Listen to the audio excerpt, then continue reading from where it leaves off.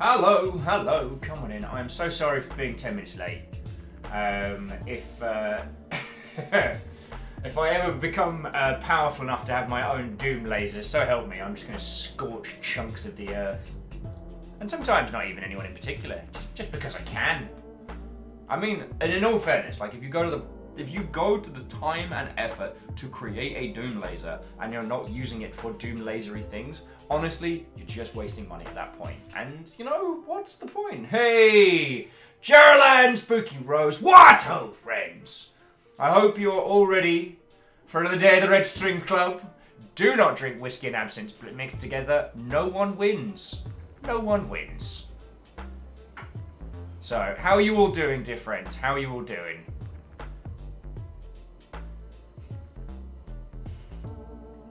Also, forgive me if I'm crunching a little bit. I made some food because I had forgotten to eat. Because I've been doing very boring things all day. Yay! But the highlight of my day, dear friends, is coming to hang out with you lot. Geraldine's still in a funk. Doing my best to spite it. Hey, well, we can do that together, yo. I got a cup of tea, got a bowl of food. We got nowhere else to be. We get to hang out together. And I gotta say, like Geraldine and peeps that have all sent like little physical little things, you'll have no idea how much that stuff means to me. Because I think I showed you all this yesterday, but I've got Arch in the Eyes little... Yo! Bleed purple 100, bleed purple 100, bleed purple 100, bonus 30. I've been waiting excitedly to continue this game. Fucking yeah! Spooky Rose, I'm glad. I still regret doing the Glaswegian voice for our main character, but so help me, I'm going to keep it going. And also... You know, why am I doing chill jams? Why am I doing chill jams? I don't want chill jams. I don't want to be chill for this. Where's my... I don't wish to feel good. I wish to feel evil! Sorry. I just felt like being skeletal for a second there. How are you all doing? Geraldine is asking if I want more cookies. That's not a fair question, friend. That is not a fair question. So, what ho and welcome! Tanari Wow, Eriman, Alness, and I'm going to say hi again to Geraldine and Spooky Rose, because I was going for the chill before. I'll have none of that. Oh, it is lovely to see you lot. Spooky says, I'm very happy you actually ate today. I mean, I need to eat, but I have food right here, so I'm doing a thing. But I do mean what I was saying as everyone was rolling in, like, this is the good bit of my day. So I am feckin' stoked to be getting back into this. Red Strings Club is hella smart and a ton of fun. Also, fucking yesterday was crazy. Like, I'm still kind of reading from that. And if I can do it without breaking everything, I think I can do it without breaking everything. Hopefully. Yes. Yes, I can. No. My dashboard. Okay. So hopefully that hasn't broken everything. So I've been chatting with Nivalis. And the design that got sent through yesterday, the Longship Crest. If we wanted to, we could turn that into a thing. We could turn that into a fucking hoodie or some stuff. And I was gonna mess with it beforehand, before the show and kind of hunt it out. But I thought, have a chat with you lot and see what you think. Because we do have merch on the way. It's slowly coming together. I've got a really classy designer doing us kind of like a Longship logo style, and it's going to be fucking cool.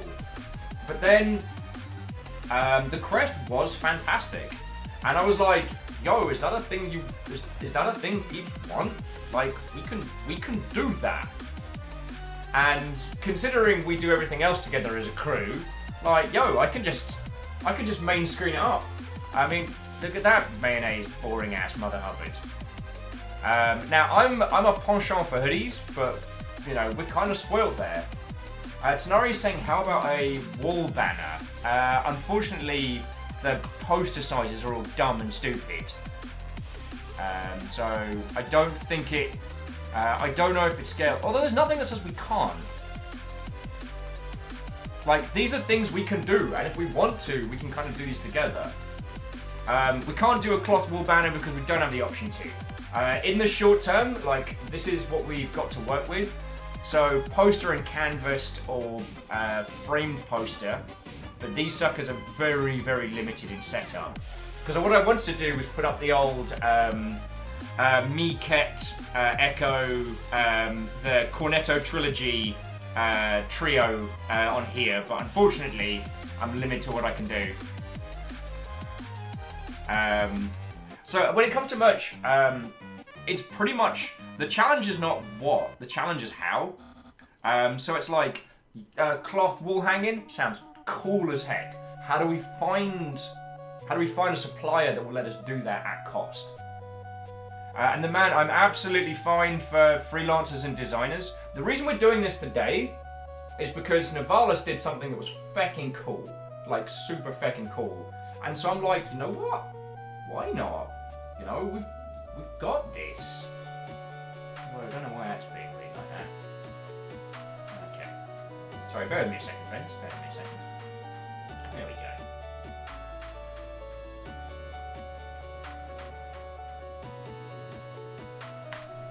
There we go, much better, much better. Not being ass, fine, not being ass. There we go. So yeah, these are things that we can mess with. Jarlan says a long sleeve shirt would be nice. I don't have many. I think our options for long sleeve is we've got unisex cut, we've got a femme cut. Fecking tank top. Spooky saying, is there a hoodie with a zipper? There is. Although I had to have this horrible conversation with a friend of being like, the only unisex hoodie is the American Apparel one, which is lamentably from a villainous company. But the others are dude cuts. And for those that don't know, I got into a real blazing row when I was doing this for Rocketworks, is that there is a big difference between a unisex hoodie and a standard hoodie. And a lot of suppliers do not seem to understand this, and I get very ragey. Now, a hoodie without a zip, it isn't as much of a problem, but, you know, it's annoying that the only unisex cut is from a company that I dislike.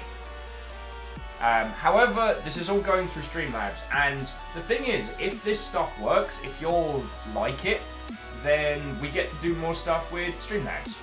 So that's one of the reasons why.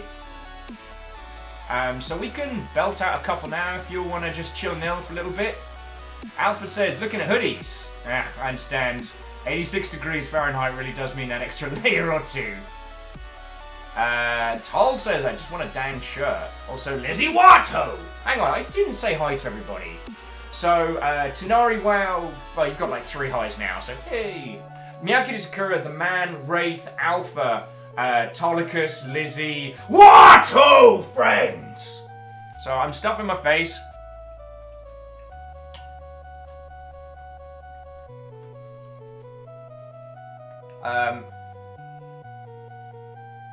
Nivalis' design from yesterday, if you want to have a look at it. Where's it out? Yeah. So this is the Longship coat of arms. And I really heckin' like it. So, yeah, the idea of popping it on a shirt.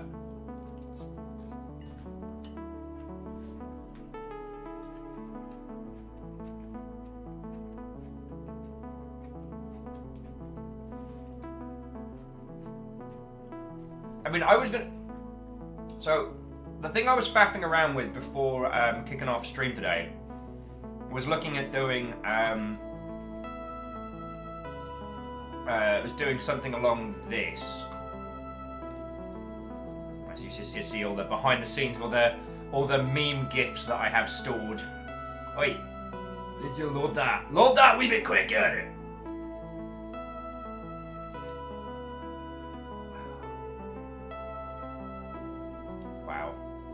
just... Oh, there we go.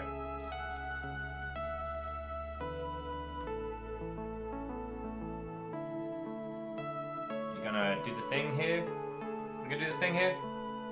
You're just gonna maybe wait? Okay. Brilliant. Brilliant. Oh, there we go. So, assuming we do that, canvas, fit the size, so the scaling is slightly down, so hopefully that doesn't obliterate it, but it is inordinately large. Might bring it slightly up, bring it into center, and then you can see what I'm saying. Now, I don't know how this is going to turn out, and I don't know. Am I going off the deep end here? God, I've been looking at such boring shite all morning. Oh, maybe we should just play some video games today. Maybe merch is a thing to say for another day.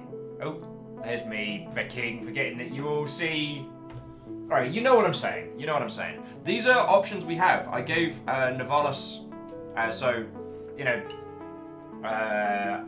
Nivalis has been given monies for this design. I bought the design from them. So it is not a case of me just like, oh, I got free stuff, now we're going to turn it into money. So, arch value meal, what, oh friend? Oh god, what haunting Sonic face is that? If you haven't seen the Sonic trailer, you know what? It's one of the best short form horror videos I've seen in a long time. Honestly, like, Chris Stroud could probably learn a few things from that Sonic trailer.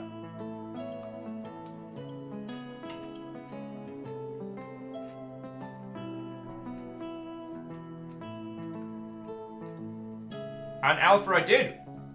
I was actually chatting with people on the Discord about it. So yeah, Epic has, well no, so they haven't closed, but Psyonix have announced that Epic is going to be acquiring them. Now, it hasn't closed yet, so who knows, something weird could happen from left field.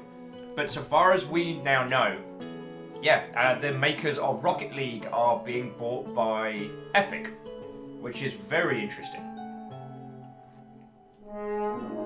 Hey, Baron Sheep! What, old friend? How are you doing? How are you doing? I'm just going to skip this one forward. There we go. This is a bit more like it. So, those of Baron Sheep's ilk, we welcome you here today. There will be no chill. There will be no chill. We're going to be playing the Red Strings Club, so expect horrendous drinks and some even more questionable bartending and some ill-advised accents. It's going to be a day. It's going to be a day, friends.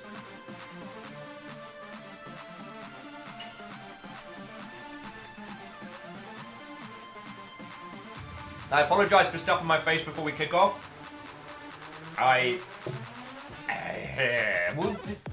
Video games! Let's keep talking about video games. So, to those of you that come over from Baron Sheep's crew, what? Oh, it's welcome.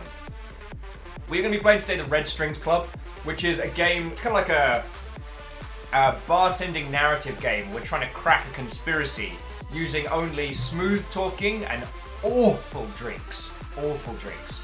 To Astorian Queen, I think we met very briefly on Baron's chat, but it's lovely to meet you. For those of you, if you haven't met, my name is Will. Lovely to make your acquaintance. I talk about video games a whole bunch. I used to work in video games, and now this is my job. So, yo, how you all doing? Baron said, I thought I explored all the areas of Hollow Knight, then I found 2 new areas yesterday. Dude, not telling you stuff about Hollow Knight is one of the hardest things.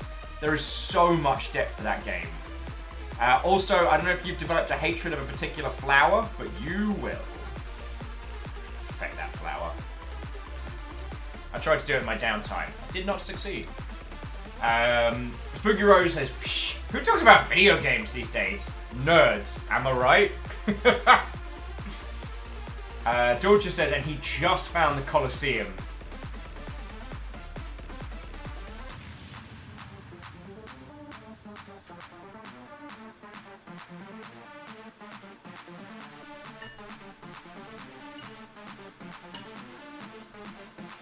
Oh, speaking of free games, has Epic updated theirs?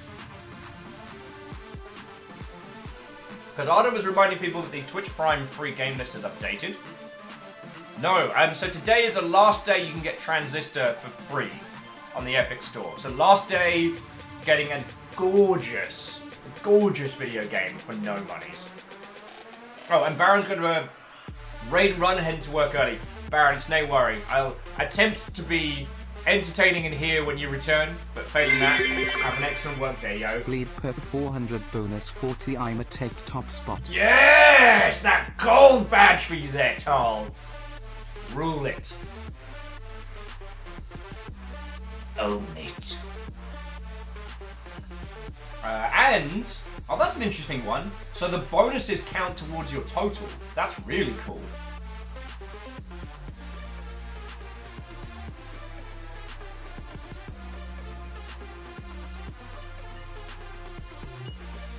So forgive me while I stuff my face.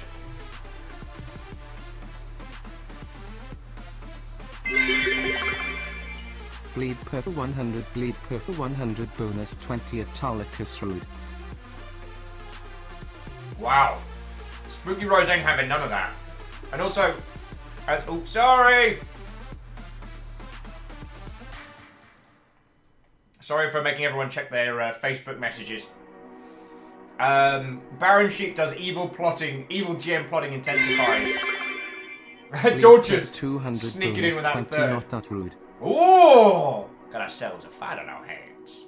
But for both of you, thank you kindly for using the Bleed Purple. Again, I'm sure you're all sick to the back teeth of every stream person telling you this. But the Bleed Purple promotion at the moment, they give like 10% free bits on top of everything else. And yeah, so far, that has been feckin' rad. Catberry! What, old friend? How are you doing? And Catberry, I am so sorry I have not reached out after you took the time to set up the Unity person for us. I haven't reached out to them. I have been on the knife edge Alpha stream, so yes, I have not contacted them, and I am very sorry.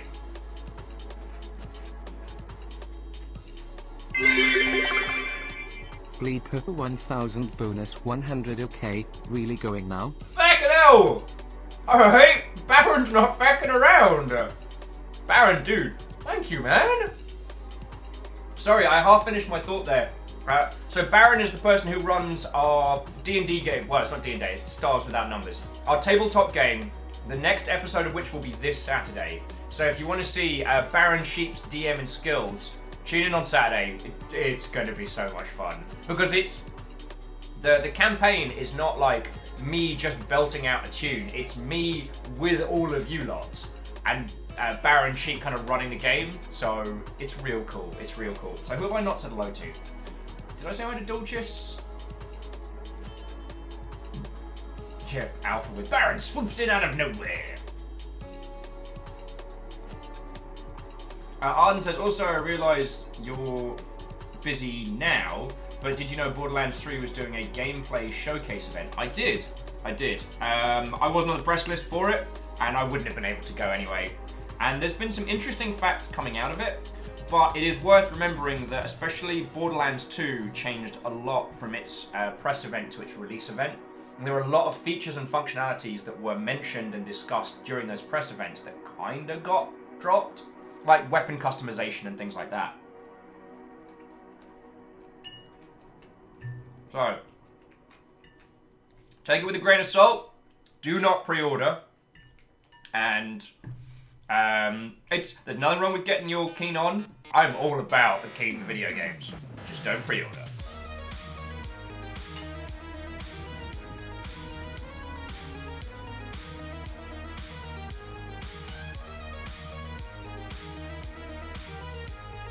So, as Catberry was saying, today we're going to be continuing with the Red Strength Club. Yeah, a little bit of Metal Crusher. There's actually a really cool Metaton action figure now up on, what should we call it? Not Think Geek. Is it Think Geek? No, it's Feckin' brain. I'm sorry, all. I'm sorry.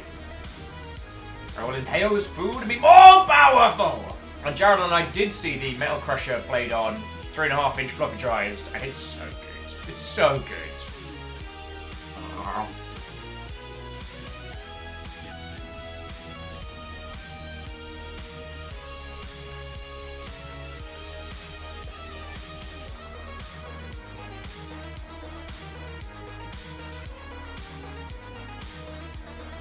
The rest of the games industry's been pretty quiet today, which is nice. I haven't seen any major fire. Yesterday's kind of like VR announcements were, I guess, the big noise. And I still have to be a little bit coy about that because of NDAs, but it's been interesting to see the reception. Apparently the new Oculus headset's already selling out.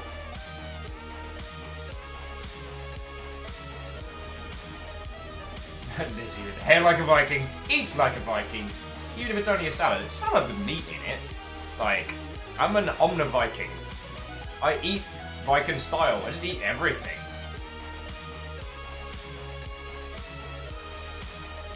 Arden says, not interested in it. Just amused they were trying to push stream integration between Borderlands 3 and Twitch by having a Twitch plugin that gives people watching in-game loot. Interesting. I hadn't actually seen that functionality. In theory, like games like CSGO and things like that have that, which works to an extent.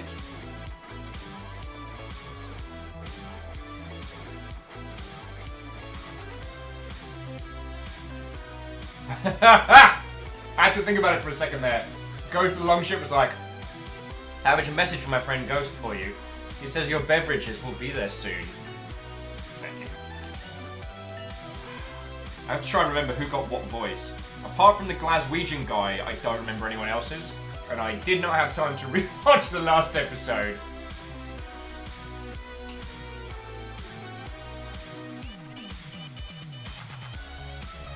And hell yeah, Jared, I don't like Jaffa Cakes. Hell yeah, I do.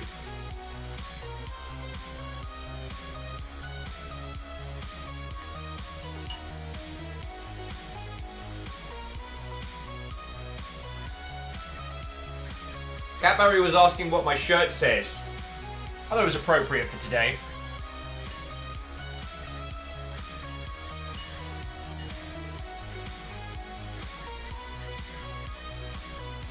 Catberry, I'm with you. Stop that incessant clicking. House call right! Whoever that was that just gifted yourself, even though the ghost of the Longship. Sincerely, thank you. Like, it's the beginning of the month and we're holding it 3:30 friends. That's pretty feckin' dope. Dolce says, shouldn't it be more drinking causes less thinking? It's an active choice. It's not a result.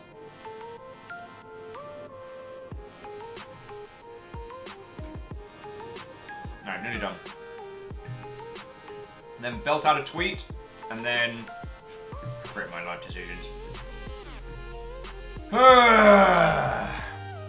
It's good to see you all. It's good to see you all.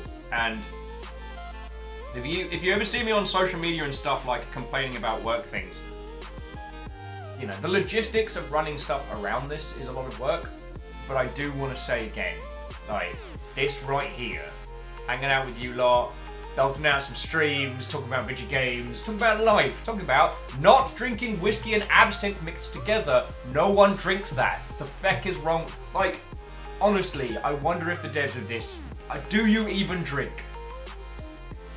But the game is very good, so I don't want to throw shade.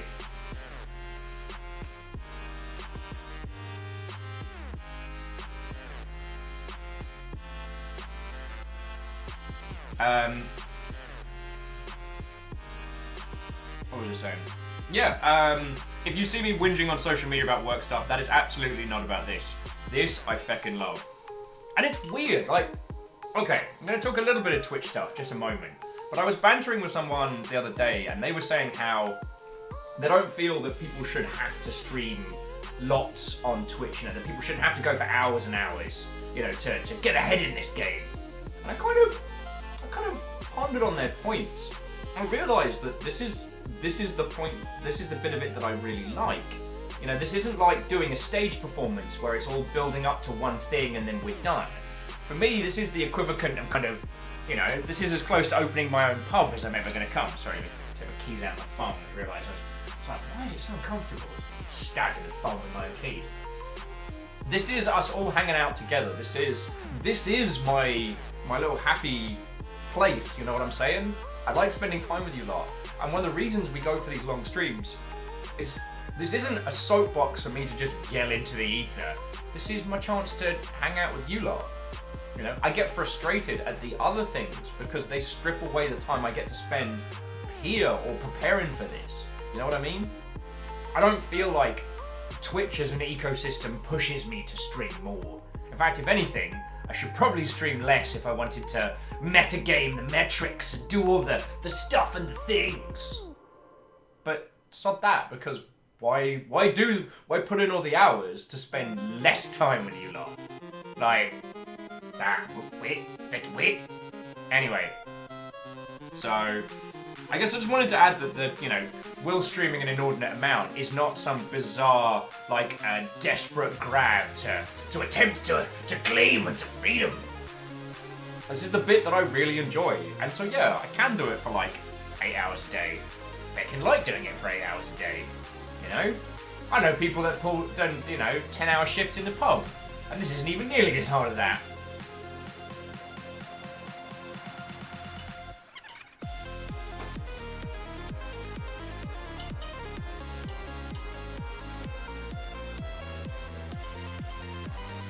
So Arden says, I missed a lot of stuff post Wafflemancy. How's the office hunt going? Terribly! Look, I know this is just the point before I have the solution and things go forward, but all the... Yeah, there is no one good, clear option to choose, and it's feckin' hard. It's feckin' hard, and I need to make a call real soon on what to do, and I'm terrified because if I make the wrong call, then that could severely hamstring our operations here. So, I don't know.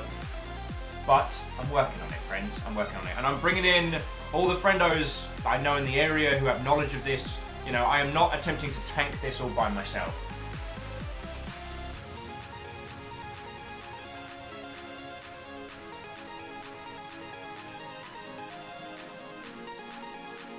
Miyaki Skura says, sounds a bit like a job hunt at the moment. Nah, so the thing is, with a job hunt, like, as long as you... If you're job hunting and you don't currently have a job, it's fecking hard work. But it's a grind. Like, you're jamming on as many applications in as many places as possible, and eventually it will click. So you're just kind of, you know, you're just dice rolling and dice rolling. The frustrating thing with job hunting is you only see about 40% of the selection process. Like, you put yourself forward, and you can do everything correctly. You can hit every beat in the interview. You can be perfectly qualified, get on with the people. And you might get nepotismed out of a role because someone's like, yeah, you have the perfect candidate, but the financer's brother's cousin needs a job, and even though he's essentially a bucket on roller skates mildly filled with spittle, we have to hire him. But you never see that when you're job hunting. With this, we're laden with opportunities, and all of them have drastic downsides. So any of them could be the solution, but the downsides are varied and wild, and choosing the wrong one, like, if I'm sorry, and I don't mean to put this on you all, we're going to be playing video games today. This is not you lot having to deal with Will's stress. And I will solve this, because you've all put time and money and keen and goodies and loads of things. You have put a lot of faith in me to run this, and I ain't gonna let you down. And once this is solved, stress levels will return back to a, you know, acceptable standard.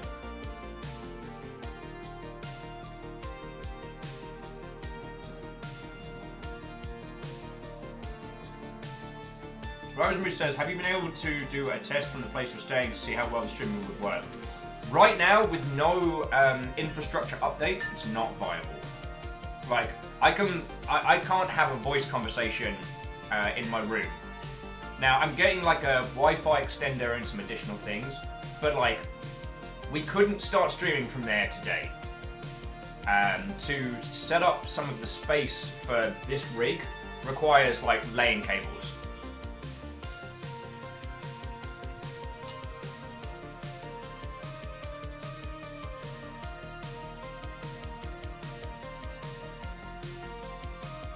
Oh, Arden, you have nothing to apologise for.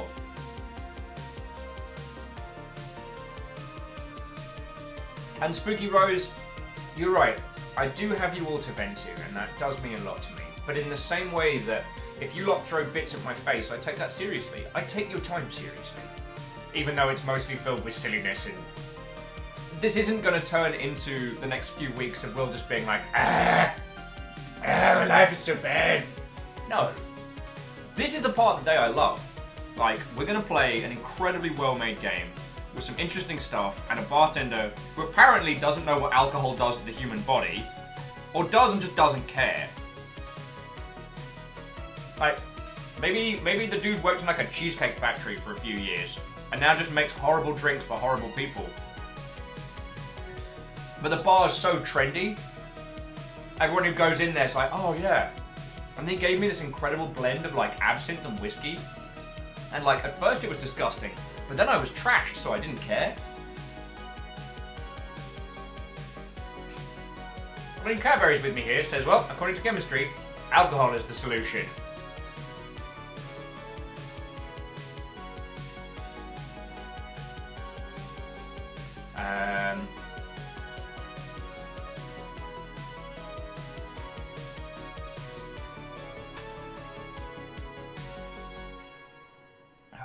And Miyaki Sakura, that's very kind of you to say. It's, it means a lot hearing that from you. There's lots and lots of different ways to approach this, and there's lots and lots of different ways to solve all this. And none of them are immediately correct, and it's hard. It's hard, but I will solve it.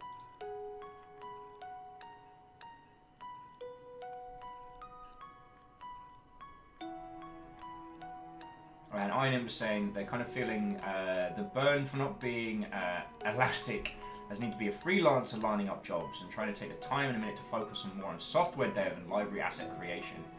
Yeah, it's real hard knowing where to spend your time outside of like main focus.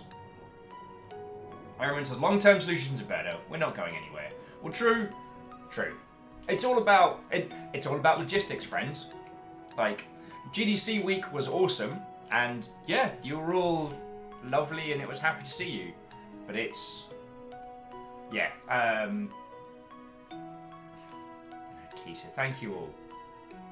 And I mean, like, Jesus. You all threw literally hundreds of dollars of bits at me yesterday. Feckin' Sakharev just went, there's a red bit roll. Like, that.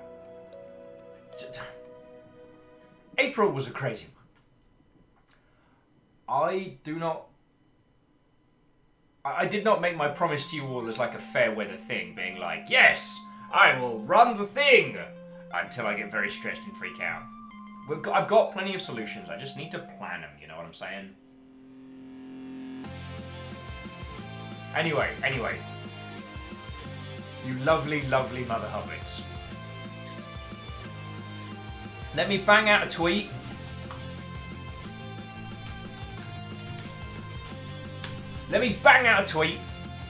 And then let's get straight fecking into this. Let's go. Camille says, I only have a few minutes before meetings. How are you doing? I am very happy to be streaming. I'm very stressed at the moment, Camille. But I'm happy to be on, and I'm really, really happy we're going to be cheering into the Red Strings Club some more. So yeah. Oh, I've got to be up so early tomorrow, it's going to hurt. I'm looking at a place in the ID tomorrow, so that's going to be cool.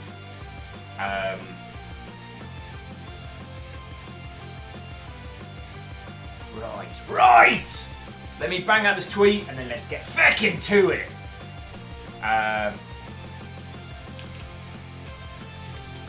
In no situation should you down a pint of absinthe mixed with whiskey. I don't know.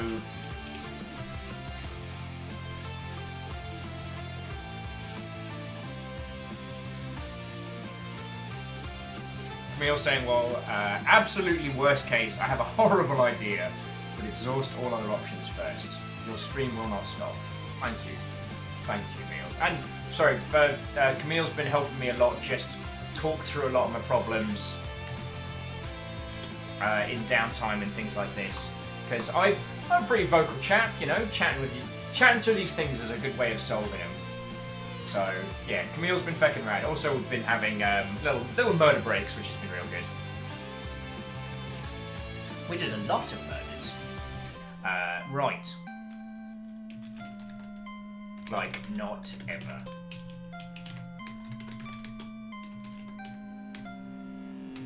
Is there a Red Strings Club on Twitter?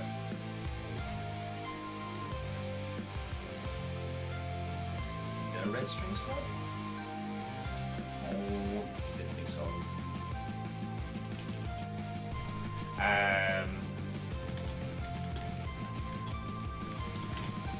Inim says, serves will tequila, absinthe and whiskey becomes full determination. And then chunders. Oh, Cadbury says there's a dev Twitter. Cool. Let me cook that up.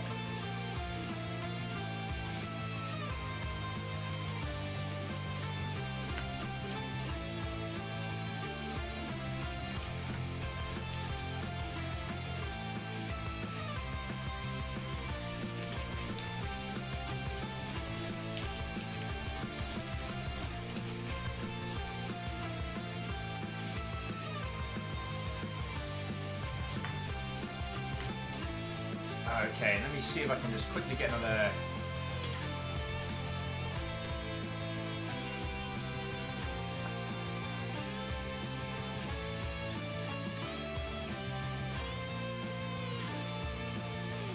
Bear with me all just a second, friends. Oh, that's a stonkingly good GIF. See? Make lovely... No, it's not a PNG, idiot. Alright, fine.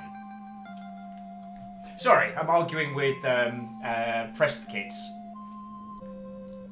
It's not hard, kids. Just...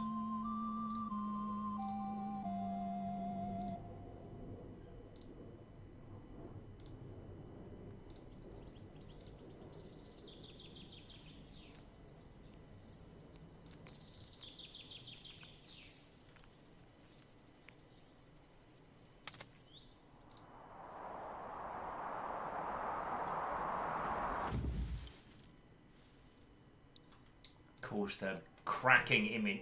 Why are they... Ah!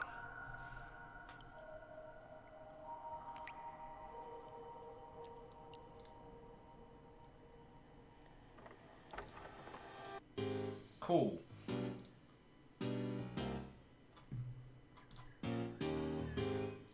Sorry, so there's a trick you can do on Steam, and I don't know if Steam has finally enabled people to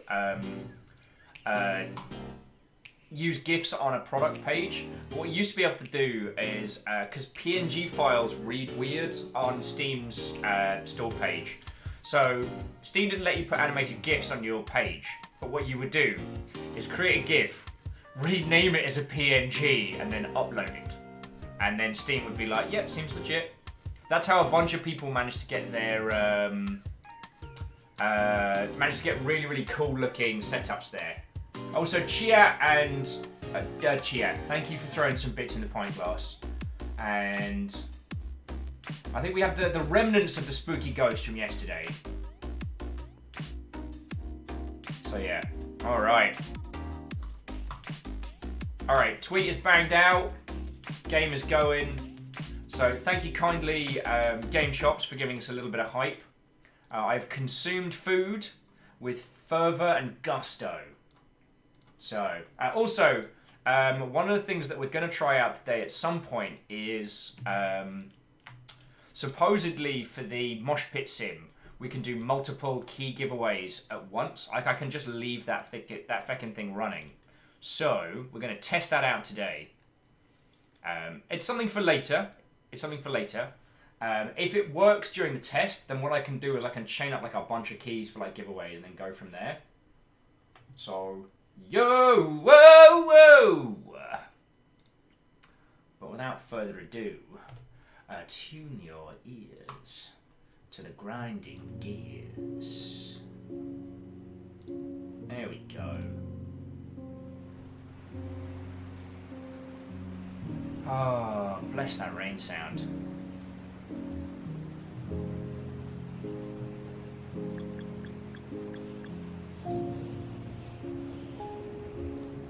Click to continue. Okay. Are you actually kidding me?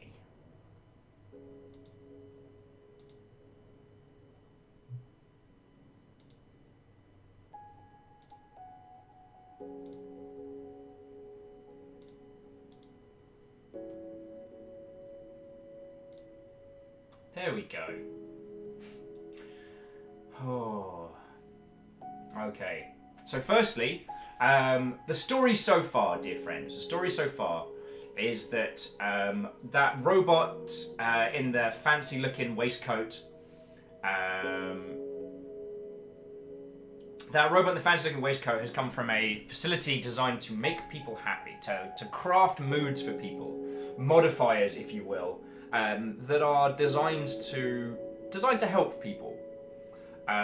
We, as the owner of the Red Strings Club, and our partner, have been looking into some crazy stuff that comes out of the same company from where that robot was made. There is a possibility that this company is going to roll out a patch to all of its users that will remove all negative emotions. Basically kind of like super brainwash.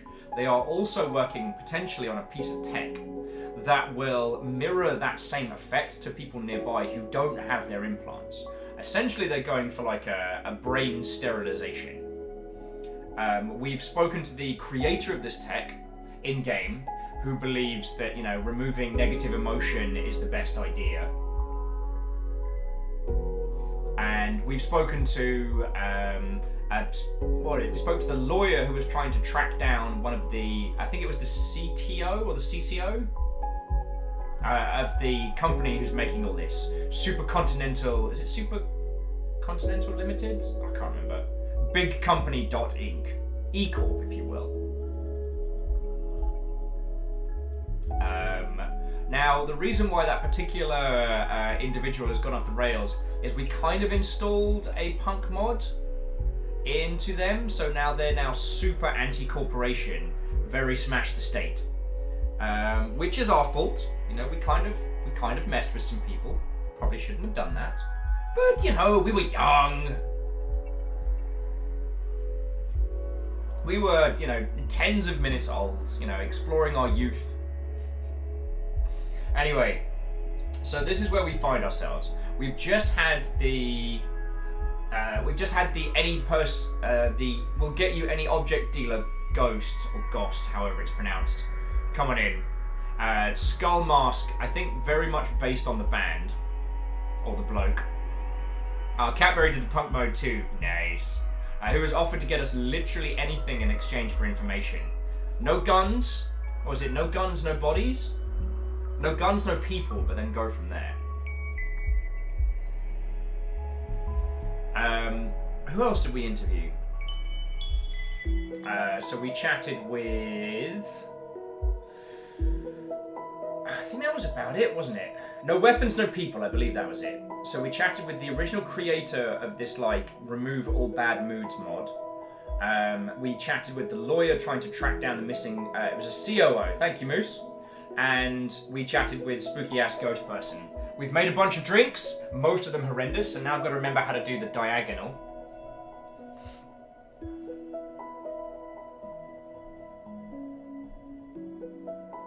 Arden saying, so the prologue choices affect the story long term. Oh, hells yeah.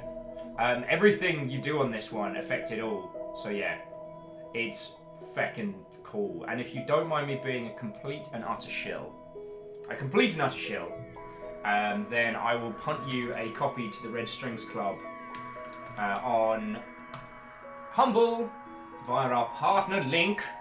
And if you would like to pick up a copy and you do it via that, then we get a little bit of money to the operation. So it does all come together. It does all come together. And just, yeah, last little bit before we kick off proper, I am sorry for running late today. And I'm sorry for I'm sorry for tracking in mud, if you know what I mean. Like, we're gonna get down to it, but yeah, just thank you all. Thank you all for yesterday, and thank you for being the thing that I look forward to, you know? Yeah. Oh, and Arden's heading out. Well, lovely to see you, albeit briefly. Go have yourself a good day, yo. So Iron says, yeah, so Supercontinental's been acting sketchy beyond big company sketchy. Oh yes, the CEO has gone missing, and projects have been aggressively pushed forward in a public rollout, including the social welfare brain fix, which is meant to be the remove all bad fields. But they're working a system whereby that would be mirrored to people nearby, so essentially brainwashing the entire populace.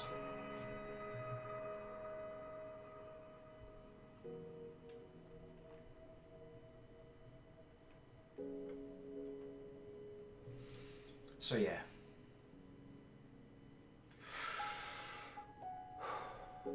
Without further ado, shall we continue, dear friends? Shall we continue?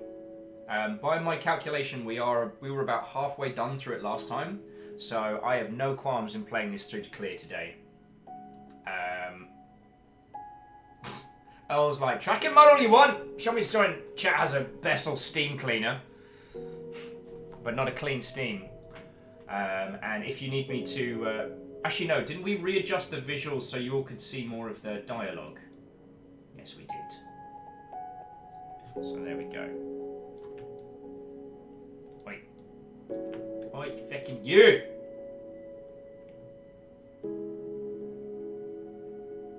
There we go.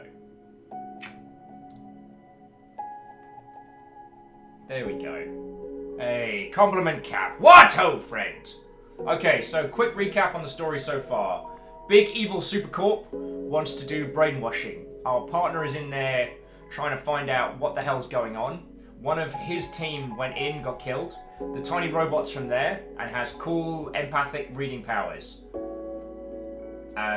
We are trying to get as much information as we can on what's going down, so that as best to find out how to handle this. Ironim's chucking another recap in the banterific areas to continue, and we had just spoken with a cool skeleton-looking dealer who will get us literally anything so long as it's not weapons or people. Right, so without further ado, let's continue Doniphan's terrible Glaswegian adventures. I'm so sorry I gave him the Glaswegian voice. I didn't think we'd be playing as him. Hey, oh, we need some water. Oh, that was a bit intense. Hey, quiz time then. Akira's like, no, I can't. I was unable to read the subject. Who is he? Oh, looks like you're not omnipotent after all. I'm sorry. Hey, me sorry, it puts me at ease, to be honest. Why? I find flaws to be a quick shortcut to empathy. Virtue begets admiration, sure, but a weakness here and there draws compassion and sympathy. No one likes a know-it-all. Hey. I see. I'll try to fail more often so you can feel more comfortable. No, it wasn't a point. It's just, be yourself, okay? I like you already. To be myself. Hey, don't you overthink it. You can't be anyone else. Okay. I'm still curious. Who is he? Now, this was my first time meeting him in person, but I've heard of him before. None of me contacts treated with him directly, but I've heard all the legends. A bizarre smuggler who can get you anything in less than 24 hours. They call him a ghost. He never asks for any money though. His clients always pay. Aren't you afraid? Can he say I'm not, but I'm sure, as your empathic device has already told you. On the other hand, ghost not the only supernatural... On the other hand, ghost be not the only supernatural dealer around. I detect a client approaching the club. Background check. Larissa Robillard, age 29. Marketing director at Supercontinent Limited. Why are they all coming to my bar? Are we like next door? It's probably the only reason he gets business, considering he makes horrible drinks. Hey, nice! Looks like we hit jackpot! Now, this is the marketing exec. And this person has been responsible for a lot of aggressive pushing, so yo. Welcome to the Red Strings Club. I don't know if we're at the best bar. I love you. Hey, me too, Larissa. I missed you! It's been like 5 days since your last visit. Oh, how cute. You actually count the days. Like every bartender in this town. I'm sorry I haven't been here sooner, Donnie. It's been a hectic week at work. I haven't set foot in a bar in 3 days already. And I've heard many of my colleagues have been visiting the Red String Club of late. So unfair. I came here as soon as I finished tying up loose ends at the office. Hey! I may have to rebrand if my only clientele is going to be a corporate bastards. Please don't. This is one of the few real places left to drink in the city. Although, if you actually rebrand, you have my card, right?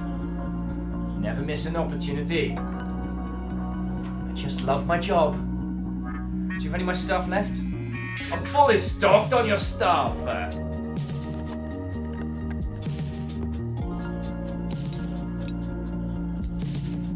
And now begins the smoking. I'm going to bring the music down just a little. Hopefully that helps, because it's getting a wee bit loud.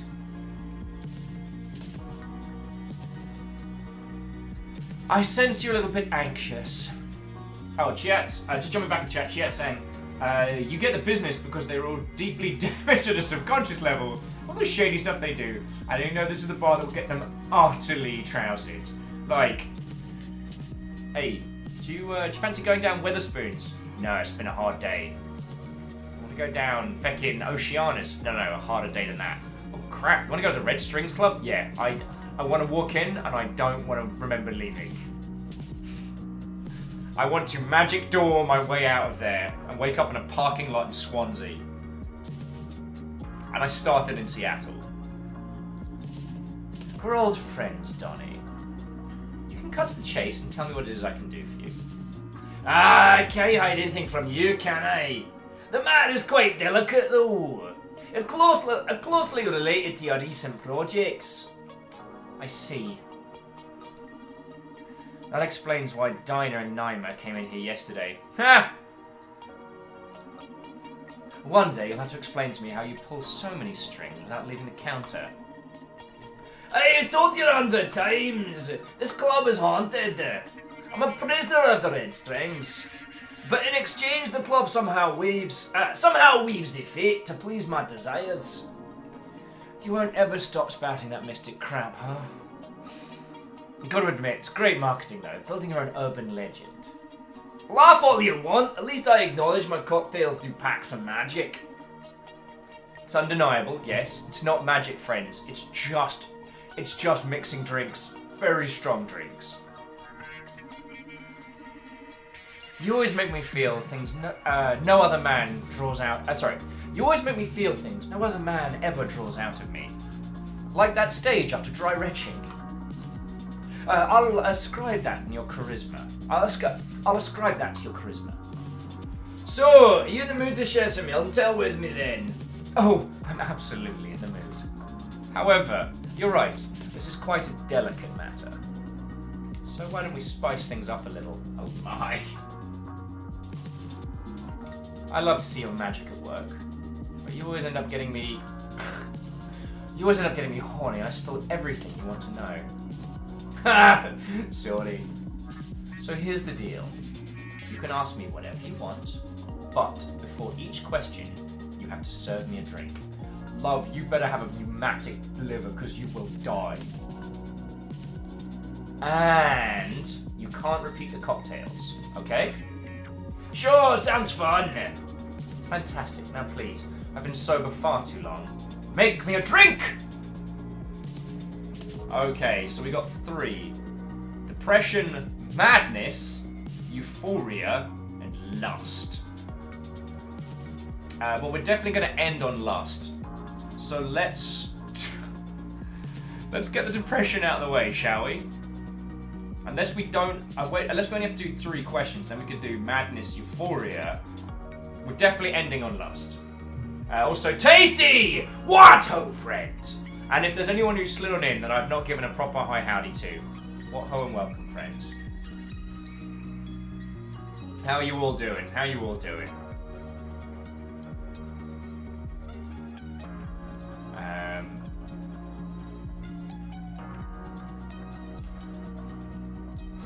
Sorry, I had a moment there. How are you all doing? Oi! Oi, Gim! Feckin' wit.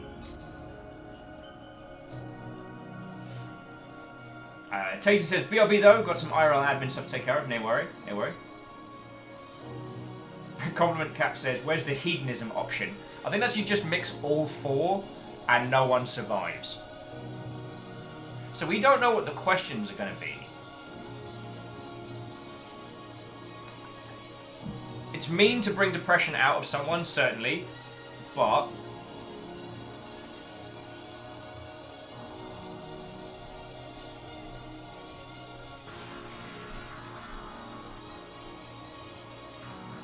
But as an opening salvo, I think that's not too bad. Because like we can counter that mood as we go on. Also, vodka and absinthe is a personal feck you. Do not drink this. Under no circumstance.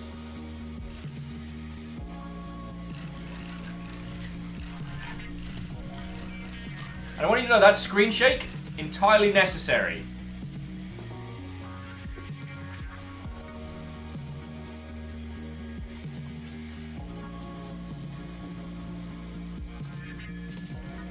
There we go. So Rhymes and Moose is adding, I've been playing Sonic Mania. I feel like some Encore mode speedruns could be super awesome. Hells yeah. Miyaki Skira says, what kind of week has she had where she wanted multiple heavy drinks? The kind where you try and mind wipe an entire city. I know, oh yeah, Moose was adding also, I think the rule is you can't repeat the same cocktail, not you can't repeat the same mood. Well, so Moose, you're right. However, you'll notice they're each at different diagonals. So we're not able to make the same drink twice, which means by the definition of the way that the drink mixing works, we can't get her back to the right place. And we've got 2 cheeky pills if we need them. All right. So here is one. Oh, absinthe vodka mix. Oh. Jarrod said, how is it all these people come to the club and have never been here before, never mention Akira? There we go. Dorja says, can you overshoot then add another to go back, creating a different drink? I don't know. I don't know. But from the way it was spaced out on the grid in the 3 diagonals, I think the idea is that you can only make you can only make 4 different drinks. So we can't so she's now going to feel low. So we should ask a question that's going to roll in very nicely with that, because we're not going to be able to make her feel the same thing twice in a row. Why can't you just stick to beautiful feelings, Donnie? Sadness isn't ugly, Larissa. I love all the melancholy you hide under your glittering veneer. It's incredibly beautiful, like meeting your raw self. You're the only person that's seen me cry since I was a teen, right? And I feel very fortunate allowed me to witness such a tender sight, and that you're ignoring my robot, which is quite clearly behind you being all weird. Sorry. Quit smooth talking, Meridian asked me something. I need to wash out this feeling with another drink.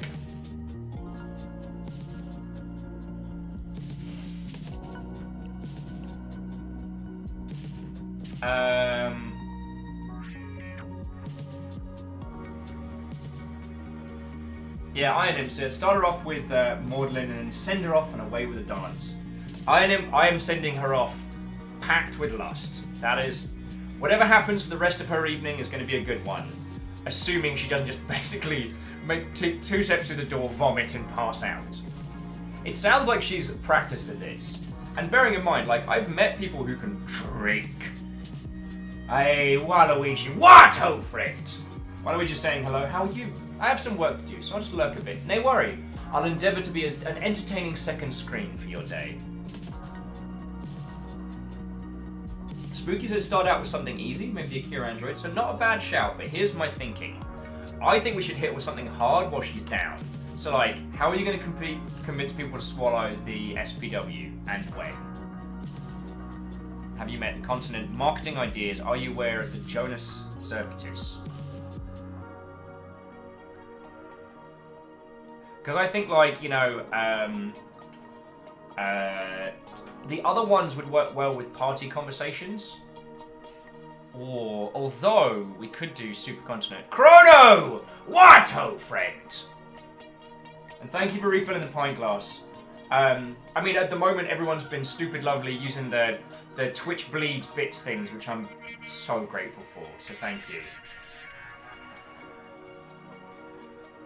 Colleague off the deep end and all? That's not... actually, no, Geraldine, that's not a bad shout. Because that would be something someone would probably want to talk about while down, that one of their bosses and former co-workers is now gone completely off the reservation. Oh, Iron Imp, so Jonas Serpetus is the person we put the punk mod in. Used to be COO, now is probably like some super anti-core. And as Spooky Rose was saying, she's also the girl that went missing the lawyer was looking for. So that's where we're at. Oh, excuse my tea burps already. So, decisions. Because I might actually save the how are you going to convince people for madness. Marketing ideas, we'll go with that with like Euphoria. Supercontinent CEO, that's lust. Alright, so we're going to go depression, madness, Euphoria, lust. Alright. Are you aware of the Jonas Serpetus situation? Yes. Poor Jonah. I guess you're celebrating she's lost it, aren't you? And I wouldn't even rejoice in the personal misery. And Tenwin! Watto! I wouldn't even rejoice in your personal misery. Let's go with that. I despise corporations, not people. Hell, I even despise Proxima, but Adrani was me friend. Who? Never mind it. The thing is, no, I don't like the people suffering, no matter their beliefs. What's happening? Is it that grave? Jonah's gone rogue. Apparently, she sent a memo to the whole company telling us all to fuck ourselves, with an attached photo of herself flipping us off. Ha! Nice. I knew you would enjoy that. Sorry. No one's found her yet. But in 24 hours she's been missing. She's contacted some of my colleagues, trying to convince them to join her cause. Ooh, a cause. That sounds very out of character for a COO. Any idea what might have caused this? Bringing Supercontinent down. It's like someone brainwashed her and turned her into a delusional saboteur. Alright, we guessed this, but it's nice to have confirmation. Iron Imp says she also sent us a completely mad Dwarf Fortress level she made. We're still trying to decipher it. Yeah, like, people are talking about, like, uncrackable ciphers. Just Dwarf Fortress it. You need to send it, like, an unencryptable, like, an uncrackable message. Dwarf Fortress it. Done. My money's on Proxima for causing this mess. Yeah, they've been taking the credit for the cool revolutionary... Yeah, I've been taking all the credit for cool revolutionary stuff lately. I can't get revolutionary around. Hey, caffeine! What, old friend? Kathleen said the gym is populated today. That's a game. That's all I know. Why don't you save me from this misery already and hit me with something nice? Hey. Okay, so what have we got left? Madness, Euphoria. So let's do Madness next. Then we'll hit a nice icy Euphoria. Bang it out with some lust. The bang it out part was actually an unintentional joke there. So, who wants whiskey absinthe? Tastes like smoky, balloony death. Just gonna put a couple of rocks in now. Hopefully mask some of the taste of what we're about to inflict on another human being. So we used to have a rule at house parties called the Alchemist's Rule. And the Alchemist's Rule states that you must drink every drink that you fashion for another. So if you make a whiskey absinthe cocktail, you gotta drink it. Oh god, it even looks like disappointment.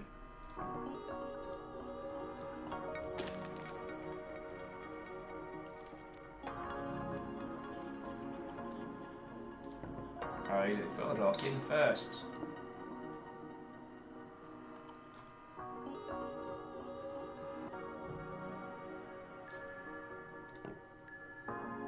I was chatting with Thor earlier in the day, and Thor's been doing some cool stuff we've been bantering on. And I answered the Skype call by just going, "Ugh." He's like, "Mate, you sound hungover." And I was just like, "Dude, I can't play this game with a hangover. I'd probably be..." Just the idea, because in my mind, I can smell what absinthe whiskey combo tastes like. And it makes me feel grim in all the wrong places. Alright, so we've gone for Madness.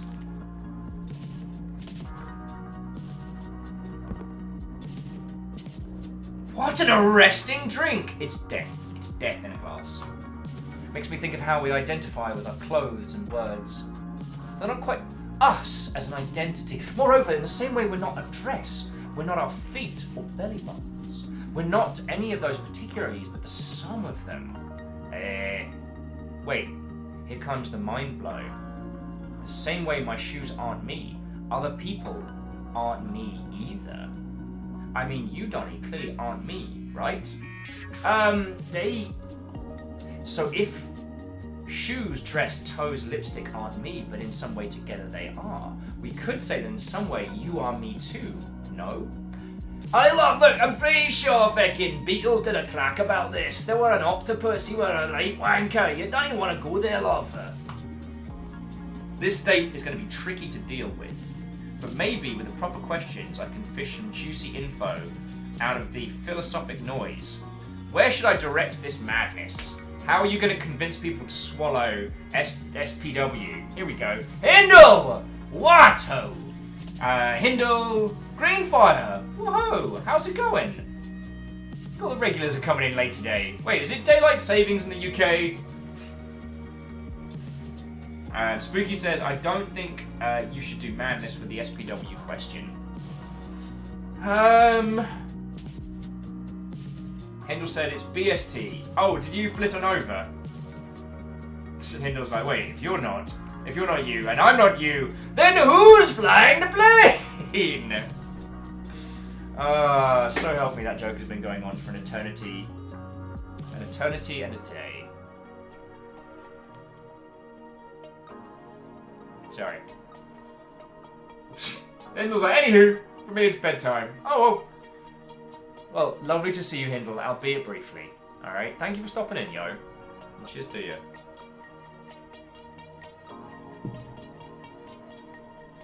An 8!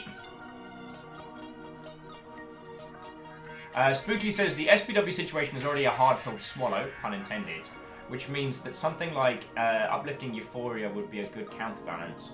Well, so I'm worried, Spooky, that using Euphoria on that one will allow her to just kind of give us the wishy-washy, like, idealistic version. My thinking in terms of rolling into the madness on this one is that she's going to, like, get into the super nuts and bolts of it. But then we could also do the same thing with the new CEO. And Chrono would just comment with waffle. The waffling is real.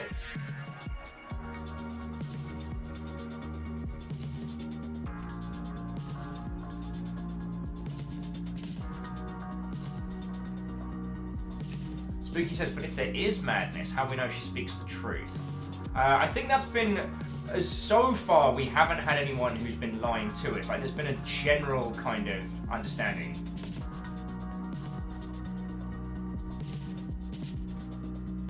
So...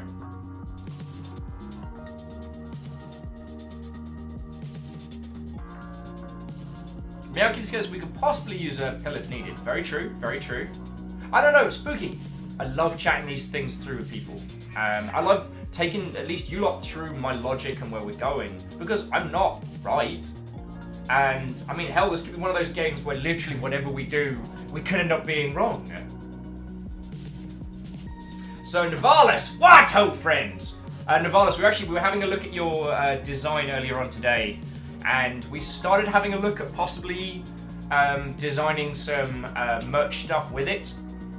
But I might need to ask for a slight change in that one, because as much as I love the official crest does have the slug cat and the friendo on it. The slug cat, I do not have permission from the Rainbow peeps to put it on paid merch, so yeah. Miyagi Secure says, once again, I'm getting the impression of how well this game makes you second guess, right? And this game is so good to play with a group. A lot of these point and click adventures, the path is very clear. So like, which of these questions do you all think would work best with a spot of madness? There's no sanity clause on life. You can simply step outside.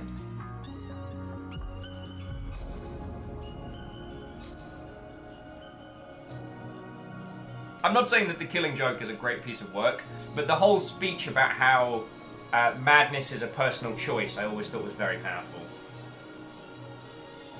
And she had said the slug cat and the grub could be replaced by a pair of tiny looking mechs. Tiny mechs! So yeah.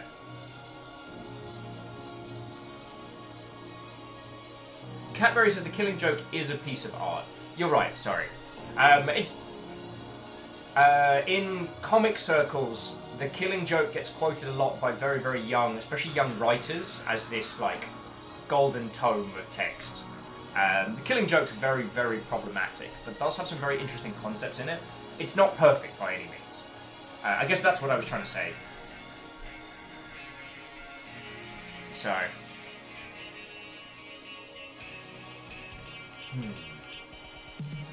Marketing ideas would be my guess. If she's mad, she might lead to something. Marketing ideas for the Acra androids might not be a bad one. And Cadbury says, I'd love to discuss that with you sometimes. Killing Joke discussions. Hells yeah. I mean, my knowledge of comics is far more limited than my knowledge of video games, but my knowledge of like comics industry business is pretty good.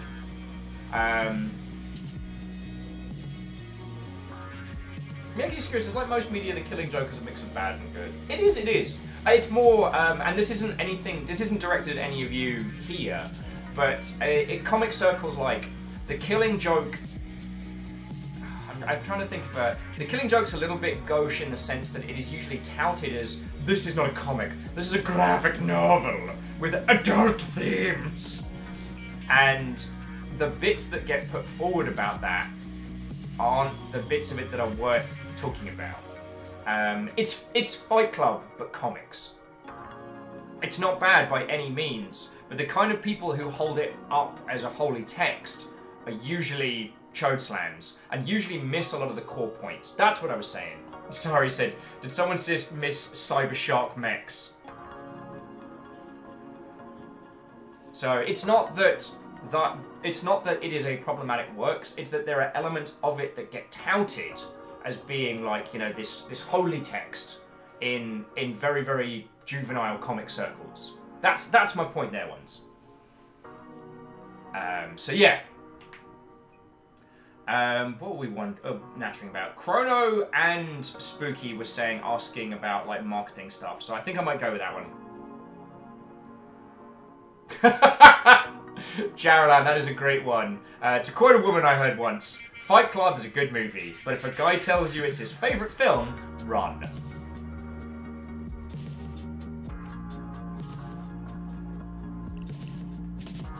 I mean, I don't want to get into the nuts and bolts of it, but Fight Club is almost that example of be careful of parody, because someone will always take it seriously.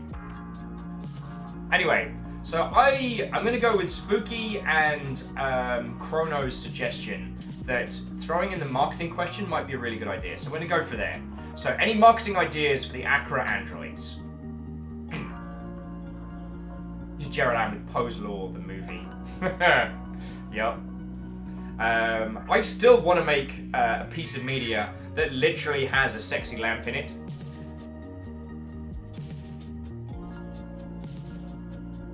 Oh god, and Cadbury, in terms of colour grading, Fight Club is phenomenal. It's brilliantly made, it's a great piece of media, but again, a lot of the people that hold Fight Club up as being this incredible film, they're doing it for the wrong reasons, and for reasons the film itself is a counter to, which is what I think is brilliant.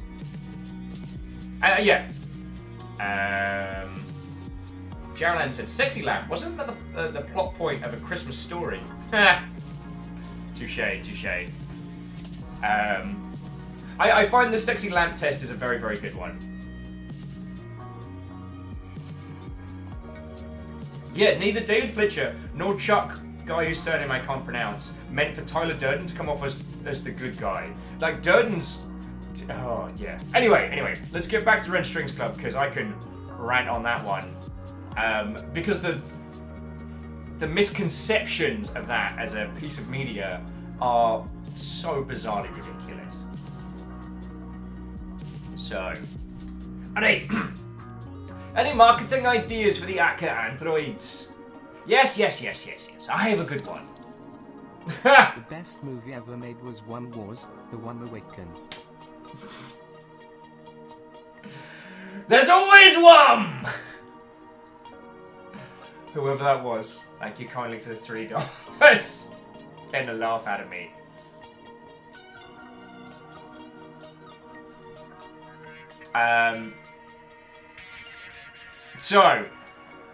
As Larissa was putting, I'll put up this erotic hotline for boners to call in. And since Acura's got this revolutionary happiness algorithm, they're going to leave the hotline so fulfilled and happy, they're going to forget they didn't even come in the end. We'll wait until it becomes, like, legendarily popular, and then unveil that we were never actual girls in the line, just Acuras. It's going to be crazy. Is there a backup plan? You know what, that's one. So you're planning to unveil them to the public. So we either should ask, you're planning to unveil them to the public, or there is a backup plan. What are you thinking? Tell me your thoughts.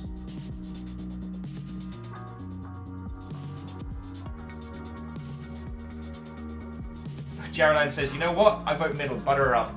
I don't know. I'm gonna counter that one, Jaralan, just because I feel like either the backup plan or the unveil to the public is going to reveal something. Whereas the middle one, yes, she will be on side, but we're going to change her to euphoric on the next question. So, she's leaving here euphoric, mad, depressed, and horny. Jesus, it's like a regular night out.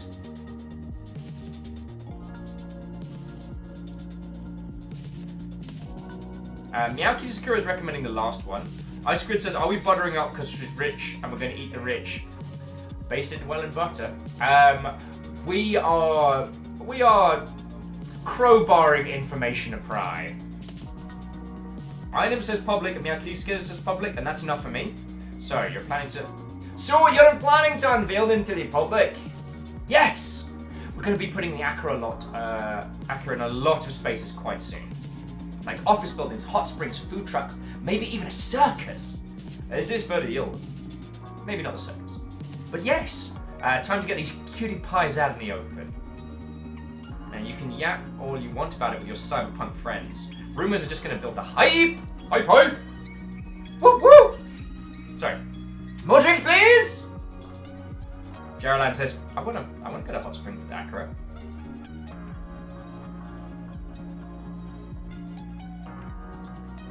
Spooky says, well, this question on a crazy roller coaster, I still think that it was better than doing Madness with SPW. Spooky, I think you're entirely correct, and I think we managed to get some good stuff out of that one. So, we've got Euphoria and Lust. Oh, tequila and whiskey, no. The fact is, vodka is what we'll be ending this on, and that'll be the least horrific drink we've served all night. Hey, oh no, hey no. I think the people who made this game should have to drink the drinks they put in this. You know what I'm saying? Alchemist's house rule. You can't make people serve this. Oh, this is actually making me feel quite grim just to pour.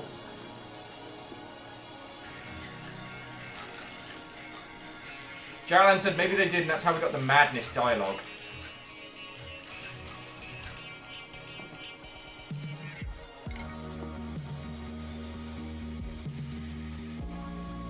I should have got Dylan on the feckin' show to actually like make like samplers of these drinks. Shazer. Need another rock. Pour it in. Wow. Bingo. Ladies and gentlemen, introducing Whiskey-Keela. Or to whiskey. Caffeine's like, what heresy is this? But even the forces of chaos would make these drinks, right? We are just serving up disgusting... Okay, it probably tastes great over ice, but... a Jarlan with Kiki. Nice. Yeah, caffeine's like exterminatus. I mean, that was what the whiskey absinthe drink is. I'm just calling that an exterminatus. It's horrible and it leaves no living creature undisturbed. Alright, so we're going for some Euphoria. Let me get that madness back on the under. Holy fucking yeah! You like it? This is the best fucking drink I've had in my life! Love, you are cut off. You are cut off. As your bartender, I am not letting you have another sip. That is horrifying. Larissa, So like I said, my buddy Pete, we used to call him the alcohol elemental because his tolerance... I mean, the dude was like 6 everything, built like a tank, and with a tolerance to match. Dude was not to be underestimated. And I once saw him do a bell jar of a rum mead combo, which we cleverly called Mum. I once saw him do a bell jar of that and still function the next day. Like, there are people out there who have mystical powers in this sphere. But Larissa, no. Tonight's main event, Larissa reveals everything, including her internal organs' colours. Yeah, Miyagi says, I'm starting to feel really bad for her. Please, love yourself. Find good drinks. Stop coming to this fucking bar. Sorry, let's continue. Ah! I love you, Donnie. I love you so much. Wow, you are trash. I love you too, my goddess of fun. Hey, Greyshock! What, ho, friend? In the future, the human race evolves to drink the most hardcore stuff. It's not even... It's not the core element of it. It's a crime. It's a crime. Whiskey-Keela. Whiskey-Keela? Or Kiki, as Jarlan called it. Or Takiki. Damn it, I can't say it. It's Grimdark, Greyshock. It's Grimdark. Which is why the Exterminatus is the best name for it. Okay, shoot, before this beautiful rush vanishes. Alright, so I think we should ask about SPW now and then use the lust on the supercontinent's new CEO. Because if there's a new CEO and they're even vaguely flesh and bone, we can use the lust to bring out her, shall we say, vivacious appetites. Shraiku! What, ho, friend? How goes it? How goes it? Stop that incessant clicking. Spooky Rose, you feckin' ledge. Spooky Rose just gifted a sub to Greyshock. That's feckin' lovely of you, thank you. House Carl. House Carl is proud of you. As you hunt well.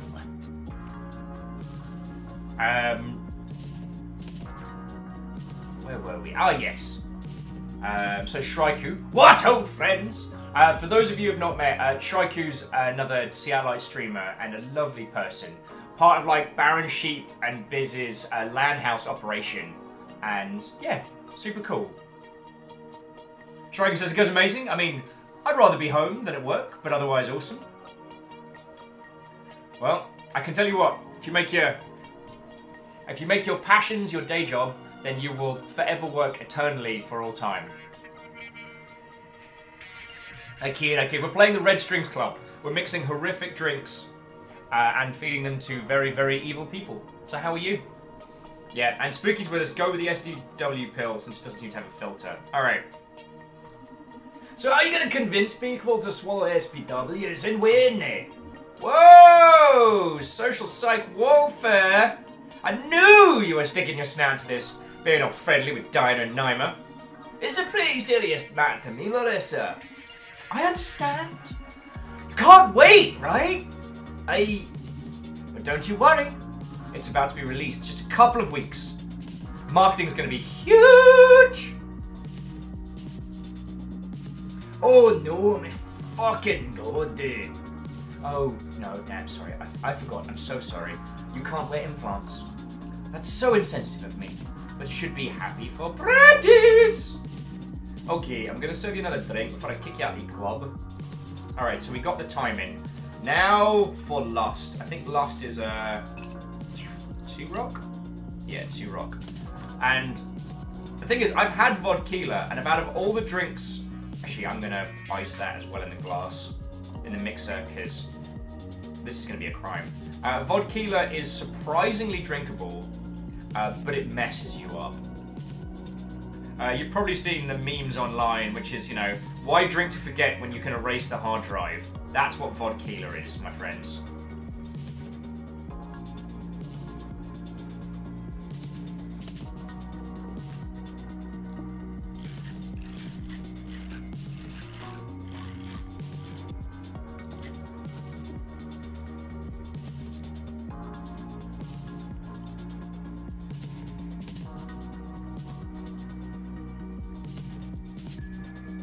There we go.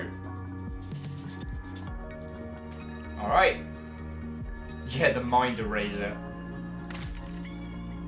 One vodka, you horrific, horrific creature.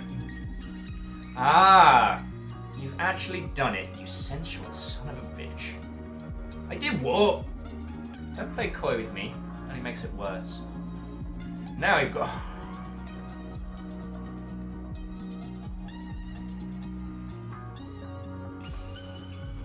I am far too English for this.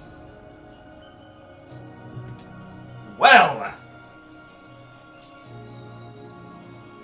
Tenari says, don't you mean a double shot vodka and a pint of lemonade? Chrono says, child friendly, huh? There's a warning! She has 0 filter.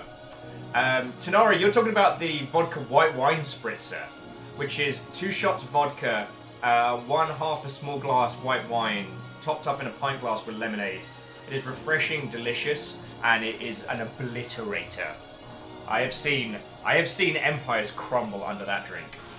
It's crisp, it's great in a summer day, served over ice, fucking ruinous. Vodka white wine spritzer, the end of days.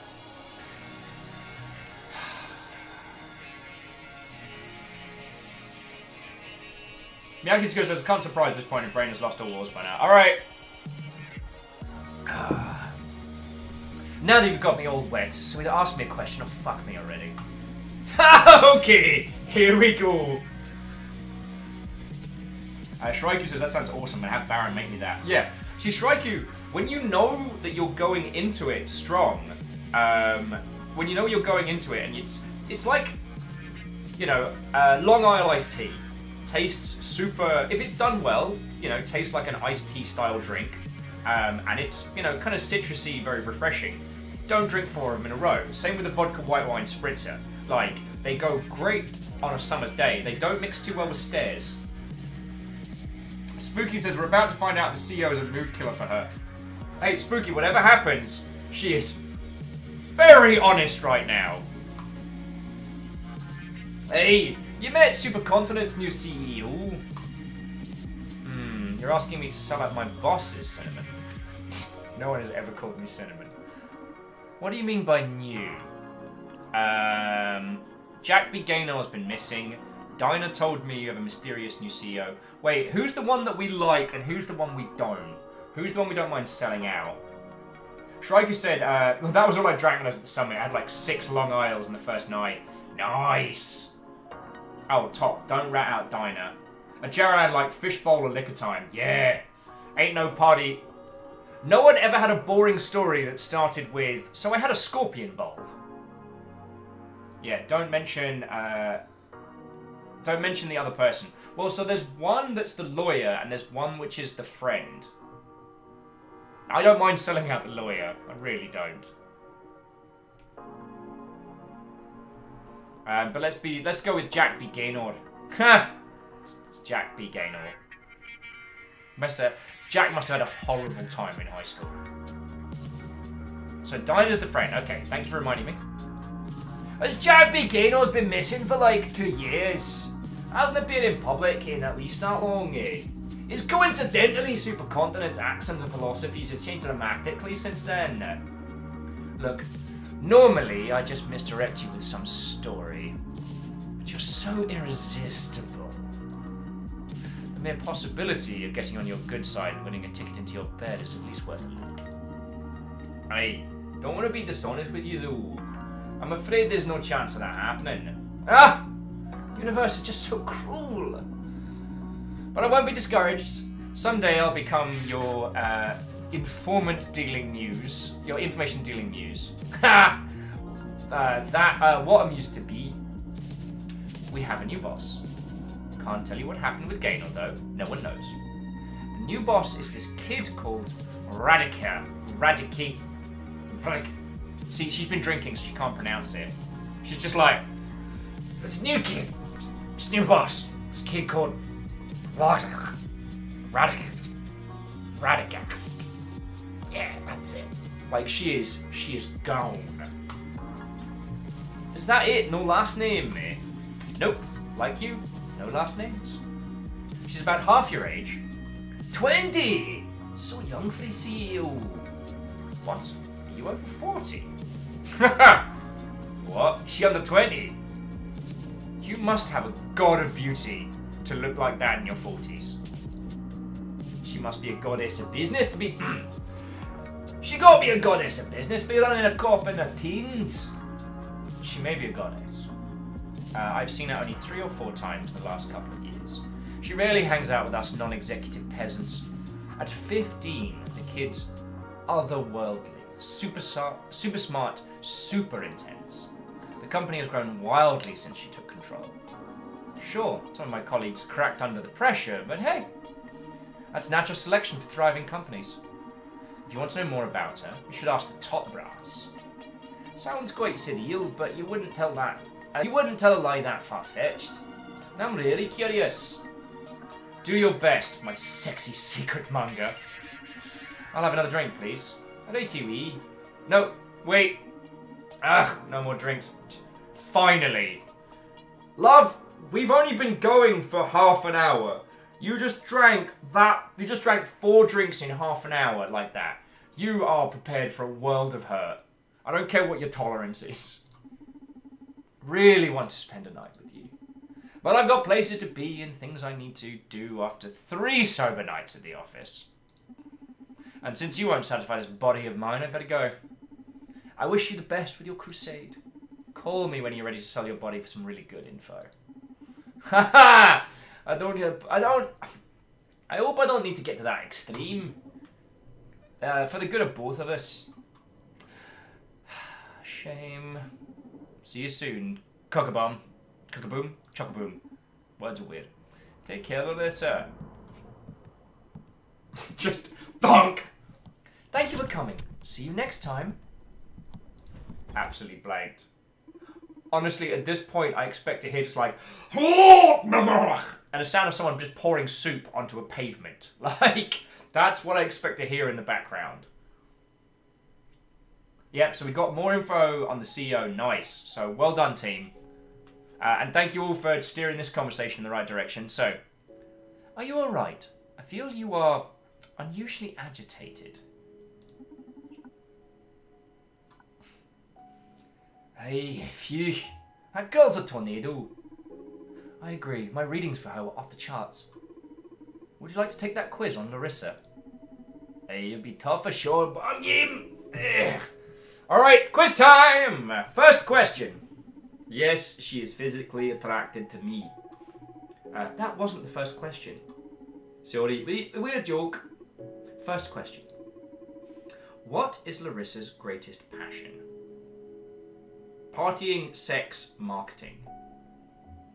Interesting. I want to say marketing, but then I think partying is the obvious answer. I think it's marketing. Well, no, because she's like, she never turns it off. And she's been working for 3 days.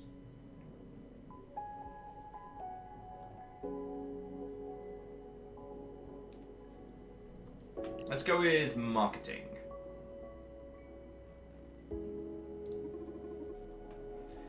Does Larissa wear implants? I mean, I assume so. Jaralan says she was drunk as feck and talking about how to sell Acras. She tried to help you rebrand. Yeah, they don't turn off.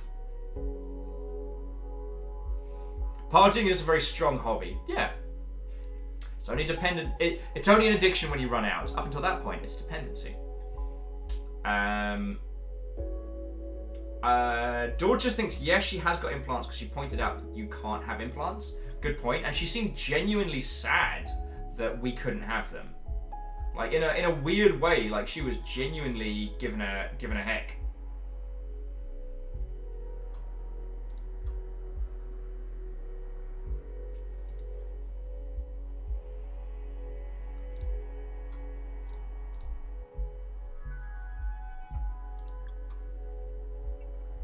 So what do you all think? Oh wait, Red Strings Club. There we go. Likely contingency mentioned you. Okay, yep. So we're gonna go with yes. Does Larissa like Jonas Cephas? I want to say no, but is that too much of an obvious answer? I always find with some of these yes/no questions, they're always trying to bait you into the easy answer. Also, Chrono Haron, I don't know if I thanked you kindly for refilling the pint glass earlier. I did want to say thank you for that.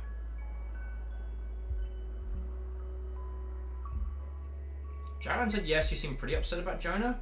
Miyaki Skura says possibly yes. Not a bad shout.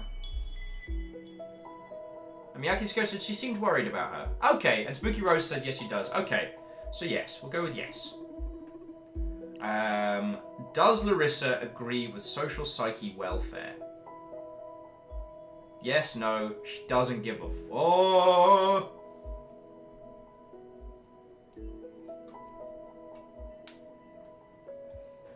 Oh, Jaren's like, hells yes. She did seem super stoked. I think Miyaki Sakura is correct that it's one of those two. At this point, I'd say yes, but that she got the euphoric because she was in super keen mode when we were making that choice. So yeah, it might have been the booze talking. But in my personal experience, I find alcohol doesn't tend to lead one into falsehoods. Alcohol leads one into abject honesty and an amplification of one's feelings on a subject.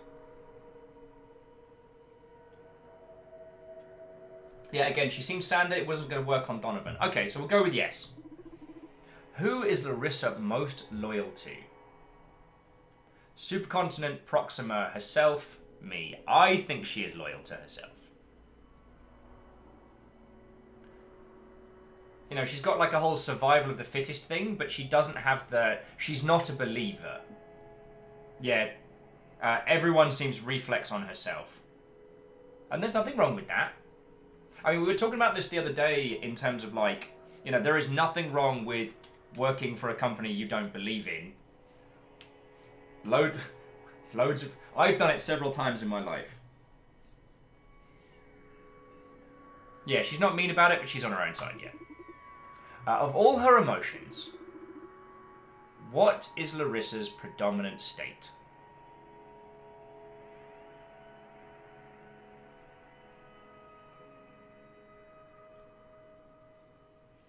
I feel like this is a trick question.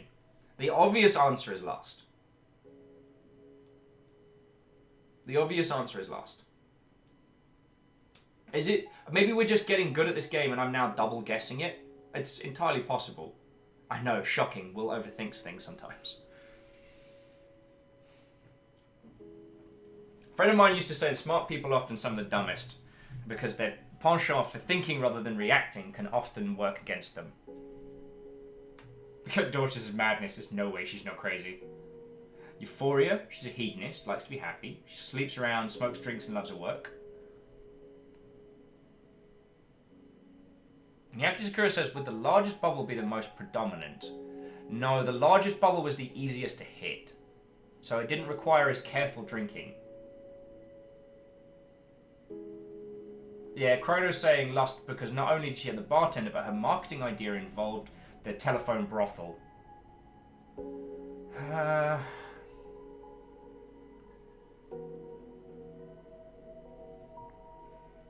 Im's suggesting possibly depression, since she feels like she's trying to drown out other issues with partying and work. Wouldn't be the first person.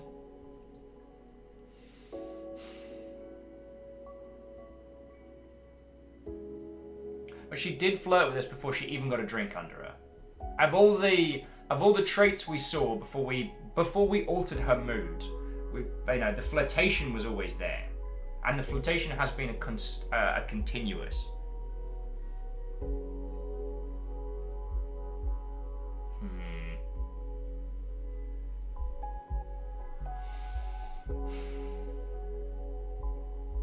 All right, I'm gonna roll the dice on lust. I make a semi-executive decision on that one. What spirit does Larissa enjoy the most? Oh, crap.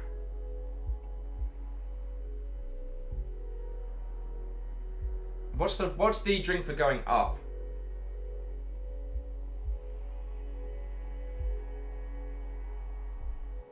Wait, no.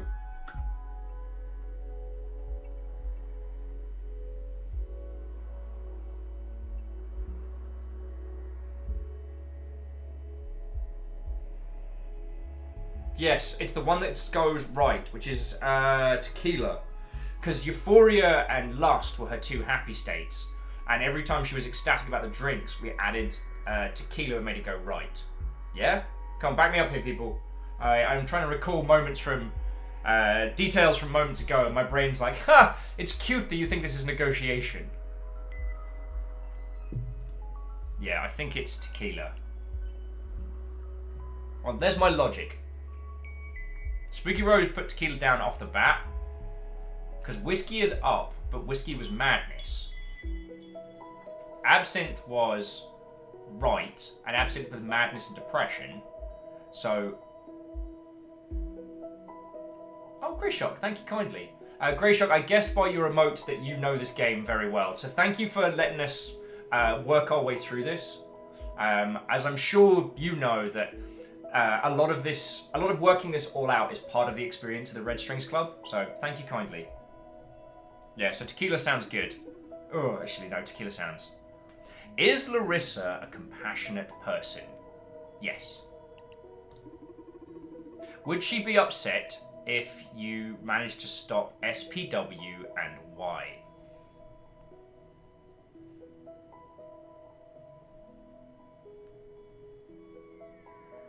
Yes, but only because the marketing campaign would be ruined seems like the obvious choice. Yes, she's worked hard to make SPW a success. I don't think she's rooting for us because she didn't really seem to care about Proxima and things like that. And also, when we mentioned the Proxima leader, no, she doesn't actually care about SPW. It just, yes, but because the marketing campaign would be ruined seems so obvious. Is that because they've created a character who's very relatable and we can understand?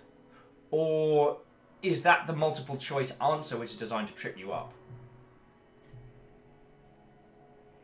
Jaralan says she didn't even notice that we didn't like it. That's a good point, Jaralan. So she is not emotionally invested in the product. She's emotionally invested in the success of the product. Okay. So I'm going to go for the obvious answer because of the marketing campaign. Now, Miyaki Shikura says she feels he really likes it. True. She was sad that we weren't going to get it. But is that because she's...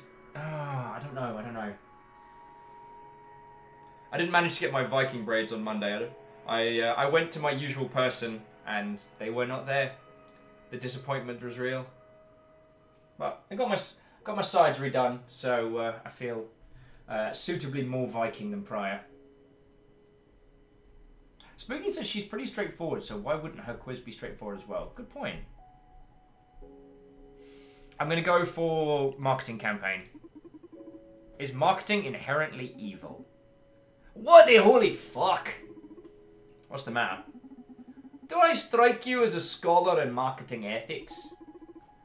Do you forfeit the question? No, I'll give you my opinion as always. Okay. Is marketing inherently evil? Nothing wrong about it. It's our responsibility to think critically. It depends. Marketing can be done ethically. Sorry, that's from working in that space. It depends. See, marketing can be done ethically if you properly communicate what your product is about without using hyperbole or attaching the promise of happiness to it. Nothing wrong with visibility, right? From what I've scanned so far, such hyperbole-free marketing you speak of is less than anecdotal and quite inefficient, I read. It's still... Good games don't sell themselves, developer. In addition, visibility is finite. So inevitably, marketing aims to suppress the competition. And not just that. Powerful marketing diminishes the existence of other media products in general. It doesn't match with my definition of an ethical limit or cloud the public's opinions.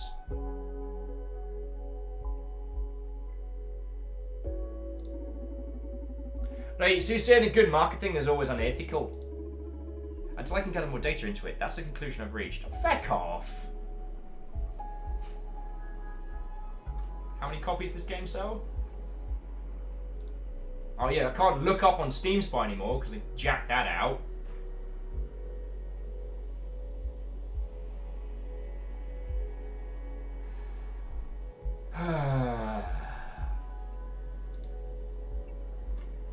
Sorry. I've seen so many incredible video games die before their time because of a philosophy that marketing your game is evil and telling people about your game is evil and that great games will sell themselves and things like that. Oh, Greyshock! Oh, Greyshock. I am very sorry and I apologise for that line of snark. So I guess I should introduce myself properly. Greyshock, my name is Will. I worked in the games industry for 10 years. And I worked for the Creative Assembly on the Total War series, so I did a little bit of AAA. I worked for a tech startup, I worked for Improbable for a couple of years, and I worked for Dean Hall's team in New Zealand, Rocketworks. So I've had a fair spree, and Gray, I've had so many drinks with developers making incredible games that just die because they don't believe they need to put it out there. Now, Gray, you work with Devolver Digital, and that was a really smart move. Devolver have a very strong brand, and they understand how to put a product in front of people without misleading them and without running a hype campaign or doing any of the dark side stuff. But, you know, I don't know if... And please, you don't have to answer any of these questions. Like, I don't know if you needed Devolver for funding to finish the project or if it was for visibility and things like that. But you did the steps that were right. I heard about the Red Strings Club before it launched, and I've had this in my list to go through. I mean, I knew about the quality of the title before we got to it. And Grayshaw says that Devolver Digital handles the marketing and they're good people. So Gray, I apologise. I didn't mean to project my negativity onto this title. You know, here I talk about both the realities of video games as a business and also video games as an artistic medium. I think both of these are important discussions. And like, it upsets me when I see brilliant games and I just hear the developer being like, oh, well, we're launching in a couple of weeks and, you know, it's a good game, so it'll sell themselves. I'm just there like, no, that's not how it works now. Like, and for every game that does gangbusters and people say things like, oh, well, you know, it was a word of mouth kind of thing. Oh, I heard about it from my friend. They don't see the hard work that gets into seeding that conversation. And so, yeah, I guess I should apologise overall that kind of, that hit a sore spot of mine because I've seen great games die and they didn't need to. And so, yeah. And Chrono says, well, marketing is a touchy subject. Every time I'm going, the dark side is actually effective. Well, yes. And that's when my opinion of, like, air quotes, ethical marketing. The dark side is insidious and tempting and, you know, you can promise the world with your game.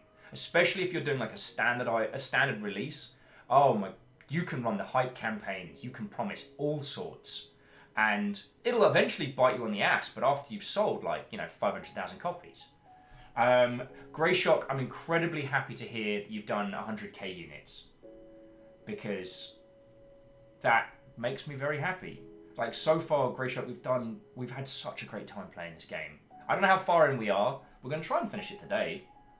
And it feels lovely that you're in here because I usually organise developer guests on my show once a week, but this week I've entirely failed to get a guest on because I'm trying to find a new space to stream from in the outside of streaming hours. And so here we have you here. Like, yeah, this is a subject that I believe in quite passionately, and I mean, the world is changing. So Grayshock, one of our very good friends and fellow streamers, is Thor, who runs Go Pirate Software. They have a full stream on Twitch, and what they've done is an interesting approach, which is they've basically done like direct community engagement as essentially their main form of sales. So rather than going for like a marketing setup, rather than trying to compete with discussion space with like journos or traditional media, what they've been doing is just streaming on Twitch, building an audience and building their community directly throughout their development. So they were able to launch like Christmas Eve and actually do well. Like I don't want to discuss any of the details in case they haven't put it forward, but yeah. So the game is certainly changing. Again, Devolver did a cracking job on this one. The only crime is on me for taking this long to get to it. Jumping back into chat, Rosemary says, if I may, my reading the curious commentary is that ethical marketing can be done, they just haven't seen it, which in a cyberpunk setting does seem to be more how you know. Good point. Alice says you could argue the evils of marketing simply as an extension of the evil of capitalism. Asking whether its evil is irrelevant. The question is whether it should be justifiable. Interesting. I mean, the thing that always used to keep me awake at night is if I don't do my job right, if I don't make sure enough people pick up a copy of this game, then the people relying on me will not have jobs. They will not be able to pay for their houses and feed their families. And I'll be honest, in the wee hours of the morning, I've considered doing dark side marketing stuff. I've considered, promising the moon, knowing full well the team would not be able to develop it because no one's going to go hungry. And, the dark side is an insidious force. Miyaki Discura says, having a strong reaction to a topic the game will seems like a success, even if you disagree. Absolutely fecking yes. Miyaki Discura, that is... Yeah. And this is why I love playing this with you all. A piece of art can put forward an opinion which we don't agree with, and I was projecting a little hard there, but yeah. And Cadbury's adding, I was talking to one of the ads guys the other day. He said the only reason most indies don't make a lot of money is because they don't invest anything in ads and marketing in the first place. Why do you expect something without any investment? And then Grayshock is like 100% quality times 0% marketing. Yeah. Now, the problem is sometimes people don't see all the shifting patterns. So like Undertale, for example. Undertale was a phenomenal game. And yes, it did gain so much groundswell from its visibility. But that visibility initially came from having bloody Andrew Hussey as a mate. Like, from my understanding, Toby Fox created a large proportion of Undertale in his mate's basement. And his mate was Andrew Hussey, the creator of Homestuck.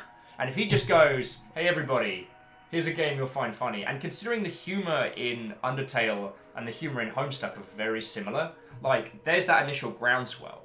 Like, that initial number of users. And that number of users then starts telling. Dreamer says, oh yeah, MS Paint Adventure forums, which no longer exist. They took the forums down? Oh god.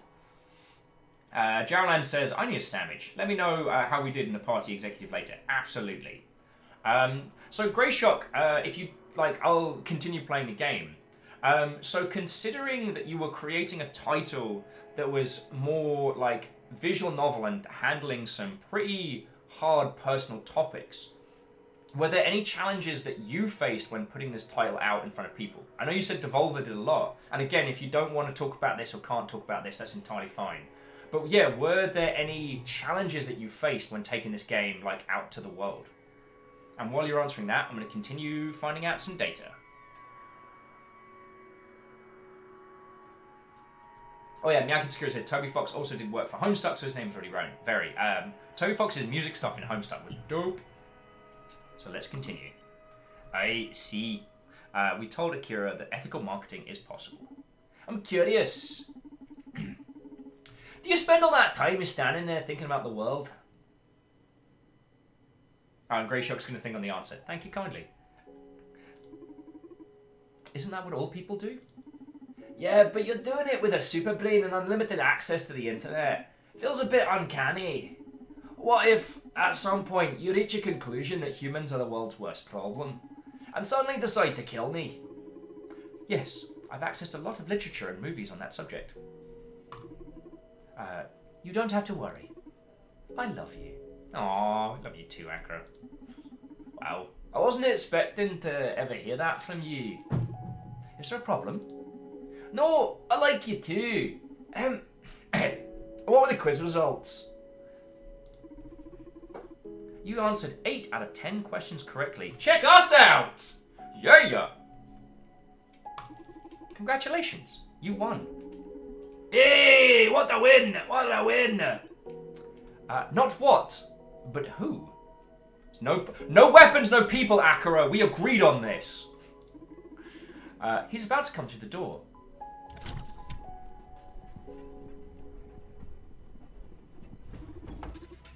Welcome to the Red Strings Club. Please don't sit on the fecking bar.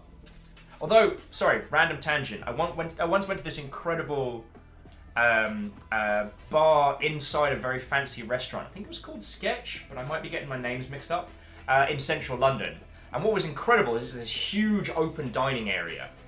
And the cocktail bar is in the centre in an enclosed dome. So you go in, you go down the steps into the dome. Is it Sketch, Catberry, or am I going completely off the deep end? And what you do is, at least when I went there, the bar has a leather edge, and the idea is you sit on the bar is sunk, and you order drinks to the bartender over your shoulder. And it's feckin' cool. Very expensive, but we had a good time. So yes, it is Sketch. Thank you, Catberry. I used to go to a lot of very interesting bars in London. Oh, I miss London so much. I love Seattle, don't get me wrong, but... Tasty. What-ho! Saying, holy feck, that took Comcast customer service forever. Ugh. Comcast. A haunting name from a bygone age. Of course the office people didn't call me. Right. So welcome to the Red Strings Club. Hey there, Daddy. So what is this place? Aye, welcome to Red Strings Club. My phone went rogue and started sending me my GPS alerts marking this place. wouldn't stop until I was at your very door. I called some friends to check and they told me you're in the business too. Now what business are we talking about exactly? Information. Is this your way of luring fellas you're interested in? Wouldn't mind using this trick myself. You've got to tell me where you get your script from. Ha! Sure, we can share some tricks once we become friends. Once? Oh, come on! Just a tight ass. We information brokers ought to help each other out. Although I'd better define myself as an information breaker, if you know what I mean. Why is that? What's your specialty? Torture. Ooh. Yours? Bartending. What's so funny, kiddo? Don't get mad, sugar. I bet you're swimming in top-tier info from all the drunk neighbours. Okay, brat, you're on. My bartending versus your torture. Loser has to do a free job for the winner. Hey, you're hearing yourself right now. We're not talking about tickling your feet with a feather here. Hey, do your worst. Oh, fuck me, aren't you the craziest son of a bitch? I love it. Let's do this. What should we aim for? Something quick. How about we guess each other's ages? Sure, sounds easy enough. I figure I'll give you the advantage so I'm not even sure what century you're from. Good grief. My name's Donovan, by the way. It's yours? Irvin McAllister, the third. Pleased to meet you. Okay, you go first. I prefer my bartenders in one piece. Okay, so we've got Zen, Rebellion, Delirium. Kind of tempted to get this guy delirious. Tasty's like, woo! Let's go to London! Yeah, Greenfire, he is a rude boy. And not like a rude boy! Like, oi oi, rude boy! But like, he is rude. He is an exceedingly rude young man. Let's give him the old vodka whiskey. Let's see if he pukes on his floor, he's clearing it up though.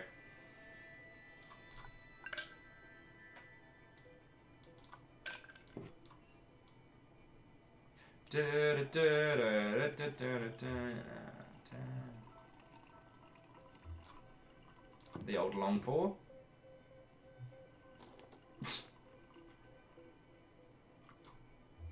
Alrighty. Oh, and Greyshock is giving us some really interesting stuff. So I just want to say this. So for those of you who just joined us, Greyshock is actually one of, or the developer from the game. Grey, I do have to apologise and say I didn't look up how many team members brought this game together, so I apologise.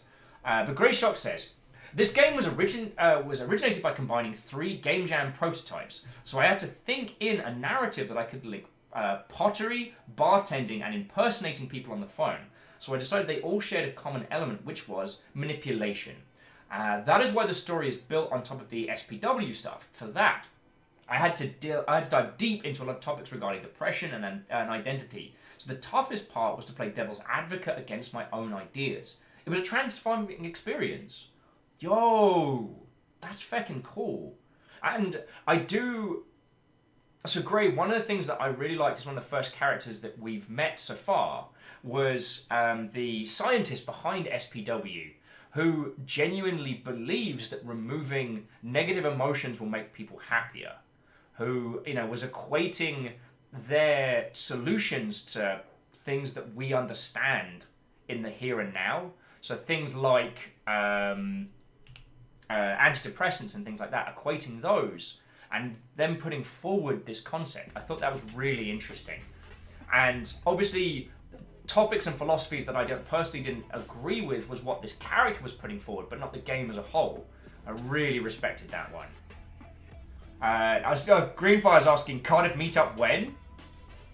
Oh, and Tasty Little Sack, so the blue pills, we can pop those in a drink and the person basically resets until they came in here. And Gray says, yeah, I didn't want to create villains, but people who genuinely wanted to help humanity. I think that's really important because very few true villains seek to do evil.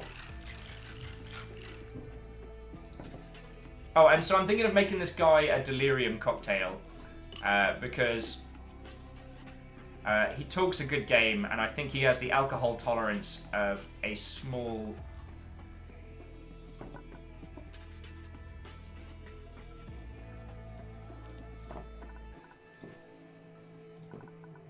Oh, I didn't mix there.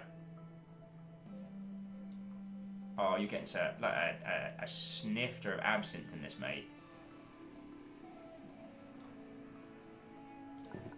Just enough absinthe to fuck him up. So, Greyshock, the other thing I need to apologise for is pertaining that a lot of these drinks would absolutely ruin a person. Oh, so Greyshock's got to head out and says, "It's been great watching the stream. Thank you for playing." Well, hey, Greyshock, it's been lovely to meet you, albeit briefly. And if you are at PAX Prime/West coming up, or if you find yourself in the general Seattle region, absolutely ping us a message, because it'd be lovely to grab a real-world beverage with you.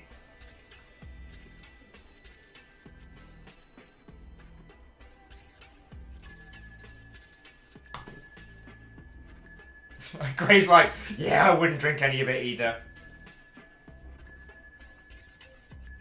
And Tasty were like, most men, Master Wayne, just want to watch the world burn. Why would you drink that? I once saw a man playing with a bottle of absinthe the size of a tangerine.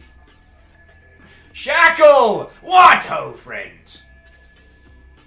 And Grace says, I'll have it in mind. I'd love to meet you. Bleed Purple 100, Bleed Purple 100, bonus 20. Is this still working? Yeah, it's still fucking working, Shackle, and thank you kindly. Anyway, once again, Greyshock, thank you for dropping in. Thank you for making an excellent game, and yeah, we hope to see you in the future, yo. So that was a lovely little surprise there.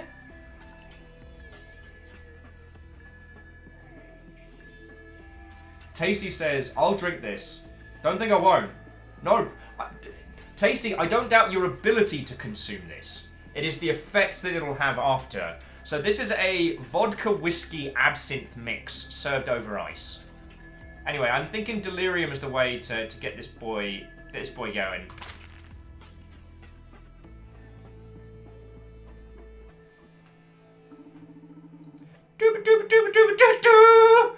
Yeah! Man, I miss some karaoke action. Do you like karaoke? Rip out your eyes! Nice! Yeah, you would die here, yeah! Your turn! Doobie-doo, what's your age, yeah? Guy, I gotta tell you, you got a poor sense of rhythm. Is it even legal for you to be drinking? Am I going to go to bartending jail for serving you a drink? Oh yeah, Tasty, I don't know this. So sorry. Shackle, thank you very kindly for the 200 bits, yo. And again, it seems the Bleed Purple promotion is still going. So if any of you do decide to throw bits at my stupid face, if you use the Bleed Purple, they throw 10% on. Like, Sakharev fucking kicked out the jams yesterday, so I am not naive to that.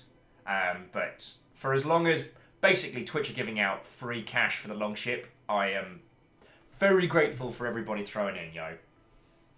And Tasty was saying, it would probably punish my stomach, but I can drink with the best of them. You know this. Oh, I know this. I mean, like, you and I drank for like 10 hours? 9 hours last time we hung out? Is it even legal? Spooky Rose! 100 Bleed Purple 100, bonus 20 like this. Exactly like that. Spooky Rose. Feckin' thank you. Feckin' thank you. Feckin' legends, all of you.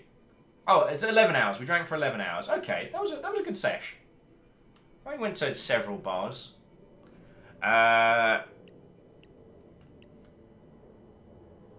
Is it even legal for you to be drinking? Let's challenge him, see if he lets a little slip.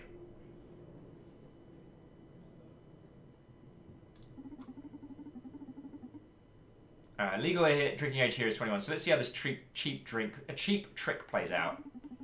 Is it even legal for you to be drinking, Pipsqueak? Seriously, drinking. Pop, feckin' freelance torturer. all the laws that exist, the one which worries you the most is the one about serving alcohol to minors. It's the one that concerns me at least. Yeah, as if serving me alcohol would be the most illegal shit you're pulling down here. Hey, my game is pretty above board if you'd ask me. Yeah? Well, what about child labour? How old is that kid you got bound to patrons? You don't even know her age, you psycho. I'm old enough to be working here. Yeah, you look younger than me, kid. Oh, sorry, you look younger than me, kid. Okay, Donnie, next question. Let's serve him another drink. Because at very least, I want this guy... Let me fix another drink. Zen or Rebellion? Oh, let's go Rebellion Parents. That's always a fun topic, said Will, his voice thick like sarcastic Marmite. Don't think we actually need to mix this one in a shaker.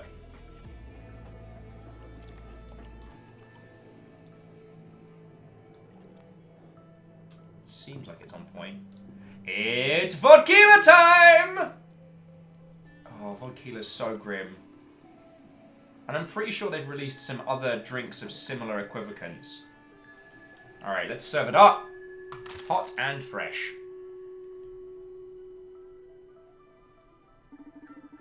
Hey, want to hear one of my most effective techniques? When I need to spice things up a bit with the customer, I go with the Mad Dog. I will kill you! And your friends! And your family and your pets! And I'll burn your pets' clothes! Ha! It's not supposed to be funny. It's hilarious. Ugh. Looks better if you're tied up in my basement. Alright, are your parents aware of your hobby of yours? He's rebellious, asking about parents. Let's push those buttons! Let's push those emotional buttons! Old Tasty says they also now have rum keela and maybe whiskeyla. I have to Google this. I'm sorry. Did they make whiskeyla?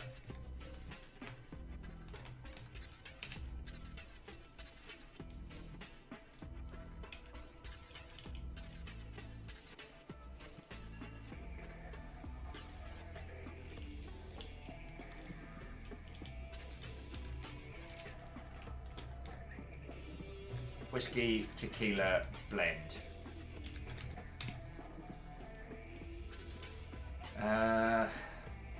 No, I think we're okay.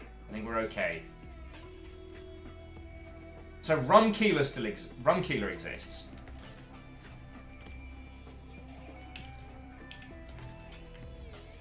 Rum tequila.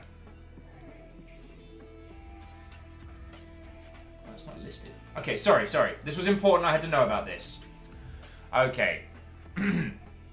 Are your parents aware of this hobby of yours? Bah! Who cares about my folks? I've been doing pretty much anything I want since I came out of juvie. Oh, what a dangerous kid there. Age isn't so important to my clients when they sit in my basement, I'll tell you. You should come visit sometime. And don't worry, I hose down the guest's chair quite often. No thanks, I'm not into them kind of games. It's a shame, since you're about to get a free session from this sweet kid. Ha! We'll see about that. How long have you been torturing people? Let me fix you another drink. Let's make him zen. For how long? Blamf.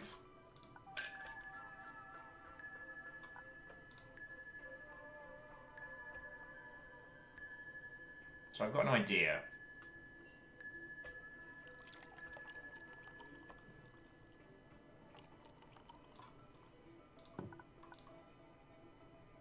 I like the idea that I can basically just serve him two rocks of ice.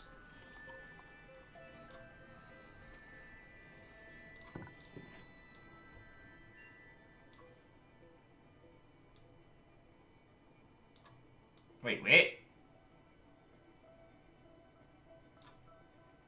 Oh. So to serve him zen, I literally just give him a glass with ice in. What? Enjoy your fecking nothing. No more free drinks from me, you scumbag! So, again, Spooky Rose and Asari, thank you both for throwing bits at my stupid face. Greenfire says, has anyone tried Smarties vodka? I have tried Smarties vodka, but it basically just ends up being kind of like a light chocolate vodka. Yeah, air on the rocks. You cheap bad word. Right, I'm gonna serve that up.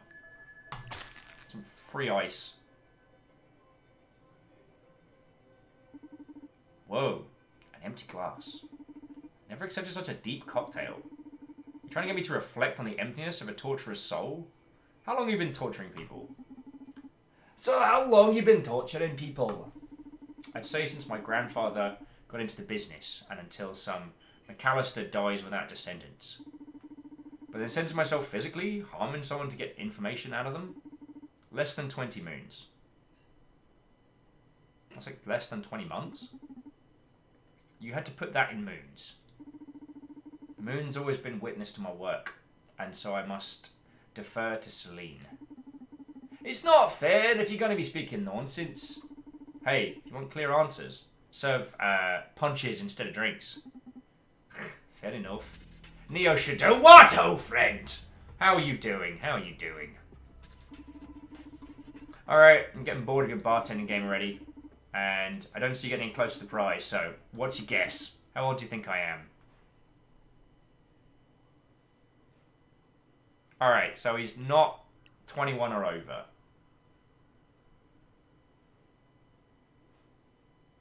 Oh, Neo just says, happy to see this game. I love it. I will. Does anyone have a strong clue? I will happily take some pointers from those paying attention. And Neo Shadow, I'm sorry you got in late. We had a surprise visit from the creator of this game. So yeah, it's been a really good day.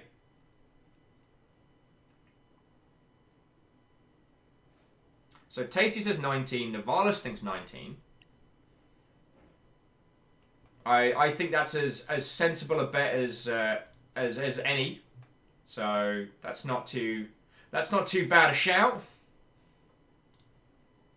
As we work our way through this. 18 plus 20 moons. 1 year a bit. Okay.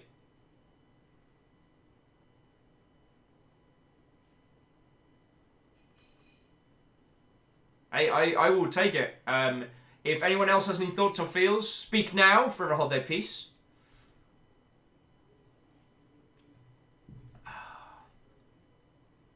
But yeah, I think we got this. Mal said, I go 19 too. Okay. I mean, if we fail, we get tortured, so that's a thing. Tasty says, also, check that link we have a second. It's where I saw Whiskila.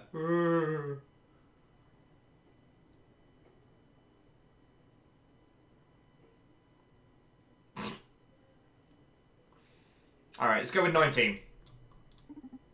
19. ... Hey, did I win? That was pure luck! Ha-ha! Good guess, team. That was pure luck. You could have said that number to begin with and saved me all the chit-chat. But yeah, you guessed it right. My turn now. Gotta confess, you're pretty cool for a guy your age. So I'm going to pay my respects to you by performing my best number. Russian roulette. Well, you like to play hard, huh? This revolver is loaded with a single bullet out of 6 chambers. And the rules are simple. I'm going to ask you one question. If you don't answer me, I'm going to pull the trigger.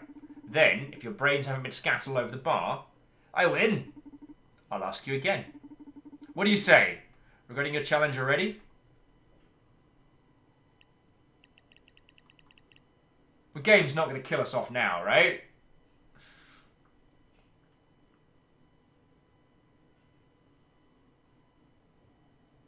Wow, you're all like, pull the trigger! I dare you! Alright, let's fucking do this.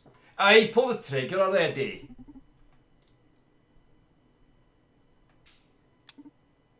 Whoa. I've never seen someone stare down a gun like that while I pull the trigger. This isn't the first gun I've had in my face, kid. Whatever, Die Hard. Chances of boom have gone up 20%. You sure you don't want to tell me your age? Come on, shoot.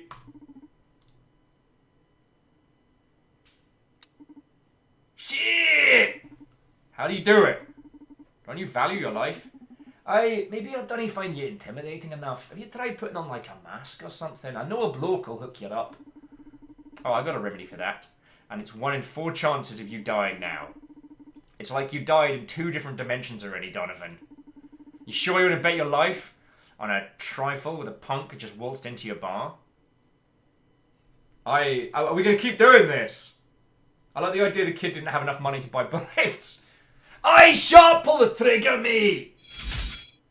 And, Varji, thank you kindly for the follow. Oh boy, though, Varji, that timing. That timing. Ivan's like, ah! This is killing me! Spit your age already! Now, it's 33.3 recurring chance of dying. That's a lot of 3s. Donovan, may I advise you to give up? I didn't plan for you to get into this situation. Yeah. No, sorry. Yeah, listen to your daughter.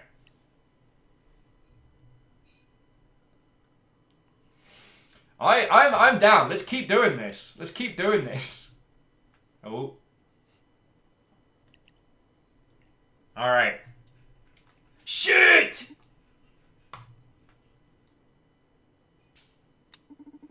Dude! Why are you taking me this far? I won't quit either.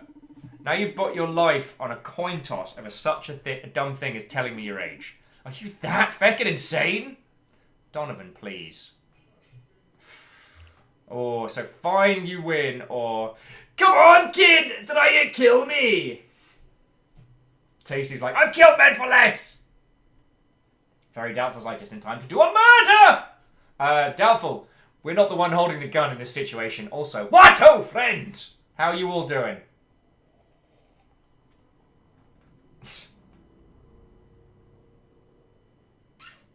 Yeah, let's fucking do it. Come on, kid! Try to kill me!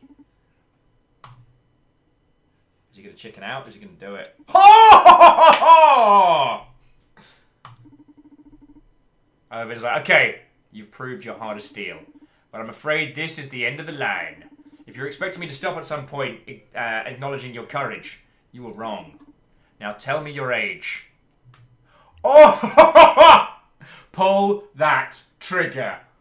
Oh, this game is good.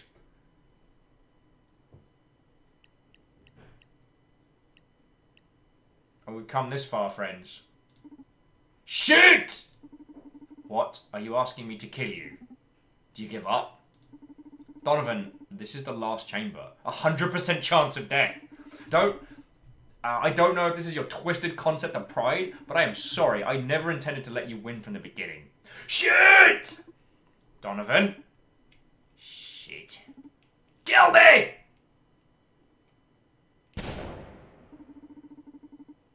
What? Why aren't your juices all over the counter? It was a blank? The hell are the chances of that happening? If it were that easy to lead the legs... If it were that easy to lead the Let's Dance Club, I would have done so ages ago.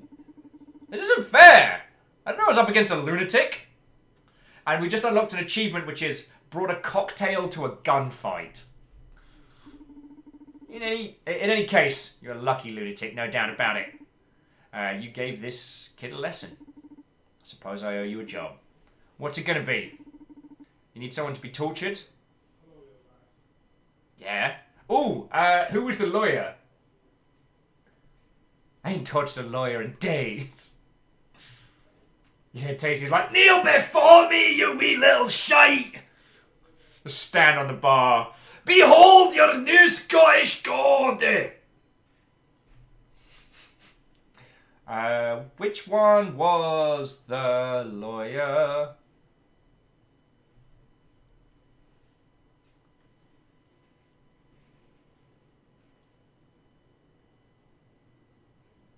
Although... No, that's evil. That's evil. I'm sorry. My brain went down another little path that was very dark. I think it's no, Dinah's our friend, right? And Larissa wants Also, I think Larissa would probably kill that little lad before he got a chance. Like, she don't mess around.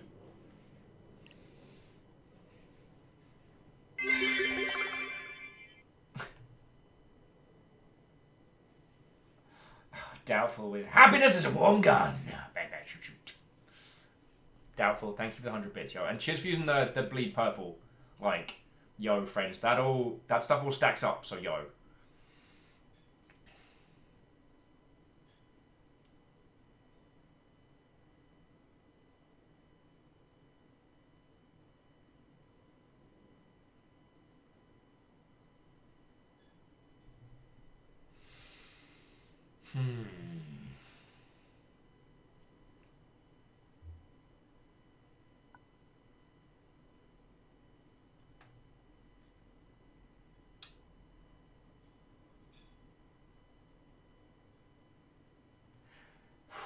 I've noticed you're all waiting for me to make a call on this one.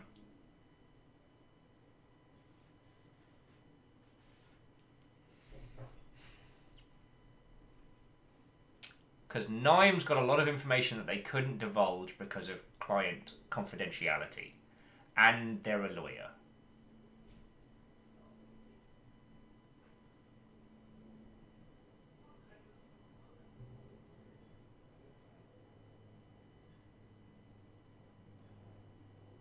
Moose says, I'm still not convinced the lawyer was threatening us when she left. I mean, whether it was a warning or not, I don't know. Tasty's like, sorry, I went deep on that character Gambit. I mean, you were in the zone. That was fine. I was happy to let you ride that one. So our choices are torturing people isn't cool or Nime.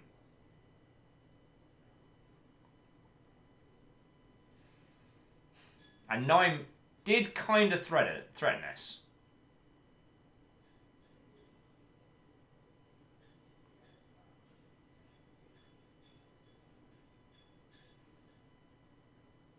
We went to some serious lengths to get this as well.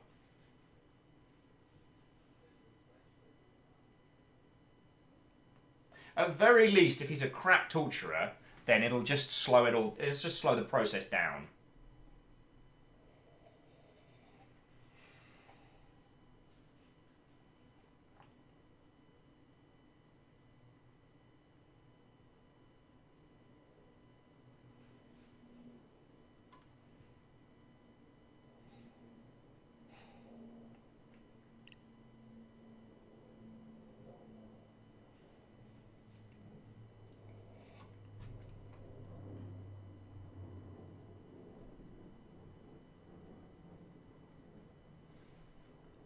Alrighty. Once again, you know, I am not but the human megaphone of this operation. If you all want to go for 4, we'll go for 4.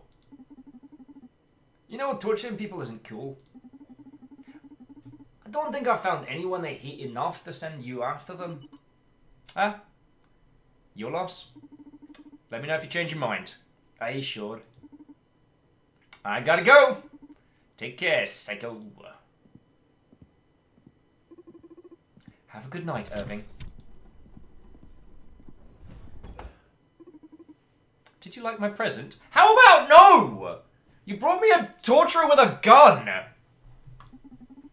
You're completely crazy, Akira. Oh. In a good way, I mean. You managed to surprise me, and that's for sure. I'm glad. What will you... Oh, Goss is coming. How does he always evade your surveillance until he's right on the very doorstep? ...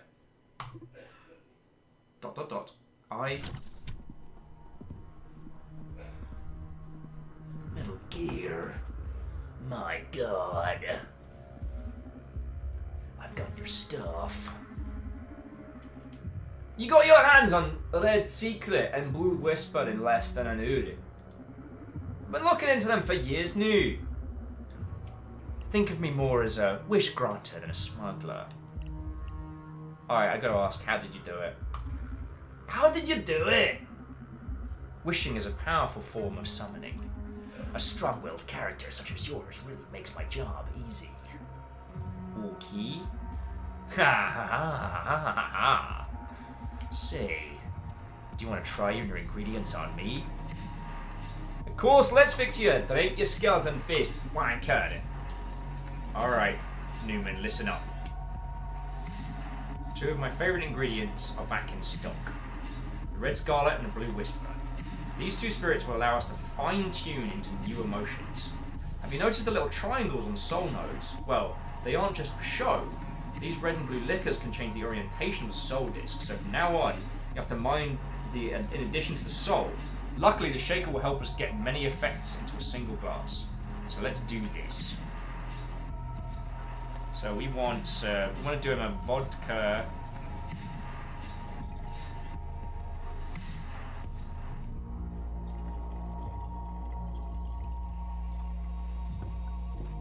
Absinthe. Can skeletons get drunk? More on this later. Because like I said, don't mess with me, lady. I have been drinking with skeletons. Give it a little shake. Give it a little shake. A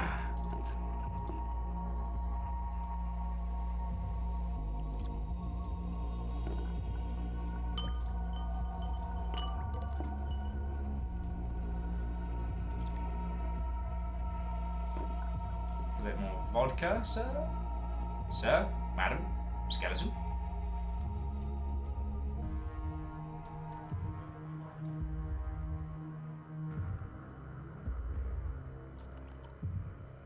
Alrighty, let's give him a tinge of the blue. Hang on, we'll pull from this side to actually see what the bloody up there.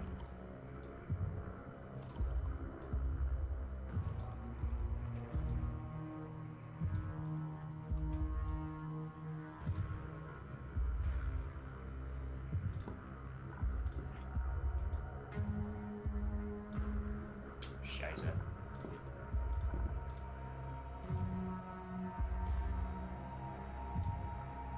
Alright, that's spot on. This needs a little bit more of the blue.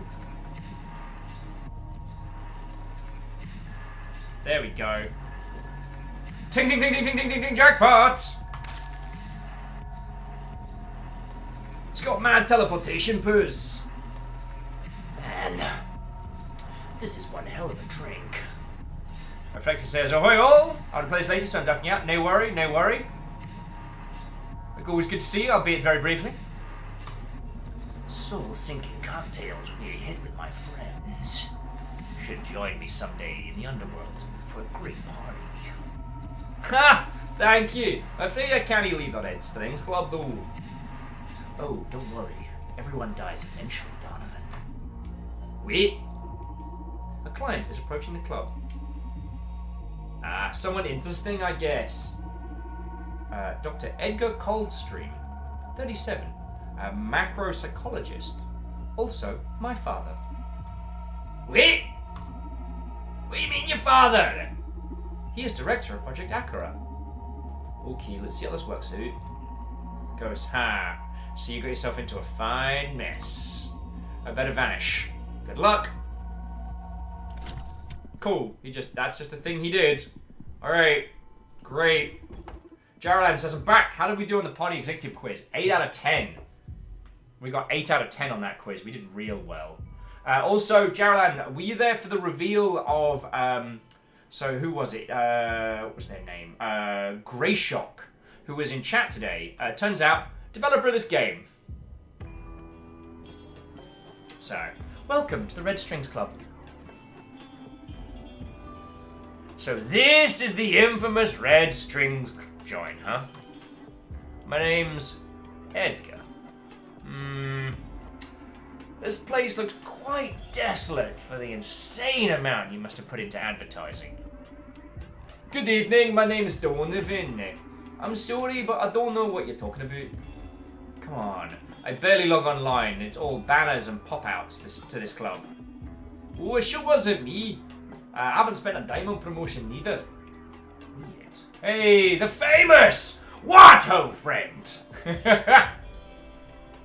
You would show up for the infamous. We found your nemesis. To the famous, there must be the infamous. Shackle says, are those cyber laces on his boot? No, they're just regular laces, but glowing. It's not cyber. Edgar's like, weird. Okay, first things first. Is that an Akira android you're wasting as a greeting machine? I didn't know they were introducing to the public already. Well, not exactly. But you could consider it some sort of close beta. Cool. Do you mind if we have him join him for conversation? I don't know if that's good. Yes, Father. I program them all to address me as Father. I program them all to address me as Father. I guess I'm compensating for my lost semen dispenser. Okay, cool! And then you're going to be taking the a TMI on the rocks. Hey, sure, you've had many beautiful children. Congratulations. Thanks, dude. How's Akra been doing so far? Are you happy with their performance? Amazing beyond my expectations, not bad. She still doesn't beat a human partner. Well, the intuition is pretty unsettling. I'm not happy with the stupid junk. Akira's amazing, way beyond my expectations. Akira's great. They got an empathy that's off the charts. It's superhuman. In their time, they've adapted to my work style. They've been really helpful and supportive. You should be right proud of Akira. Oh, a great fire. Thank you for the spooky, spooky skeleton. Sends chills down your spine. Who disappeared into the ether and was at least kind enough to leave the glass. Akira says, thank you. It makes me happy to hear that. Thank you. Wow. That's great to know. I was afraid all that education Supercontinent's putting them through the clinic may have ruined their nature. Education, as in like schooling. Ah, the spooky bits return! Education as in like schooling them. No, as in teaching them the corpse philosophy. It's all the idea of the new CEO. Quite ironic if you think about how she was trained. Would you mind telling me more about the new CEO? It's a delicate issue. I'd rather talk about my stuff. Hey, sure, it was your stuff. The mirror neuron algorithm, baby! I've spent ages trapped in a lab, giving shape to it, and I can't wait for people to know its wonders. Aye, sounds exciting. You bet! Although, gotta say, I'm a bit disappointed that you haven't offered me a drink yet. Aye, of course, how rude of me. Let me put something together for yous. But wait! No tequila, please. My body doesn't really deal with it. I complicate things a bit, but got you.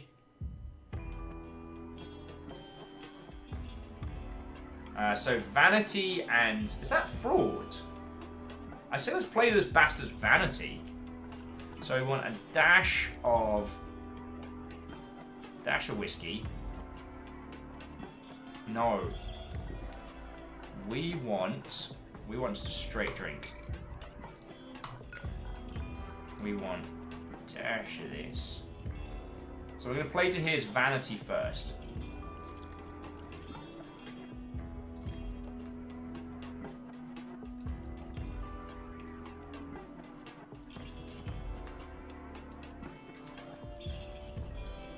So, very doubtful says, right, I have to nip off to fry some catfish. Have fun making cult drinks. It's not a cult!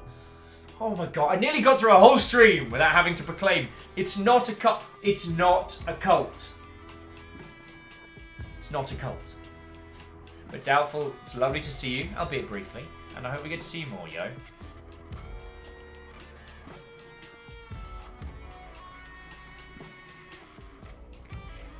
Camille just nips in with hashtag such a cult. Alright, so it's another whiskey absinthe combo. Because apparently we're a horrible person.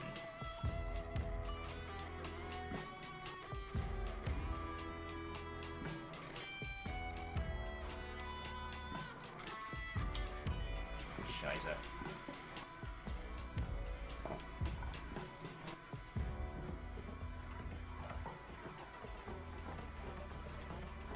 Are you fucking kidding me? Alright, and then we want a little bit of the blue.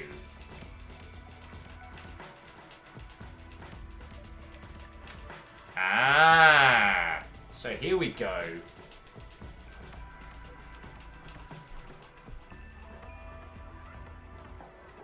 Alright, I get it now. I get it now.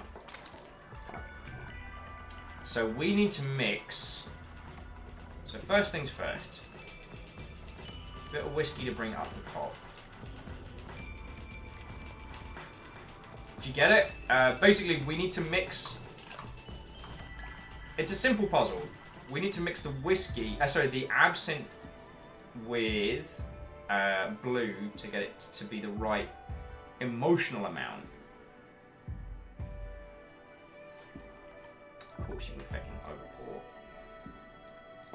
The guy, I like the guy just watching us just pour like bit after bit onto the fucking floor.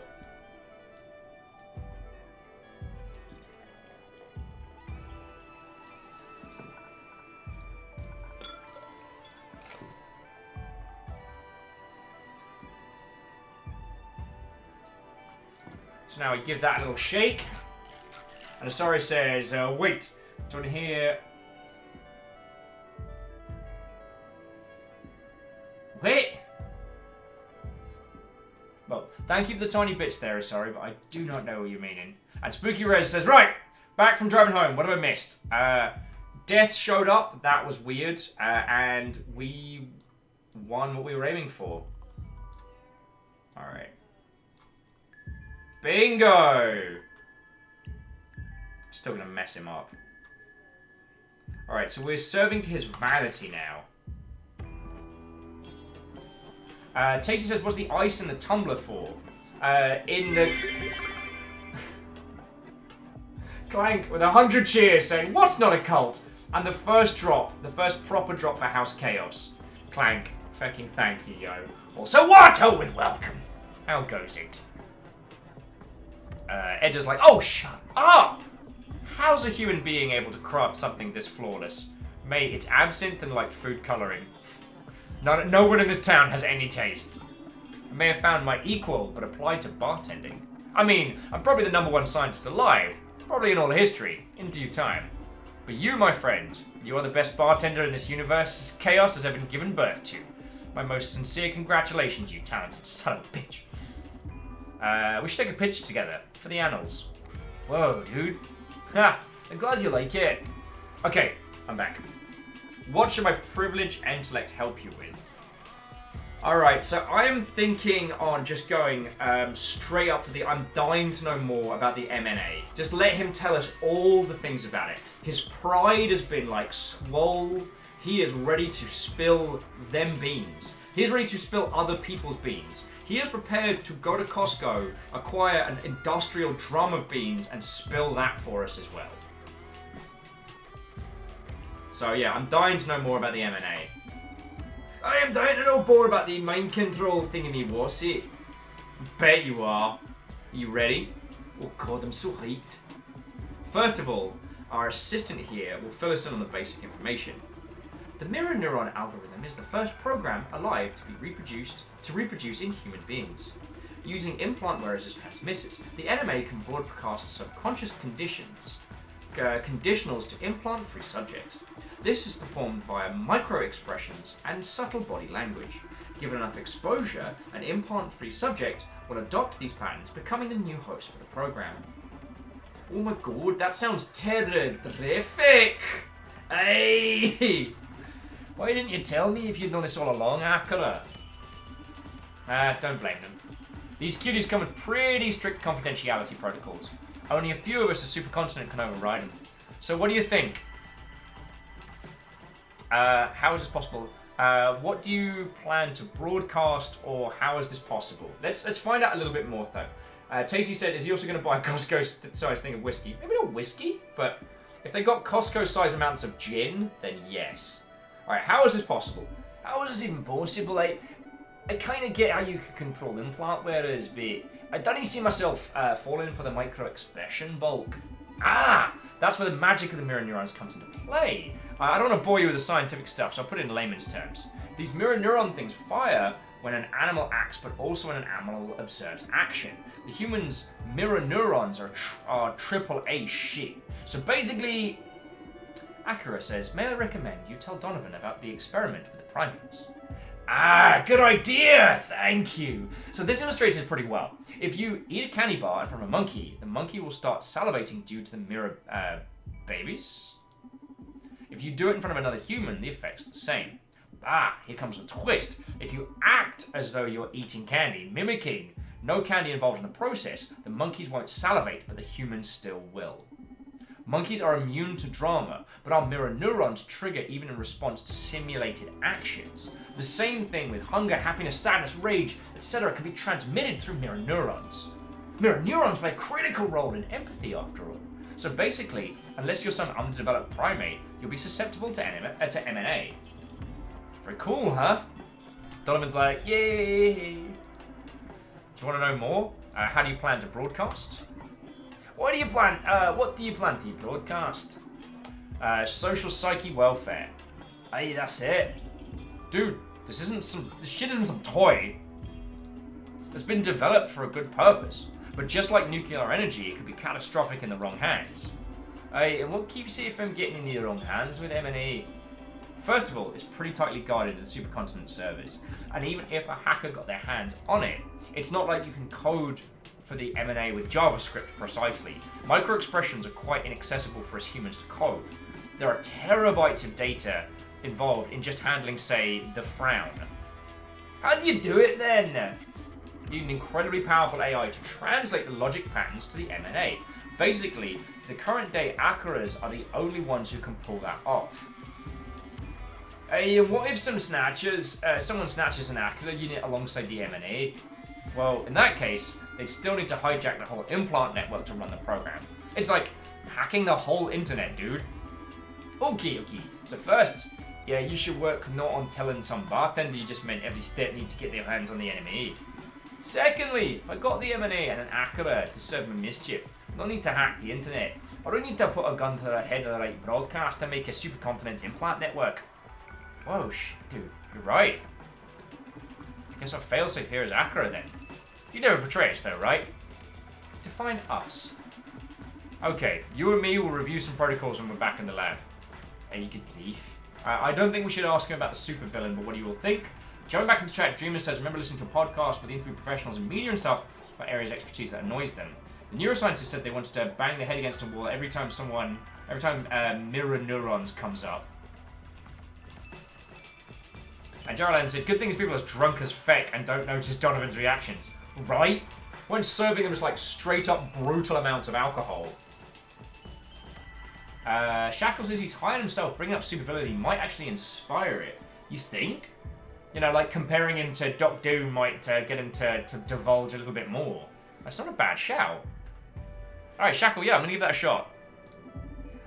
Forgive my boldness here a bit. Doesn't it sound a little bit supervillainous to you? What? Au contraire! It's like the savior of mankind stuff. Good call, Shackle, good call. Edgar, let's be frank here. You're pushing a mind control device out there. The attitude of knowing what's best for humanity makes it a bit more delusional. Only thing left for you to do is laugh maniacally in your lab. ... Oh, come on. Don't you tell me you already did that. Dude, I just love my job. Hopefully this also includes subtract. There's still time for redemption. I think redemption might bring him down from his ego trip, but self-destruct could be taken as humor. Greenfire says, I wonder what his blood alcohol level is right now. Honestly, if you tried to scan it, it would just come back with like with mislingo. Like it would come back with missing characters, you know what I'm saying? And everyone says self-destruct. Hopefully you include a self-destruct mechanism. ... Ha! Where did Supercontinent find you? Comic book? Don't you tell me it's a big red button. Hey, I'm not that dumb.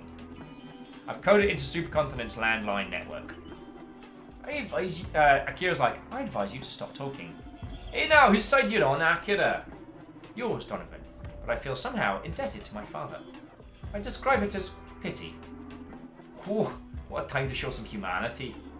Whatever, I was starting to feel sorry for taking so much advantage of Edgar anyway. I'm sure you and Brendis will be able to figure the code out.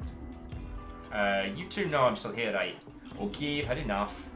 I'm sorry you're getting all these bad vibes from M&A.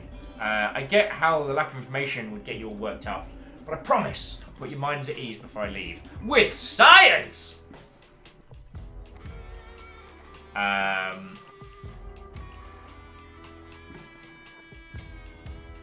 So I'm thinking serve another drink and ask about Supercontinent's new direction. I prepare you another drink. So, now what's this? Does that say fraud? proud?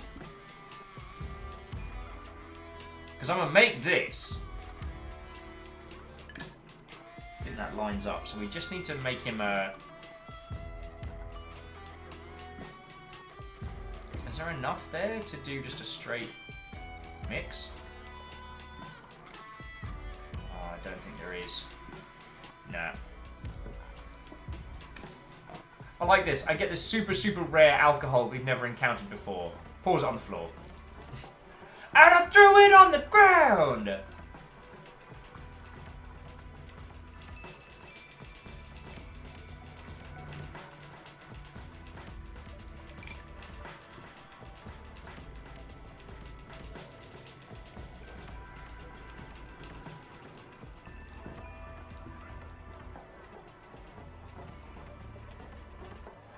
Can always top it up. God, this is going to be horrendous.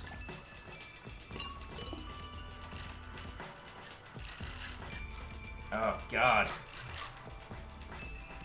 Even looks like a bad idea.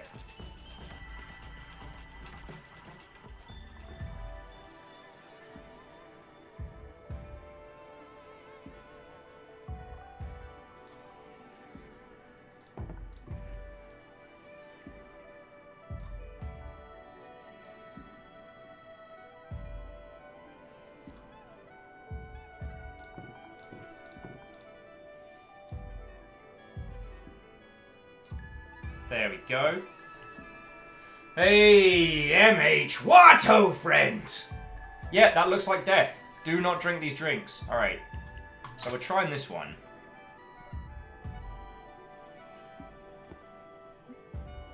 Dot, dot, dot. Everything alright? Yes, it's just that this drink is so damn good. No one in this town has any taste. You're so true, Donovan. You're so authentic. Nice, thank you. You don't have to be so solemn about it. Nah, I'm sorry. It just got me thinking about what I've been doing all these years. Anyway, is there something you want to talk to me about? Any thoughts on the supercontinent's new direction? You got any thoughts on something? I don't know. Whatever it is, I hope they still count me in their future. I'm not sure if I'll be up to the task of what they got planned. Hey, what's up? You're not out of Mojo. Or let's go with Mojo and then see why would Radka get rid of you. And Greenfire with, as Father Ted says, Blank! Oh no! The teeny tiny... Oh no! The teeny tiny little tombstone fell out! House Chaos denied. I'm gonna go with ran out of Mojo and then follow into they wouldn't get rid of you. Hey, what's up? You ran out of Mojo. So, way of putting it, yeah. I have this feeling like my creations have outdone me. The M&A is so big, I can't fully grasp it anymore. Akira is teaching me more than I can give her in exchange at this point. So maybe it's time to decommission me. Corporations now have a place for the useless. They give me a commemorative gold watch and throw me a farewell party and wish me luck on my future endeavours. I spend the rest of my years wasting the obscene amount of money I made on drugs and useless gadgets. Growler's a bit full. I wasn't baiting Isocrid, but I guess House Chaos has a leader. Isocrid, thank you kindly, yo. Actually, I guess if House Chaos has a leader, it's probably also Caffeine. But yeah, Caffeine's done the biggest single act of chaos so far. And I'll just run out of money and ideas and unplug my legs and die. Oh, that's bleak. I'm sure there's still plenty left for you to do in the world. And if you're no good for the Corp anymore, I can put you in contact with many people who appreciate your talents. Underground life's more exciting anyway. I can at least get you guaranteed that. Thanks for cheering me up. It's the first proper patron bartender talk I've had since I got here, huh? Ha! Hey, it's nice for the change. Thank you. We didn't get to find out any more about... That was a bit wasted.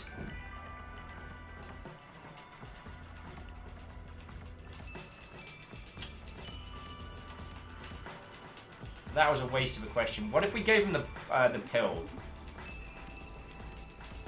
What if we pilled him and went back to Vanity?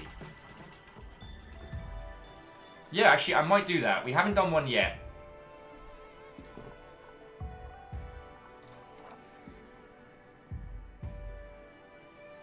Because we get to keep the information. It's not like we have to start again.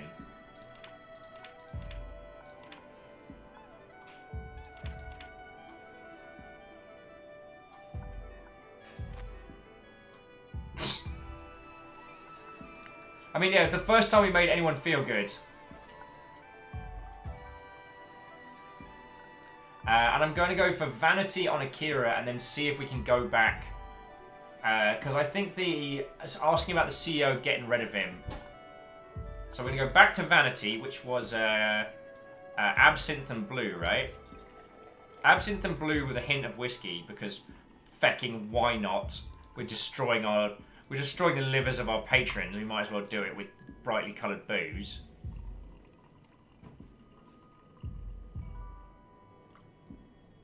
Like, so far today, I've made drinks that may or may not have put people into alcohol poisoning-induced comas and served a minor. I should have my liquor license taken away. And we want 2 rocks for this one.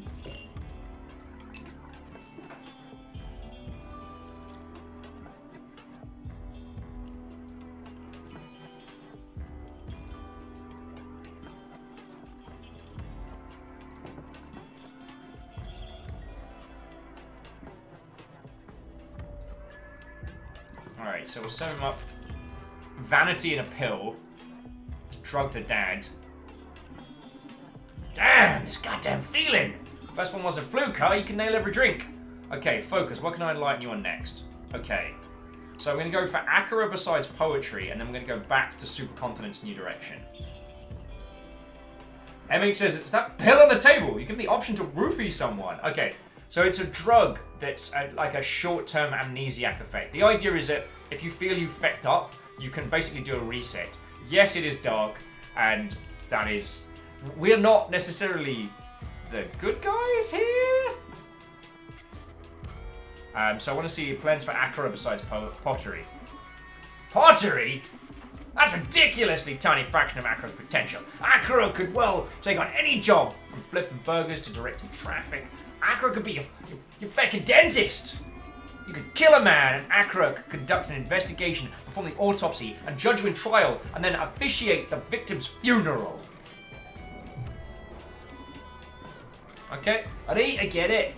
Akira can act as a loving mother to a dozen orphans. Akira could teach every subject in university. They didn't even run for they could even run for fucking president and win. Akira should be president of the world. President of the world? You crazy? Wait and see. They just need to finally get out there. That didn't help. Alright, so serve another drink. Alright, so I'm going to do him another blue and absinthe mess.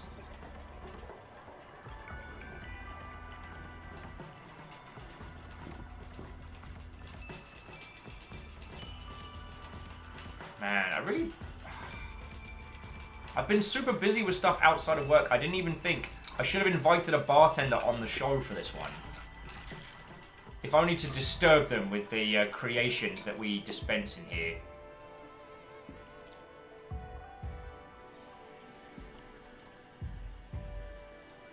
It was red, not blue, wasn't it? Let's take that whiskey, that special magical drink we got from the underworld, and I'll throw it on the ground!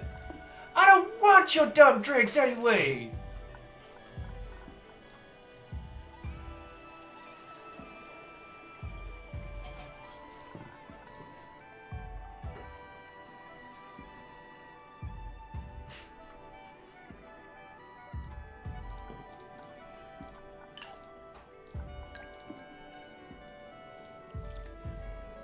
Crud. It's fine. It's fine. Fine here. Everything's fine.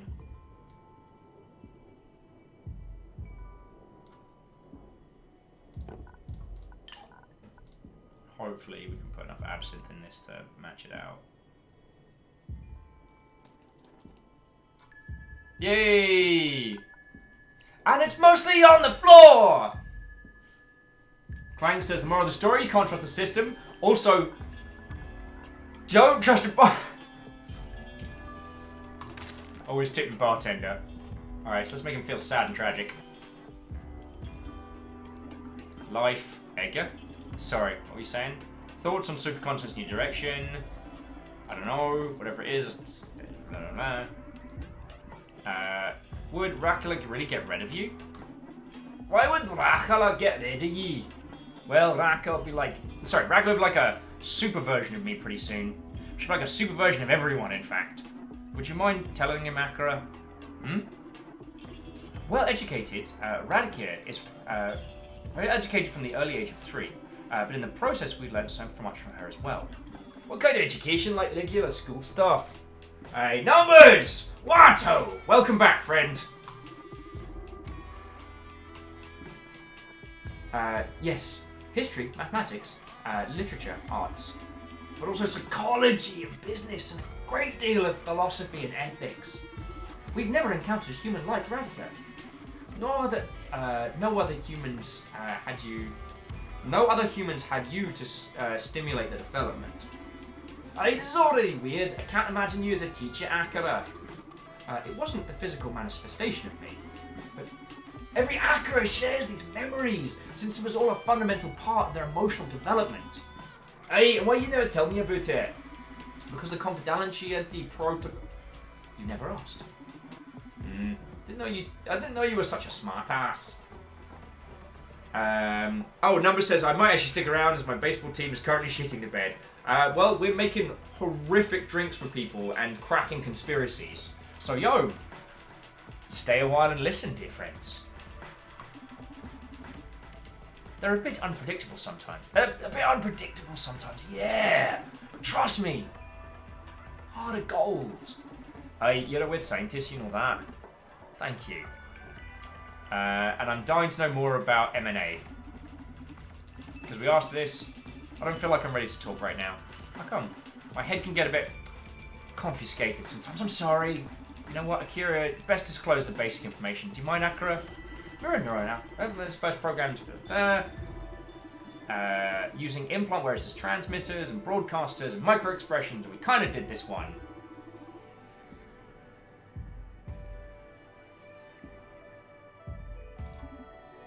Tom's like, oh shit. Why didn't you tell me if I'd known this all along? Alright, we completed what is the neural algorithm. Don't blame them, we're pretty strict confidentiality protocols in them. Only a few of us at Supercontinent can override them, so that's the anime in a nutshell. Doesn't it sound pretty super villainous, but... we asked them this a little while ago. So...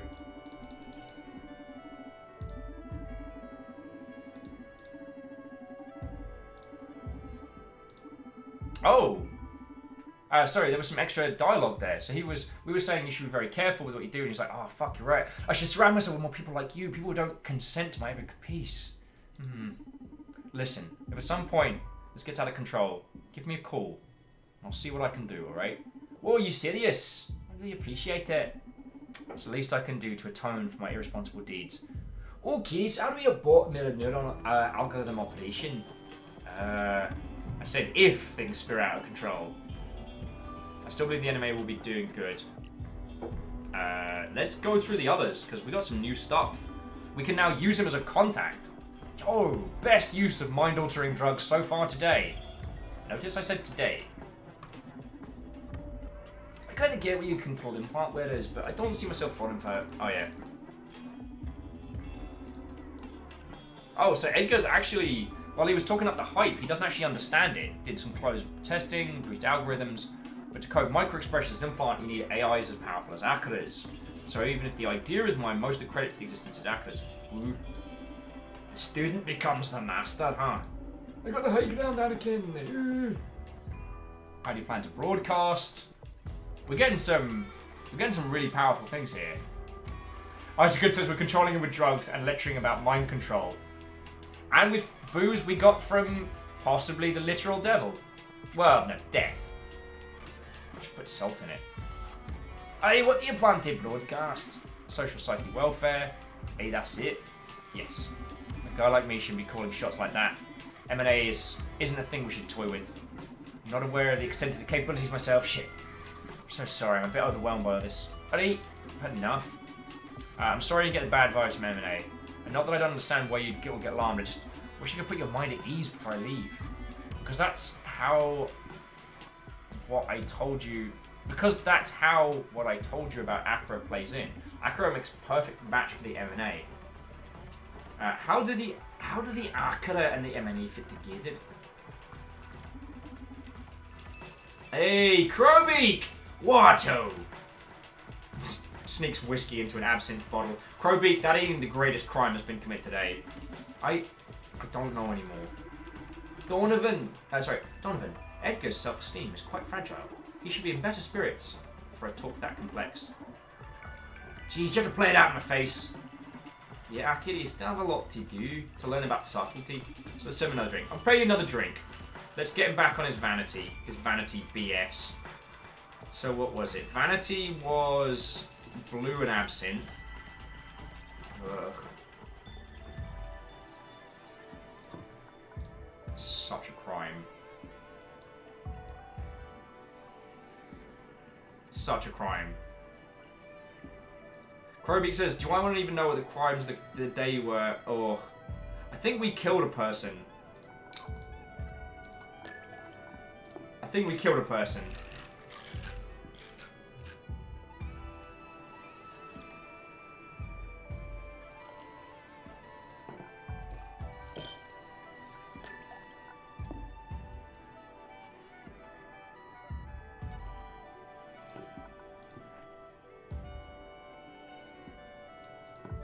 One more rock. A little bit more on the absinthe. And then, oh, no, a little bit too far,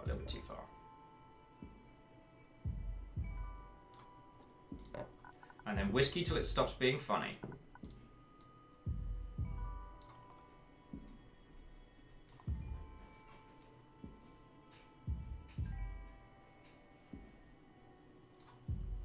Shazer.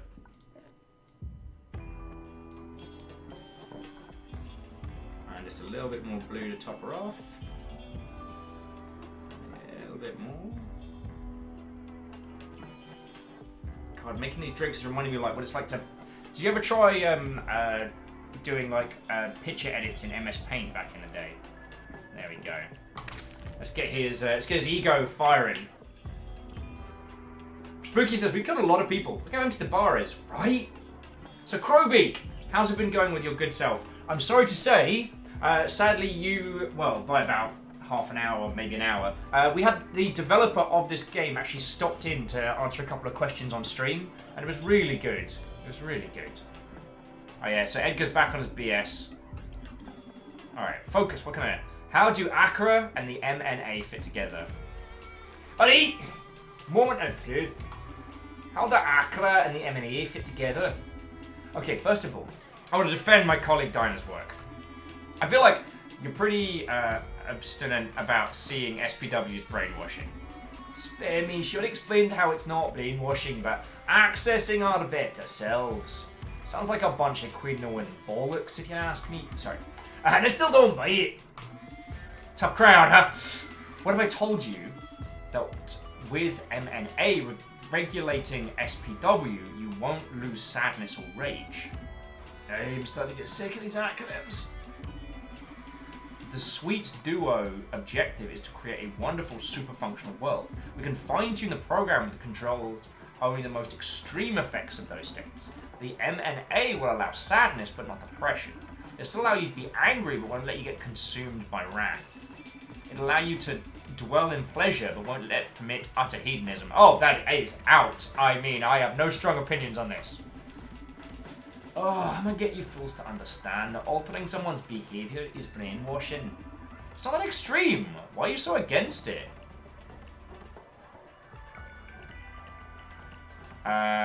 So these are odd things. Let people be depressed. This will end human evolution. Or why do you think you have the right to play God? And Meowkidism Fury just says, maflam for flamf.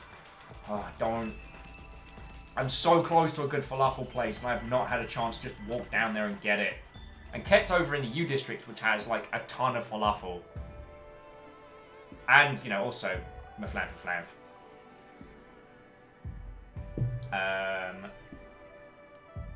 Yeah, I think I'm with Tasty and Miyaki Sakura on this one with 3. What right do you have to play God? Well, it's that simple. Because I can.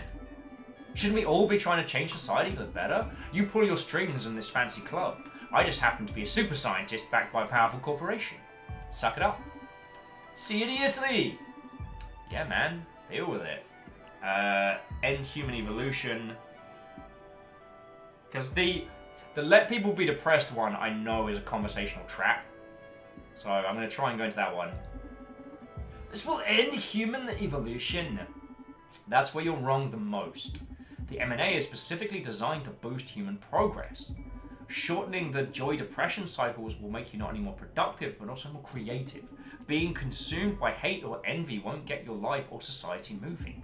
Haven't you ever found yourself wishing you could rid yourself of whatever nasty business is ruining your peace of mind?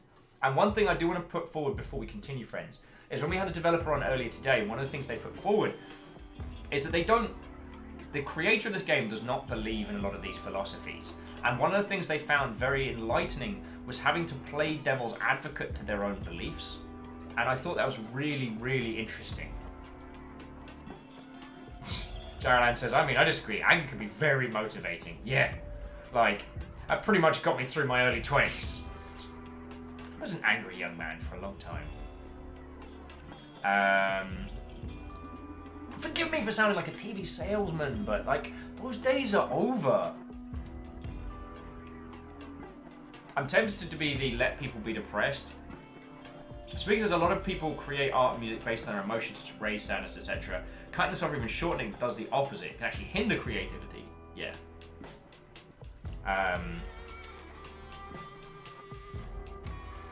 Yeah, alright, we'll go to the Akira question, because yeah, let people to be depressed is that's a trap. Can we skip to the part where you tell me about Akira? You're way more obstinate than any of your colleagues. So we better not waste any more time, either of our time. So neither of us will change their minds, but I'm the obstinate one, huh? Whatever. Get yourself ready for the good part. We do agree that leaving control of the M&A to a corporation or individual would be unethical, right? Yes! We're in luck. We have a wonderful, ever-caring AI which was designed with people's happiness in mind. Oh no. Oh yes!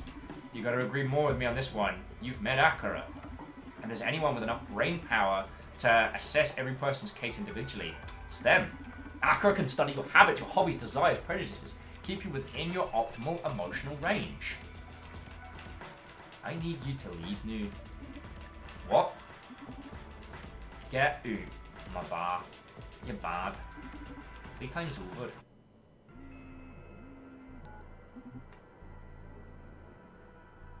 Brandy's is like, hey, hon. Oh, you finally made up your mind. Yeah, I'm all for going at them with all we've got. Listen, I'm in the middle of a delicate situation here. Good news, I found COO Jonah. Bad news, she's pointing a gun at me. I'll see what I can do. And hey, I got some juicy intel on the CEO, just like you asked. I'll fill you in the details when I'm back in the club. Alright, gotta leave now. Bye! Quite a view, huh? Don't move. Relax. I'm not your enemy here. That'll be for me to decide, and for you to get shot. I need her to lower her guard so I can get closer. Approaching her will increase the tension, so I should probably just talk her down before moving in. Gotta pay attention to her body language. If she's too anxious, putting some distance between us will definitely help. Fine, let's pour some soul into this. Alright, so we could do some dialogue. Explains what's going on with her implants. Let's not do that. So let's chat, see if we can get a calm. I don't want to explain that she's got the punk because she's a very strong asset right now. Listen, Jonah. Just want to talk. Who are you? Why you've been following me? I'm Brandis, and I need your help. What for? I want to put an end to the SPW. Oh, see with Proxima? Nope. I'm just a free bird who likes freedom too much. Her gun is down, but she looks alert. A bit more dialogue. What are you running from? Every single bastard in this city. Corporations took enough from me already. Hey, then that's perfect. We are on the same side. Oh yeah? And what side is that exactly? I don't trust you, or Proxima, or any other shoddy freedom fighter. Not paying taxes doesn't make you better than the Corps. In the end, any association is about power struggles. I agree, it's why I run freelance, or it's the cause that makes the difference. I like that. It's the cause that makes the difference. It's the cause that makes a difference. Let me stop you there. I'm far beyond cheap ideological discord right now. Spit out a single word about justice and I will fry you. Alright? Fed up with justice, duly noted.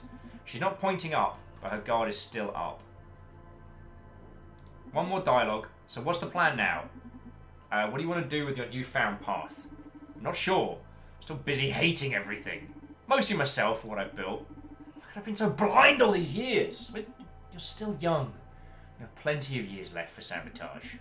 Think of your actions so far as preparation, learning your enemy. Or easier, I could flee from the city forever, live in some place where corporations can't reach me. Why should I care about all those idiots?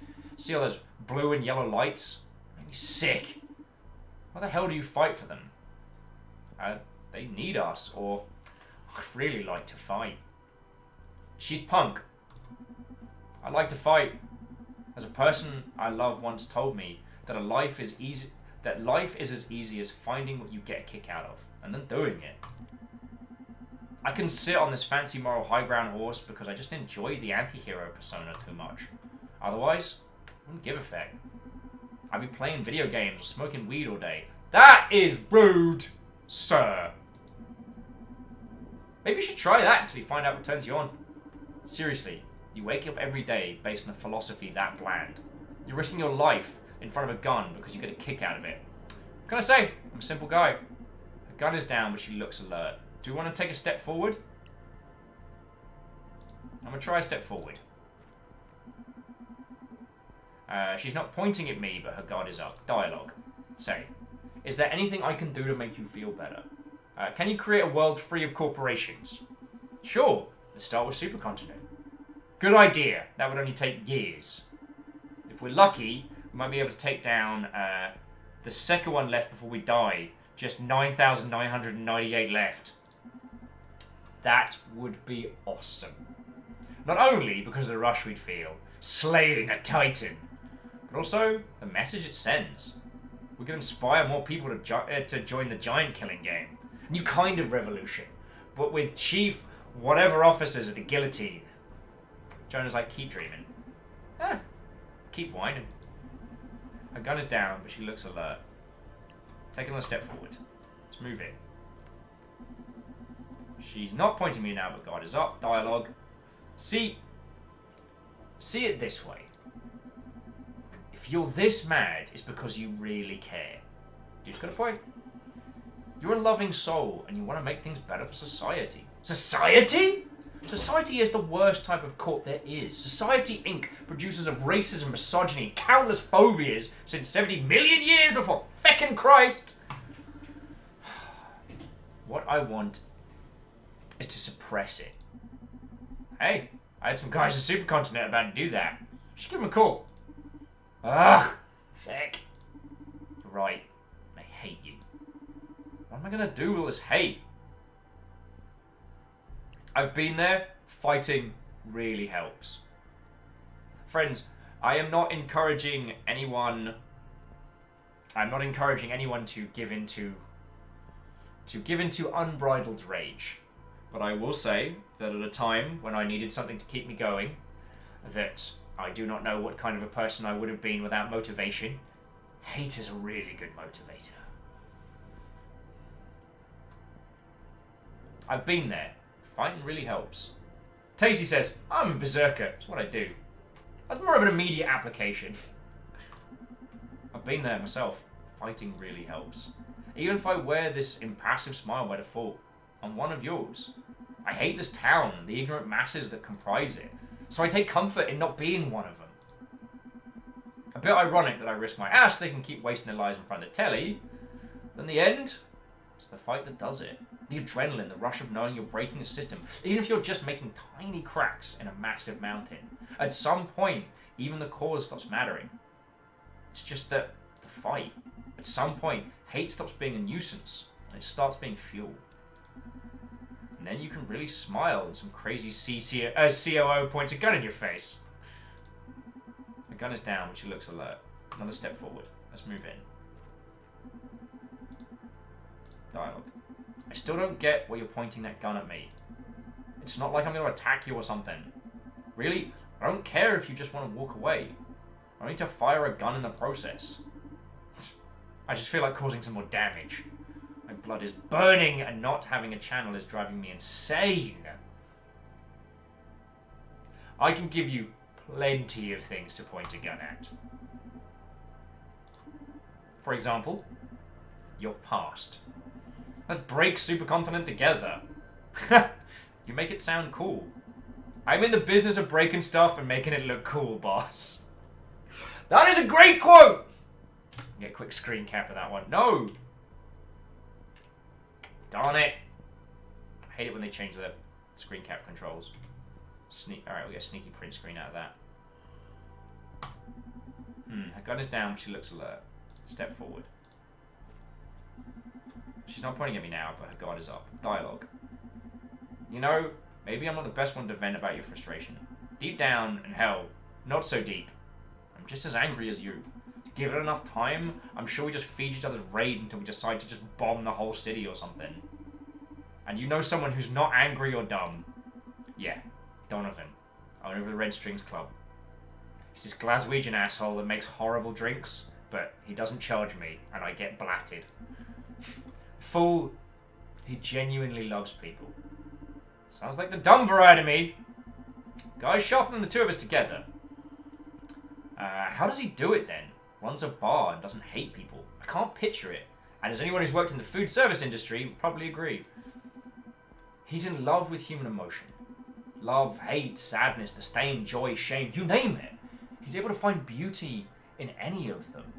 So hate machines like us, we can just use someone like him close. We can use someone like him close. He's the real ace up my sleeve, and the real reason I haven't lost it yet. Should come with me and meet him. Donovan will heal your soul. I promise. You sound in love with the guy.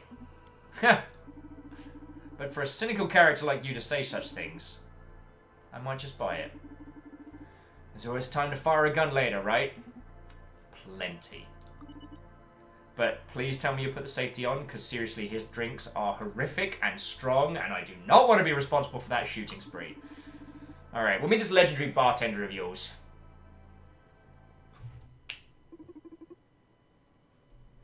Brandeis is coming back.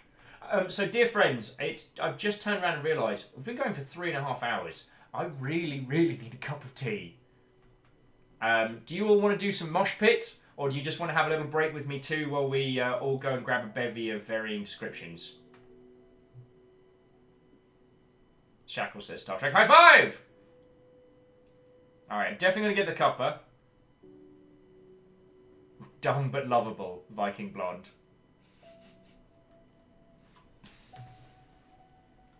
Stop knowing things.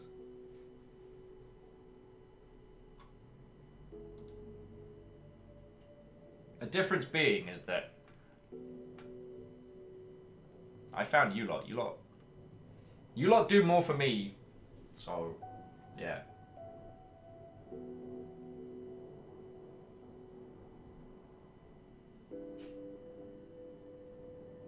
So, I joined a tech company, right? I joined a tech startup. And tech startups are insidious. They promise you the absolute world. We're going to make you rich. We're going to make the dream project you always want to make, we're going to make that happen. You know, you're going to have freedom and resources and all of these things. And I used to, when it was really stressful in that space, I used to daydream. I was like, you know what I'd do? I'd open a bar. And I'd buy it outright, you know. with the millions and millions of pounds we've been promised in, like, you know, shares and whatnot, I'd open a little bar. That'd be mine. And I'd open it when I wanted. And I'd make some drinks. And I'd just, like, there'd be no table service. It'd just be me and a little bar. And if people want to drink, they'd come talk to me. And that's what I'd do. I like that idea. Oh, Greenfire's going for naps. Jarolan's like, we get it, you're the Glaswegian bartender. Good. My point being is, I think what I was looking for in that time was something genuine. Like, and that thing that I was craving was that interaction with people, that conversation with people. You know, being able to make a space where people come on in and take a seat. They get a bevy, and we all chat and we hang out. But oh, Greenfire, I'm sorry you've not got fun IRL stuff to do tomorrow, but yeah. Jalen says, all my snark. I love you, Goober. Back at you all. So yeah, I guess that was something that I was always kind of striving for, and I'm very happy to have it. But yo! Bleed Purple 1000 bonus 100. You do have that bar. It's us. I fucking do! Except for I can't drink during the day now because it makes me go to sleep. Seriously, after I had a few beers for Baron Sheep's birthday, I had a little sleepy sleep. I can't do day drinking anymore. Like, Tasty, last time you and I drank, that was afternoon. But, like, we kept that going. So, yeah. Anyway, that was just something I wanted to say.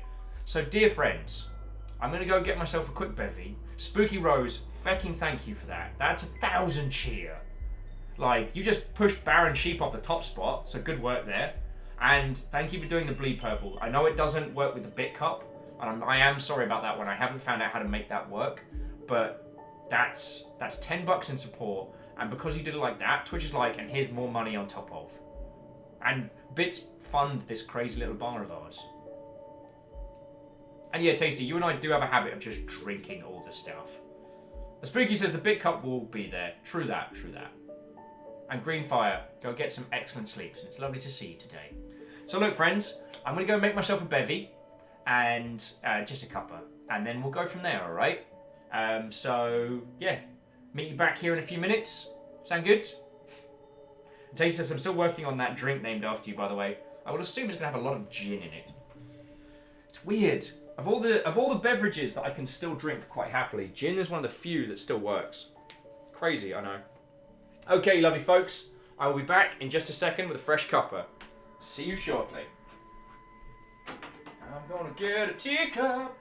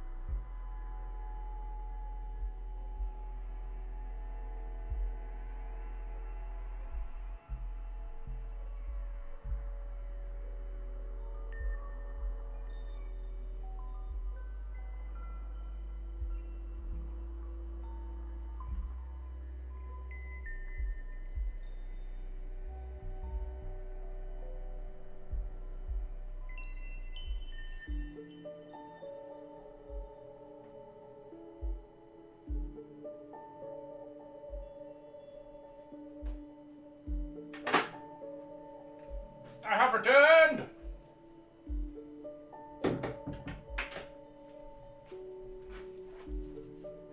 Alrighty.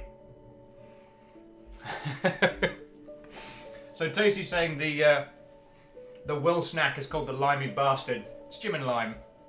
Now, originally, when me and Tasty started hanging out together, it was a very different name, but unfortunately that particular term of endearment has very different connotations in the US, so Tasty has been very kind and renamed it. Spooky says, so what kind of tea do you drink? Well, excuse me. I'm a fan of most teas that aren't just pure herbal. I drink English breakfast as my functional tea. So that's like, this is just like Yorkshire Gold in a bag, in a cup with water. A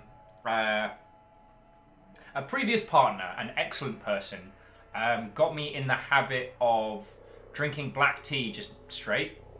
Because I used to be one of those, like, I could only drink black tea with milk and sugar, or with milk. And yeah, Moose has got it. When I say herbal, you say no thanks, herbal. No thanks, herbal. No thanks. No. Milk in it, though. Strong. You see that spoon stand up.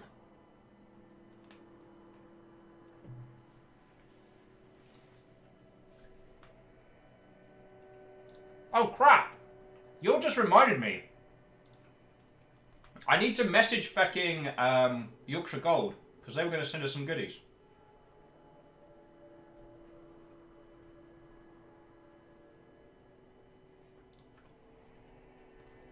Sorry, that's the thing I'll do later. I've got enough work things going on at once. Yorkshire Gold were going to send us a care package. However, I don't think it ever made it. So I need to get in contact with them and make sure it didn't get stuck in customs or something. Spooky says, black tea, no wonder you're so hyper. No, Spooky, that's just me on the standard. I was having a chat with someone the other day, and I'm actually calmer now in the real than I used to be. Because I spend my days getting to be full keen with you lot, right? But prior, I spent a lot of time basically reining in my keen and my enthusiasm, because a lot of people find it either very exhausting or very kind of... so yeah. Oh, Moose has got some news items. Epic Spring Game Jam kicks off tomorrow. Ooh, what's the details on that, Moose? Because I had not heard of that. Oh, excuse my cheeky tea burps there. What does that entail, dear friends?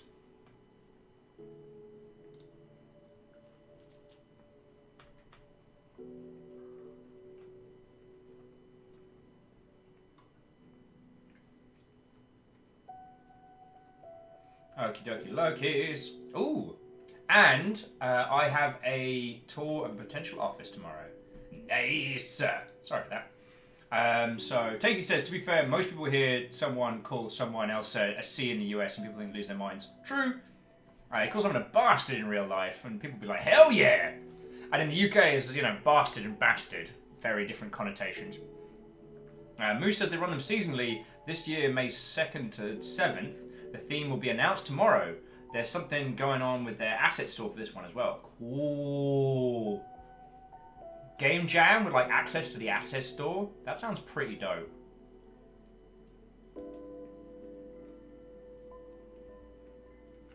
And as the creator of this game was telling us earlier today, this game is the culmination of 3 different game jams. Like, yo. Anyway. Let's get back to it. We've got a lot of excellent story to cover. And, touch wood, we can get this game finished today. So Brandis is coming back, says Akira. He's also bringing Jonah with him. He managed to get on our side, That's our Brandis. Donovan. May I ask why you threw Edgar out of the club? I didn't expect you to lose your cool like that. I'd say Dr. Coldstream is a valuable asset for your plans. I'm surprised you decided to kick him out instead of digging for more information. That were unprofessional of me, huh? I guess I picked that one up from Brandis. Sometimes the right choice isn't the best choice. I may have made our lives harder, but heck if I didn't make myself happier.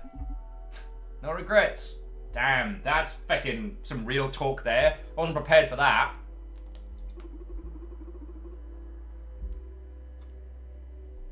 Sorry. Chewing down some bread. Hey! Aaron Hawaii. How are you doing, friend? What ho? How goes it? We're having an exceptionally quiet day here and finishing the Red Strings Club. So how are you doing? Yes, I feel your anxiety levels rising to unprecedented rates. So I determine you made Edgar leave out of self-defense. But it's interesting to know you've justified that to yourself. Ain't they playing it cool with you, eh? What is it about the mirror neuron algorithm that makes you so uneasy? If NMA gets out, humanity is doomed. It affects even me, a non-implant wearer, or being in the wrong hands. That's what scares me. Oh, Aaron says they're in. San Fran. Yo! Are you doing the Twitch Rivals thing?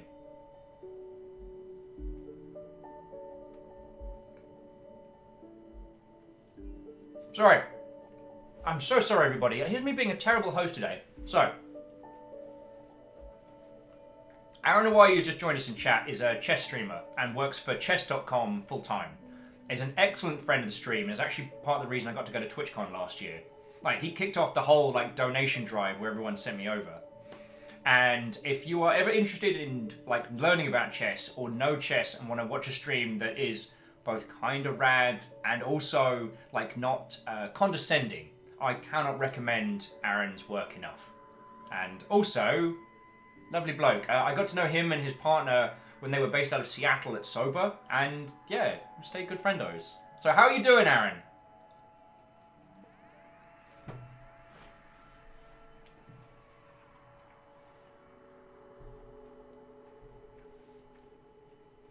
So Aaron says, Twitch Rivals was last week. I'm here training at HQ. And then this weekend is a 2-day esports that I'm producing. Nice! Bring the thunder. Although, Aaron, if you go past the partner manager's room, give him a poke for me, will you? Just be like, hey, check out this ginger guy. I have no shame in accepting help on this, alright? All my fucking Twitch contacts are left. Oh, and Aaron, they're not kind words if they're true. Right. So Moose says let's go for 2. I'm fine with that. If anybody gets out, humanity is doomed. Let's go with that. Society is about to become an operating system. Society is about to become an operating system which corporations will run in whatever programs they please. I've lost the voice. What programs they please. They have enough control with media and technology already. What else they want? What else they got to take from us, huh? I don't mean to discourage you, but the chances of you stopping all this are very low. So, in case I ever get to be in charge of MNA, would you mind answering some questions about where to draw the line when turning social psyche welfare? Ooh. Iron Imp says, so I talked my way into my regular pub's Wi-Fi and now I'm able to watch streams from the bar side. Nice! Iron Imp, the next level, hack the bar TV and watch streams on the telly in the bar. It's no bad idea. Some sort of backup to maintain the sliver of hope for revolution in case we fail. Let's talk about the primary intent of SPW then. How should I regulate depression and anxiety? Don't regulate it. This is the thing of the game is asking us the hard questions, you know, from the mouth, from the mouths of babes? Shit, I can't remember the quote. But the idea is that Akira is not malicious. Akira is not working to an agenda. Akira is merely asking us, like, dispassionately, should you be allowed?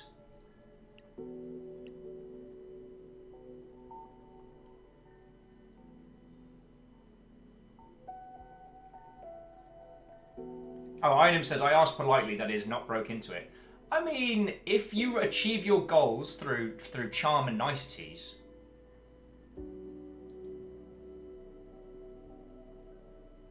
Yeah, this is the heavy questions part.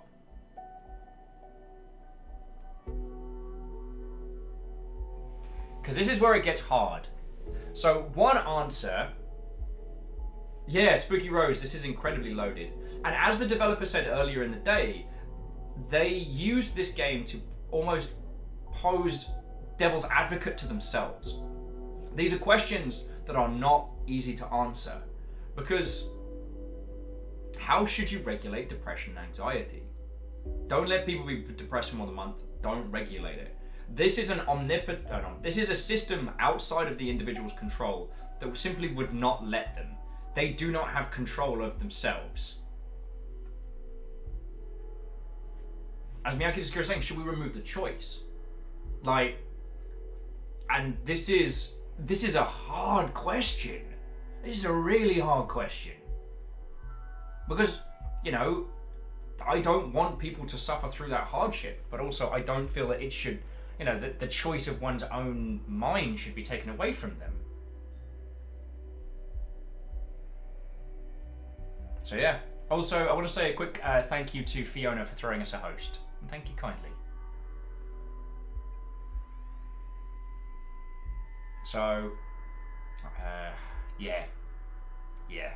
This is, I mean, personally, I would go for number 2 of don't regulate it. For those people that don't suffer from clinical depression, people who suffer from like bouts of depression and things like that, getting through it is important. Especially, geez, like it's a dark thing to say, but like we're all have gone through and are gonna go through shit times in life, and learning how to handle that is part of the human experience. And some of us find good coping mechanisms, and some of us find very bad ones. And yeah, as Spooky Rose is putting it very well, giving people the option to have their depression regulated is different than imposing it. This is a situation where you can have an implant that will regulate your moods if you would like. That option is available in a much more direct fashion. Like we've already seen that, and they can change things not just like depression, but also ambition.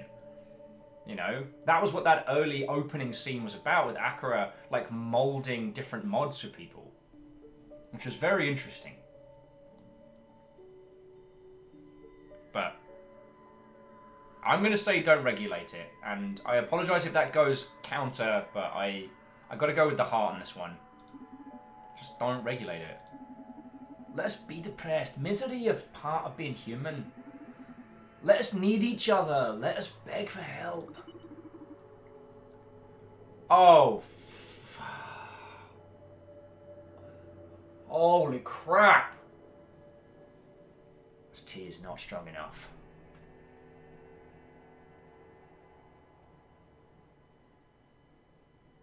You can all see what the game is doing, right?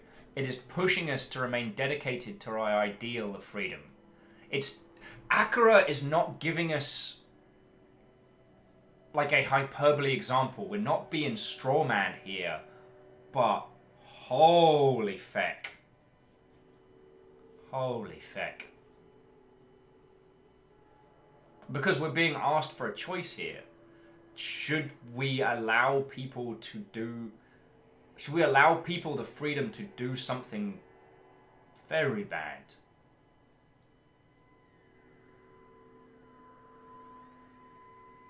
Like,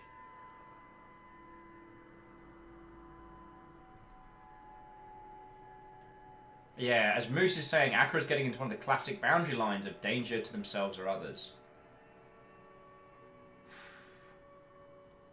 Like, should we...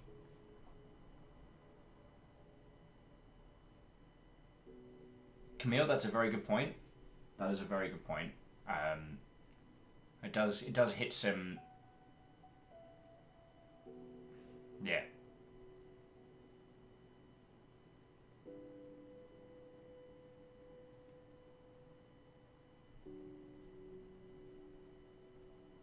It is a rough call. It is a rough call, friends. And this game's not pulling punches. Earlier on, when it compared the mind control system to antidepressants, like, this game's not pulling punches. And again, the character that is asking us this is not asking us this question with malice. This is not the scientist trying to justify removing negative emotions. You know, Akira's been observing and learning. In the same way they are hyper intelligent, they're still almost like a child. They're learning directly from us.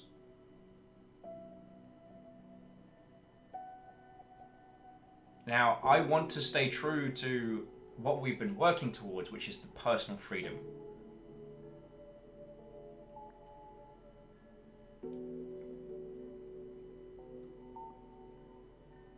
And DX-Man is right, so like, it's presented to us as a straight yes or no.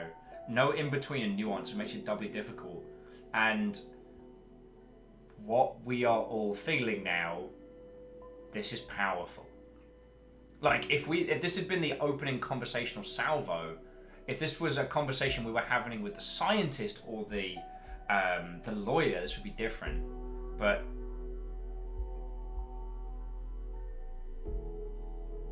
Akira's drawing hard lines right now.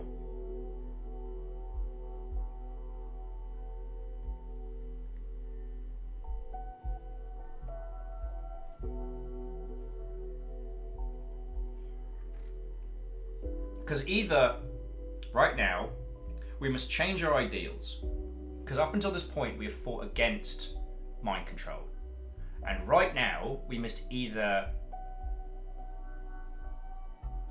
fight again. We must either change our stance and allow mind control in some examples, or agree to something, an ugly side of reality, and a horrible thing that does happen.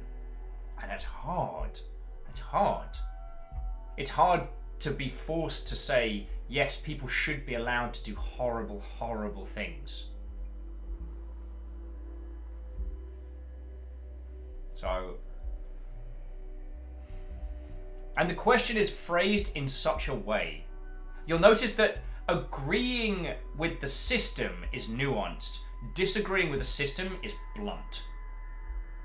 And this is the power of games as a medium. This is the simplest game, a choice between 2 points. Mechanically, this is incredibly simple, and yet it's a power that only our medium can have. So yeah, I'm gonna choose yes for all the dark that is to admit.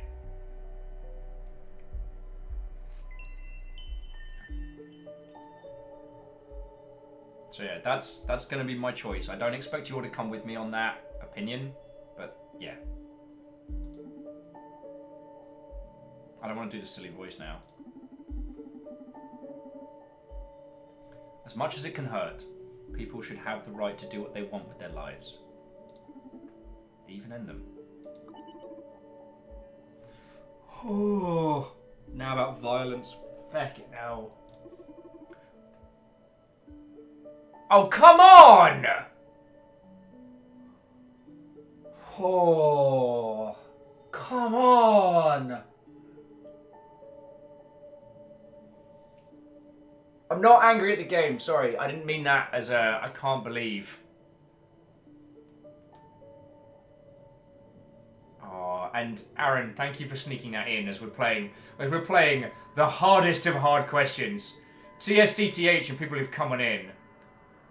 Yeah. And Aaron, you're doing loads of cool stuff. Like, you'll explode at some point. Like, you know that. Not in an explosion way, but in a lots of people your way.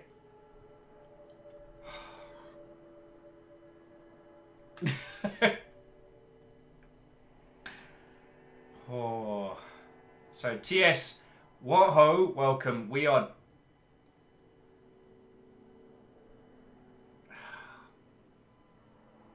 See, this is what it's trying to do, get us to do. Well, no, it's not trying. It is trying to make us discuss the limits of freedom that we should have. Because never... 7 months, yay, still thinking about the suicide question and then they smack us with this. Right! So, I know this isn't the most jovial of times. Clank, thank you for the 7 month in total. And 7 months at tier 2 as well. That is a very big deal. Thank you. And also,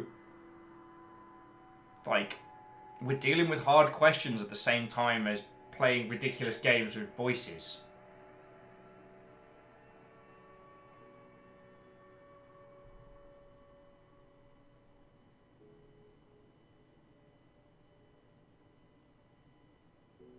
What's interesting about this is that it is essentially asking us to allow all the ills of mankind.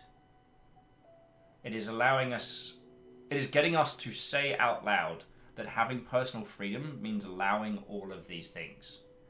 It is putting our philosophies up against the most horrific and ugliest parts.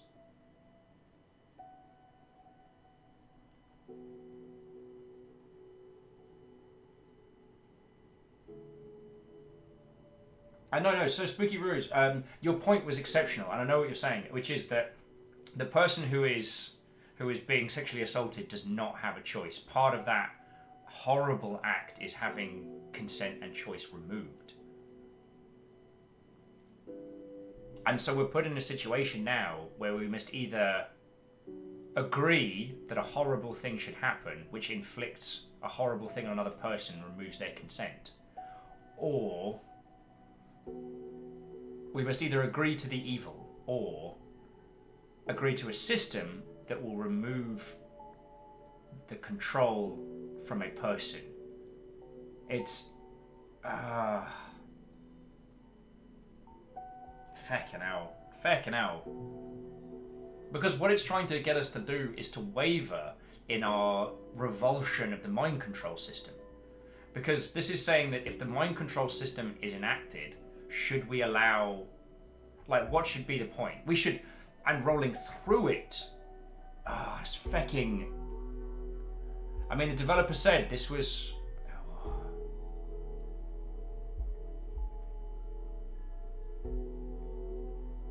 and Jaralan's right, this is making us responsible, making me responsible. You have the chance to stop these things, and if you do not, you are partially responsible for it. Yeah, if the system does get rolled out, and I have said these things, then I'm allowing them to happen. I would be taking direct responsibility in this world. And I know you could always do the old, well, it's a game, but I take these things very personally. As Alex is saying, both about removing consent, but one is a thing we never want to happen, and one is removing the ability to allow the bad thing to happen. But if one were to if one were to straight arrow personal philosophy, personal freedom, that allows the freedom for an individual to do evil,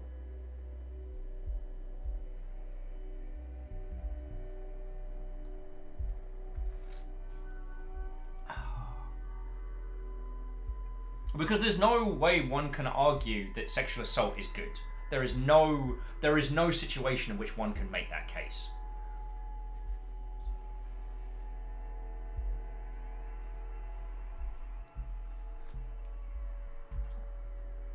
Yeah, as Geraldine's saying, someone's consent is being violated either way. So at what point? And Spooky Rose says, when it comes to this, freedom and consent, where is the line in your mind? And Camille says, I kind of wish we could see the expanded dialogue after this before choosing. True. And we don't know how linear this title is, we don't know how expansive this is. We may foil the mind control scheme entirely, or it may roll out despite us. And this might be a turning point here.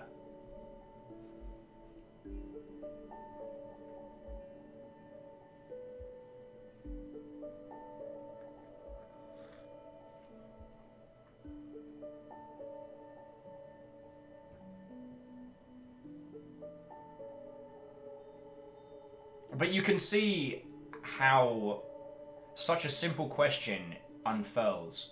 Because sexual assault is a thing I hope happens to no one. It's a thing that, I mean, if we had the chance to remove that from the world, if you had that power, just that little mystical button, you could just push that and remove it. Would you? Because I probably would.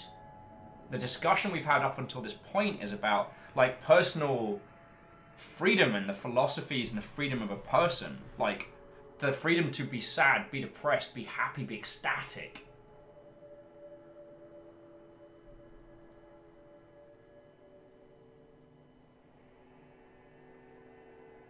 I hear Sadlin saying, if you're removing it through mind control, are you solving the problem or a symptom? Yeah.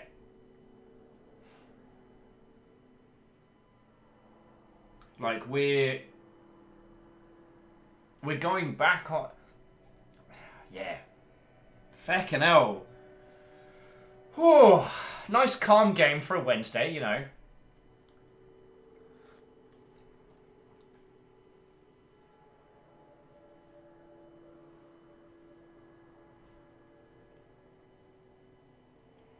As much as I don't know how this will change our character stance, and I don't... Miyagi Sakura says it feels like some of the moral quandaries Persona 5 has brought up. I haven't encouraged them. Oh yeah, and Spooky Rose, I do love how everyone is taking this seriously. A game that can evoke these emotions and these discussions from a player is A+. And also, I want to say that you are all being incredibly empathetic and kind and thoughtful for a question which, in a lot of circles, would result into a horrible Reddit-style discussion. Now, for me personally, I'm going to choose no. I believe in personal freedom entirely, but unfortunately being put... Every person has their price, and even though... I mean, my personal philosophy to the core is that the little freedoms we have are important. The choice, the removal of evil is not good. Those, yeah. And up until this point, our character and our playstyle has been pushing so hard for, no, there should be no mind control of any capacity. But Akira isn't asking us if we should enable mind control on or off. Akira's asking us, if it happens anyway, if it gets turned on, despite all your actions, what should you allow?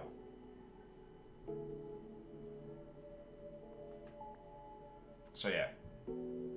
As the conversations were earlier... Yeah. Camille makes me laugh at this point. Camille's like, except giving drugs and drinks to get answers. Yeah, except for like roofing a guy with mind control drugs and then getting him smashed on absinthe and like mood enhancers. But okay. But yeah. I'm going to choose no. And even though the rest of this philosophy, as was put forward very eloquently, if you're asking... If the choices are black and white, if the choices are yes and no, if it is the choice between removing consent from a person who would do evil or removing consent from a person who had no say in this, I'm going to, unfortunately, the evil bloke is going to take it here. Oh, Mr. Squarepeg. Thank you kindly. So I'm sorry you're... Mr. Squarepeg, that is a lovely thing to offer. And if you get the chance, you know I'll be exceptionally grateful. But if not, don't worry, okay? I'm happy to have your company and, you know, like I was saying earlier, we're getting to have a conversation about some heavy shit and everyone's being amazing. So, yo. So, I'm gonna say no. No. Society's been struggling with it for a long time, and there's never been close to a solution. If the MNA happens to come into effect, at least let that disappear in the process.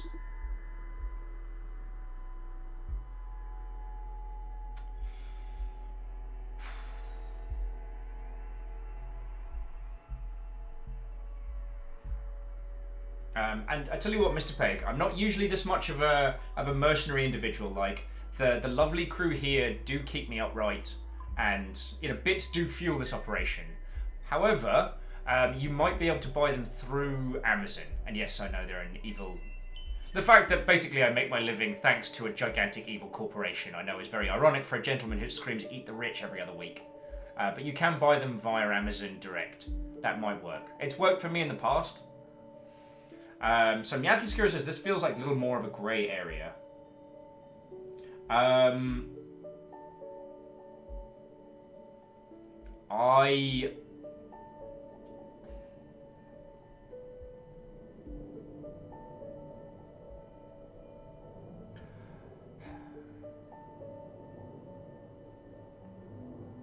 Is it dark to put forward that I am going to say yes to this, and not that I believe that anyone should take a life? Hey, get to the boat! What is it with you coming in for like all the hardcore games? First time you came in was bloody What Became of Edith Finch.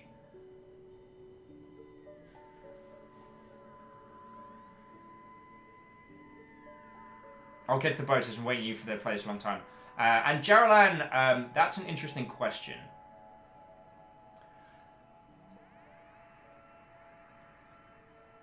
Taking a life is a horrific thing. It is never...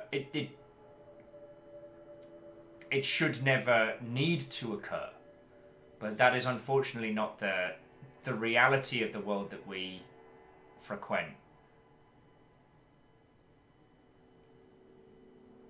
There are a lot of... Unfortunately, a world in which a life never needs to be taken is not something that we have ever achieved. I'm sorry, maybe this is just the historian in me, but there have been some very, very bad people who should not have been bad people. They should have been good people, and they were put in positions to do good, and they did evil with that. And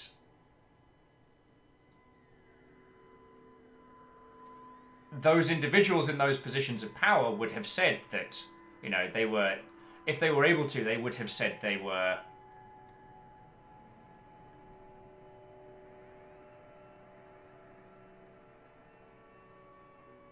Clank says, Will just wants to be able to assassinate Hitler. Yes, but not with time travel, because that's how you get Red Alert.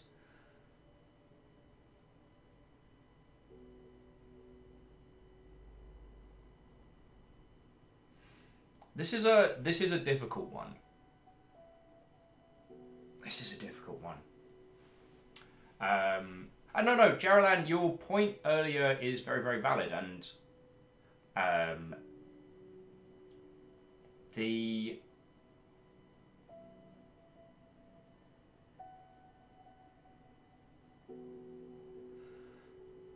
effects of sexual assault are forever lasting. You're harming a person, you've removed their consent in a way that damages them for life. I am not saying that I wish people to kill and murder each other, and I'm not comparing those two. It's more a case of there is never a situation in which history has been made better by sexual assault. That has never happened. It has only ever been an evil and a blight.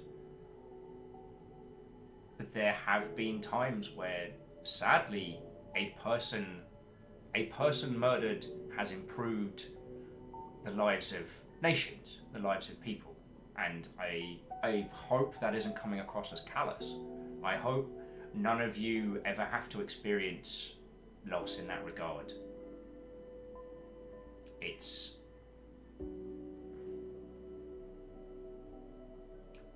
is a dark thing.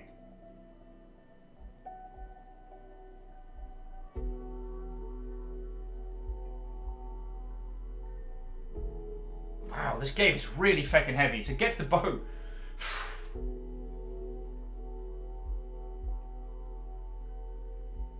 Yeah.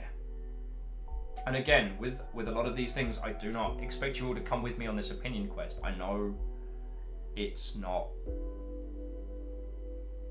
we're getting into some personal feckin' territory here. And, like, we've all...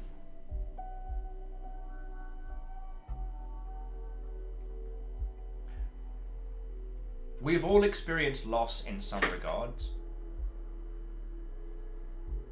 And it is horrible and bad. And I do not...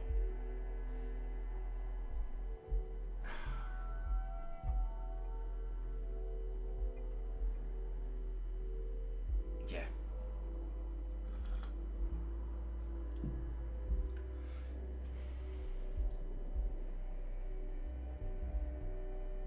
Spooky says, but allowing people to commit murder, isn't that just another way to play God, which you denounced earlier? That's very true. That is very true.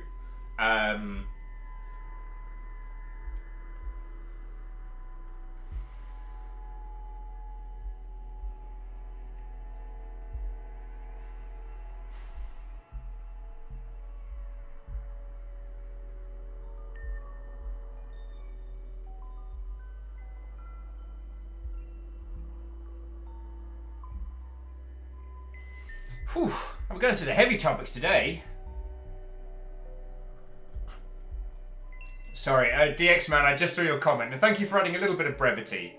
Should I allow people shooting Hitler in the balls? Absolutely. And Stacey's like, well, I need a drink. Whew, I'm going to the pub after this. I'm going to go talk to a bartender. Actually, I probably won't because I need to be up early and work, but there we go. And it's interesting that this question was posed to us after the previous one. The previous one, as dark as it is to say, the previous one has far more of a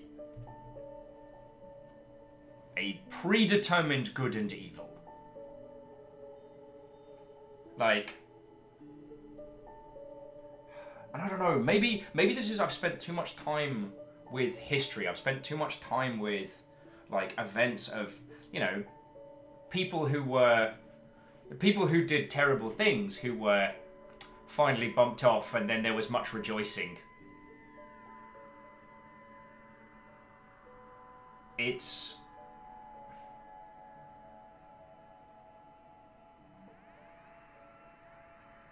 The sad thing that we've seen is that there are men in this world who have done great evils and would have continued to do so had they not been stopped. And it's...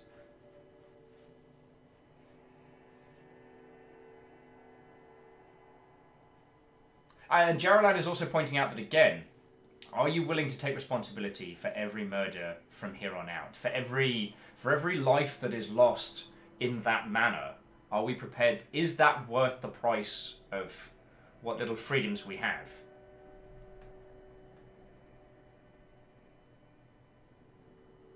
How badly do we push that little button? And again, I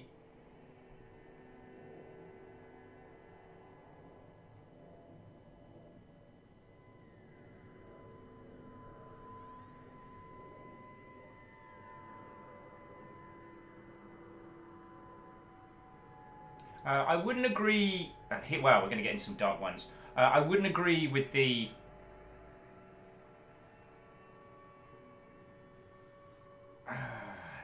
We've got all the good stuff happening. It's happening very, very clearly. So Sailor was putting forward, does the sometimes justifiable, which I also agree with, balance against the it's clearly not justifiable.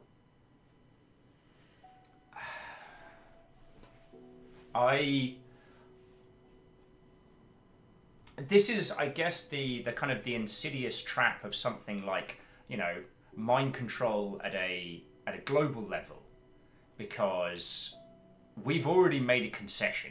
We have already said throughout this, you know what? There is this one thing you should not let happen. And now we're being presented with another case.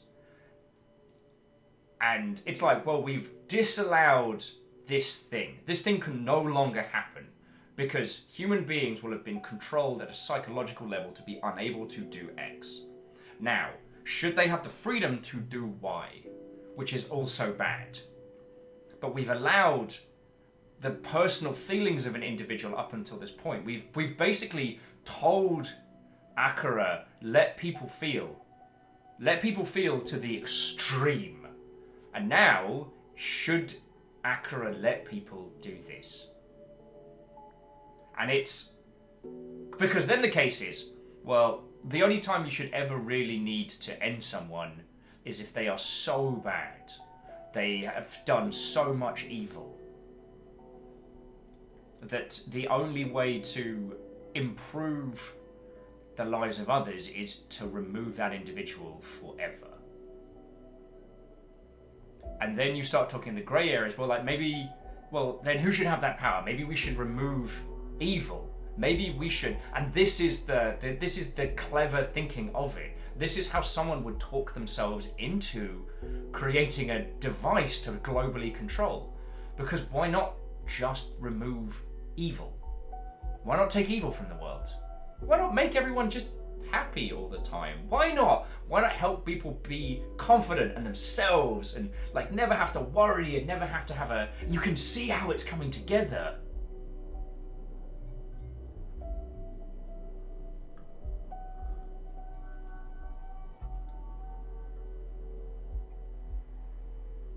So Earl was asking a quick question that may not be so quick. Why are we making decisions in isolation? Why are we not conjoining the previous should I questions in our decision? I guess so as not to complicate. Miyaki says how much violence could happen that could be worse than simple murder. Yeah.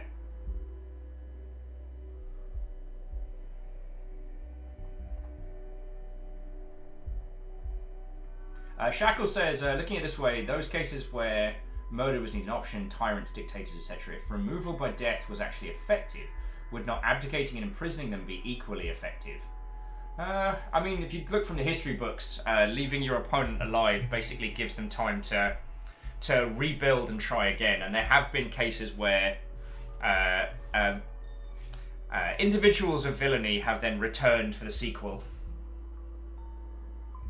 And Iron saying, getting into the hypotheticals kind of reminds me of Asimov's law of robotics, how the books explored situations where the laws would conflict and create paradoxical stalemate in emergencies. Yes! And this is a robot asking that.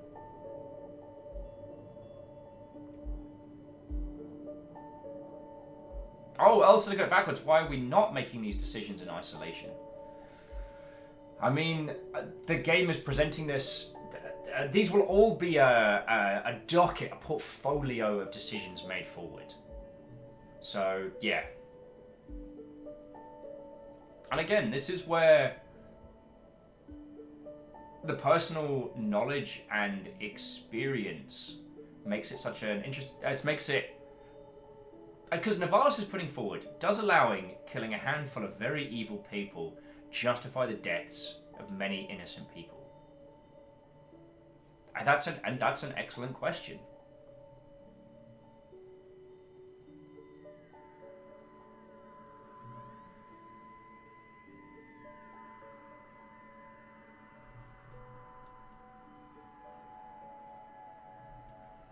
And Tasty bringing forward the Demolition Man. If you remove all crime from the world, then breaking a plate becomes a high crime.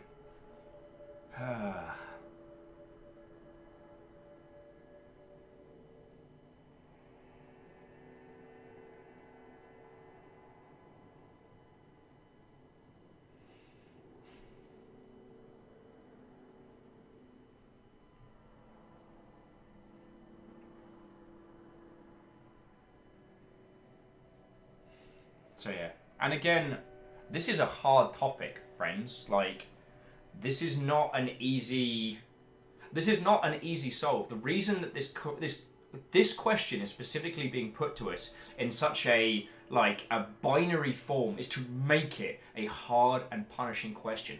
Up until this point, we have looked at mind control equals evil. The mind control system needs to go. But now we're being shown that, okay, but if it did happen, what would you do with it? And Jarlath makes a good point. So this is what it's like to hold the One Ring on Mount Doom. Exactly. Now, I can't remember the philosopher that originally put forward the idea. The Ring of Power is actually the Ring of Freedom from Consequence. It is a philosophical discussion. It is an item that all it does is free you from repercussions. Now, invisibility is a shorthand because you cannot be seen for your actions. But the philosophical discussion is that you have this ring, right? And whenever you put it on, you are free from consequence. So you can kill someone and you will never receive any consequence. You can burn a house down, you can steal something, you can insult someone, and you never, while you're wearing that ring, you receive no consequence. And the philosophical discussion is that no matter how good your philosophies are, no matter how good your personal moral core is, that the ring will eventually turn everyone evil because it's our group social structure that keeps us in checks and balances. The reason in that sphere that we don't go around killing people is because of the consequences from doing it. And yeah, this is putting us into a high-tech version of that. If you could control every mind in the world, what would you do with that? Because already we've wavered, because we should have said to all the questions, no control. All humans should be free. All humans should be as they are now. Like, it is not for us to control. But now that we're discussing it, we're already part of the control. Do you see where I'm coming from? We've already agreed. Like a high-tech portrait of Dorian Gray. Yeah. And Tasty was like, I cannot handle that sort of responsibility. I know that I have to throw the ring 100% of the time. And Navala says, in some regard, the anonymity of the internet does that right now. It does. It does. There is a certain level of freedom of consequence, and we have seen some of the darker sides. I don't want to go into that too heavy, because that's a topic into itself. Jaralan says, I think it's part of its trust. When Supercontinent is doing it, it's an easy question. We know Acro, trust Acro. That makes a difference, yeah? No. That's just putting a face on it. In fact, that's almost a more insidious way of doing it. We are looking at what may possibly be the being that will control every human mind. And it is asking us what its moral code should be. So yeah. Yeah, this is...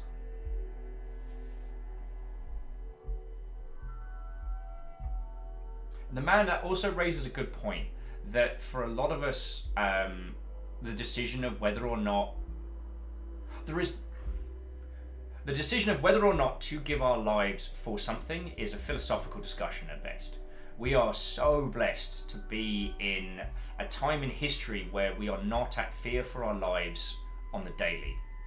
And for some people that risk is higher than zero.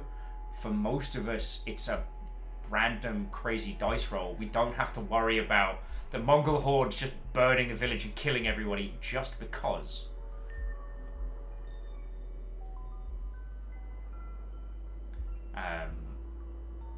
I have never been in a situation where I've had to put my life on the line for something, and that is, that is a thing that a lot of people have worked very hard for a lot of human history to allow some of us to have.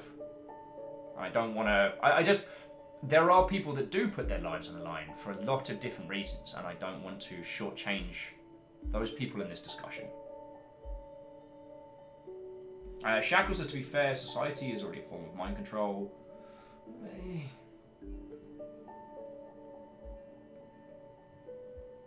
I don't know if I agree with that one. I mean, this actually gets down to language. I do this a lot with people, which is where someone says, I can't do something, and I say, no, you shouldn't do something. You physically can, but you shouldn't. Whereas this is a situation where that's just it.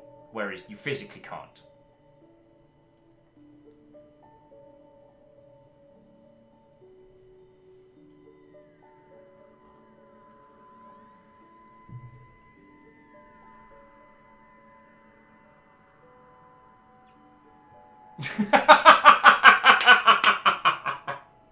Sorry, Get to the Boat says, has anyone pointed out how ironic it is that for this game you're wearing a t-shirt that says less thinking on it? Because I'm bartending. Vargas! Sorry I was a bit boozy last Saturday. Oh, you were fine. Sekiro looks really good. Yeah, it does.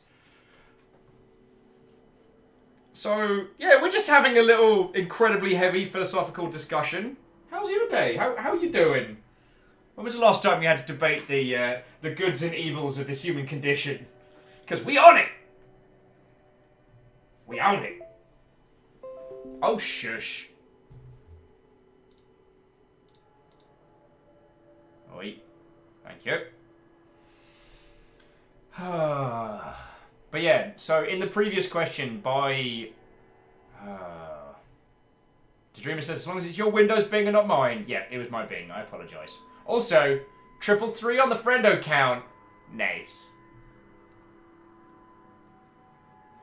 Tasty says, give me a sword. I'll show you the true difference between good and evil.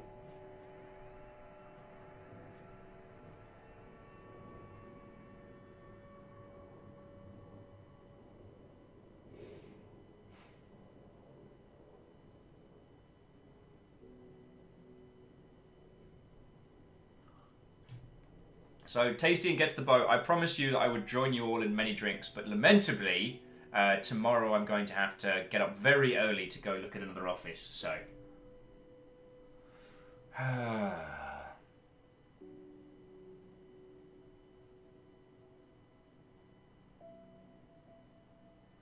So, I'm going to choose yes.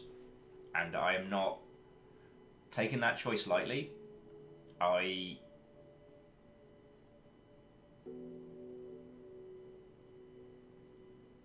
I'm an idealist in some regards, and the fact that we have the potential to do ills and do not is one of the great testaments of human kindness, that we have reached a part beyond, you know, just bashing someone's head in with a rock for a tin of beans. So I don't expect you all to come with me on this opinion, and I put my faith in people. I put my faith in people for this one. And yeah, and to Dreamer, you're right. Like, it's specifically saying, it doesn't say, should I let people kill each other? It says, should I let people commit murder? It's specifically going at us. Oh. Alright. But again, this is just what I'm putting forward for this. And I don't mean that, you know, by watching the stream you are agreeing, and I do not condone loss of life. Again, I wonder if it's my perspective being coloured so much by history is why I'm looking at it. I'm looking at what's happened on the macro rather than looking at like the moment to moment.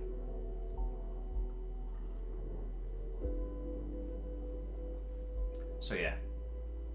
Streamer says, well, I have one last cookie to take out the oven bar, and then barn chores. Ooh, cookies. So yeah. Yeah, Tasty, this is a super heavy game. So I've gone with yes. Let us live with the threat of murder. See? This game! This fucking game! Ugh!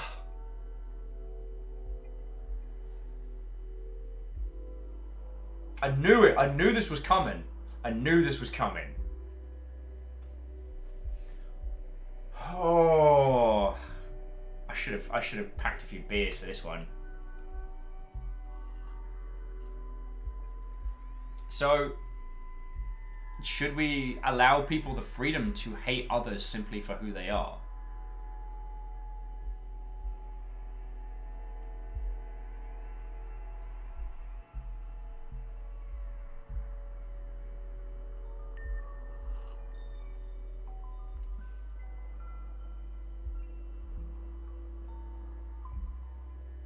And yeah, this is where the insidious nature of mind control comes in. What if we could make everyone...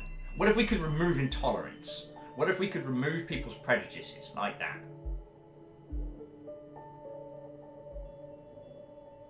I'll get to the boat. Thank you. That's a massive compliment. Get to the boat was saying that's why they wanted to see us play this game. Because it's bloody awesome, but they knew we would take this part seriously, right? Blake in a plate well.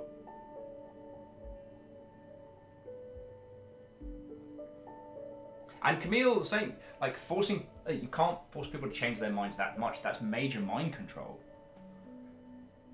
Like,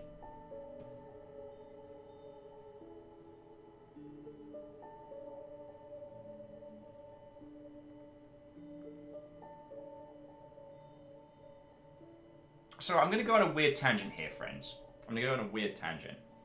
And because I've worked in social media for a long time, when we started seeing kind of like the tribal nature of social media, we also started seeing like basically misinformation groups. And I've seen some dark ones, and I won't name them. But what was fascinating about them was that these groups, which put forward very, very hateful ideas, spoke about tolerance and spoke about kindness in the same manner that we would speak about propaganda. That these were ideals being put forward to mess with us. And what terrifies me in this space is that... What terrifies me in this space is the idea that the wrong ideal would be considered the norm.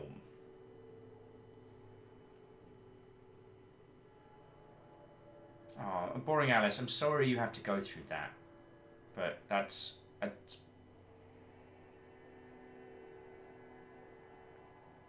Yeah, I'm sorry you have to go through that. Boring Alice says, as someone who's been the victim of hate, the majority of the pain from intolerance for them is the threat of violence from it. I don't mind people hating me for being me if they don't act on it.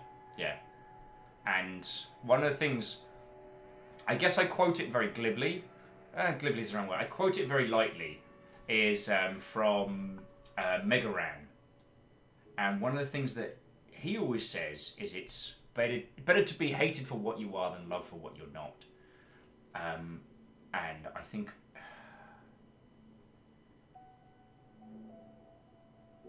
Meowkitty says that, like, one quote says, if you hate me, that's your problem. If you act on it, that's my problem.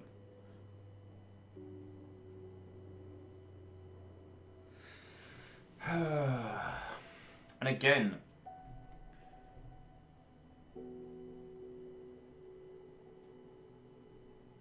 so many swaths of hate are these long systemic regions which we need to root out and smash. But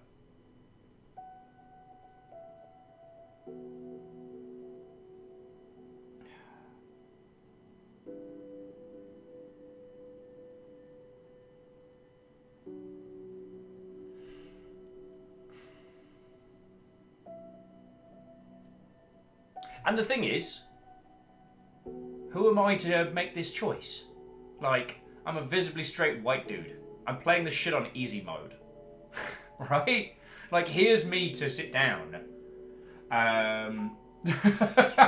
Fiona, you have come in at a hell of a time, friend.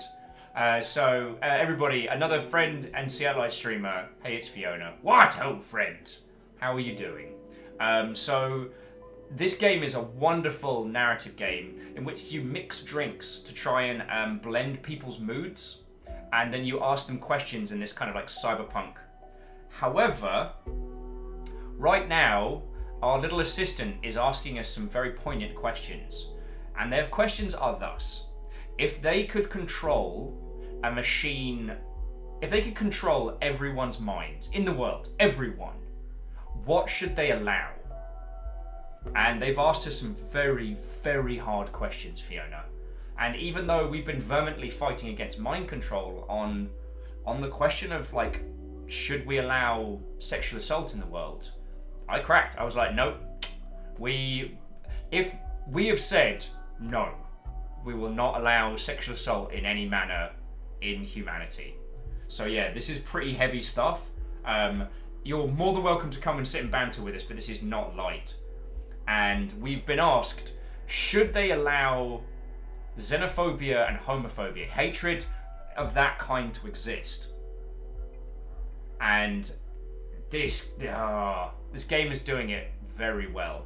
Because in a way, what it is doing is getting us to understand why someone would create a system to mind control everybody. Like, what if you could remove all hatred from the world? What if you could remove all evil? What if you could remove, like, all hurt and pain and sadness? That is what they're putting forward. But in the same regard, they are controlling everyone without a choice. Vargas says, yeah, let it happen. That way we know who the bad guys are. And Musa says, one way to put it is, now that we've acknowledged that there is a line, the game is asking us where the line is. And yeah, Fiona, removing free will is sort of a no-no. But we caved.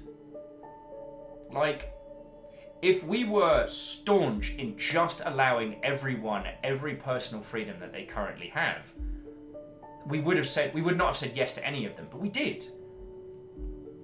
And so now, yeah.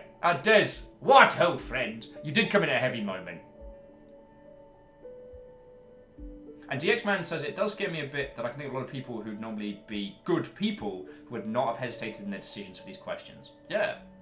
And, I mean, holy crud, this is the kind of, like, moral philosophizing that has kept Drunk Will and Drunk Will's friends up until the break of dawn. Because, you know, my personal philosophy, one of the few things we're free in this life is to pick our poisons, right? So mine's caffeine and alcohol. Caffeine, alcohol, and sleep deprivation.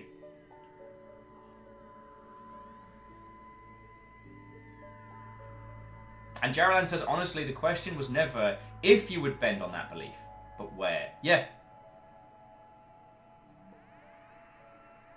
Yeah, and everyone's making incredibly good points.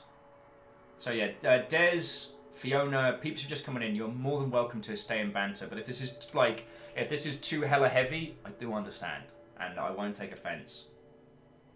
Tayshift says, pick your poison. Now imagine if sharks were poisonous. Oh, they are. Surprisingly fatal. Vargas says, vodka Red Bull's a hell of a drink though, ain't it? Probably messes up your inside something fierce, but I still indulge it every now and then. Every now and then, when I want to get party. Fiona's like, oh, I'm here. I'm always here. Just listening, cleaning your tongue. Oh, tasty. Voddy red with cranberry. Oh. Get to the boat says, imagine if sharks had arms. How about no? We're going to file that one under a big old bag of nope. So again,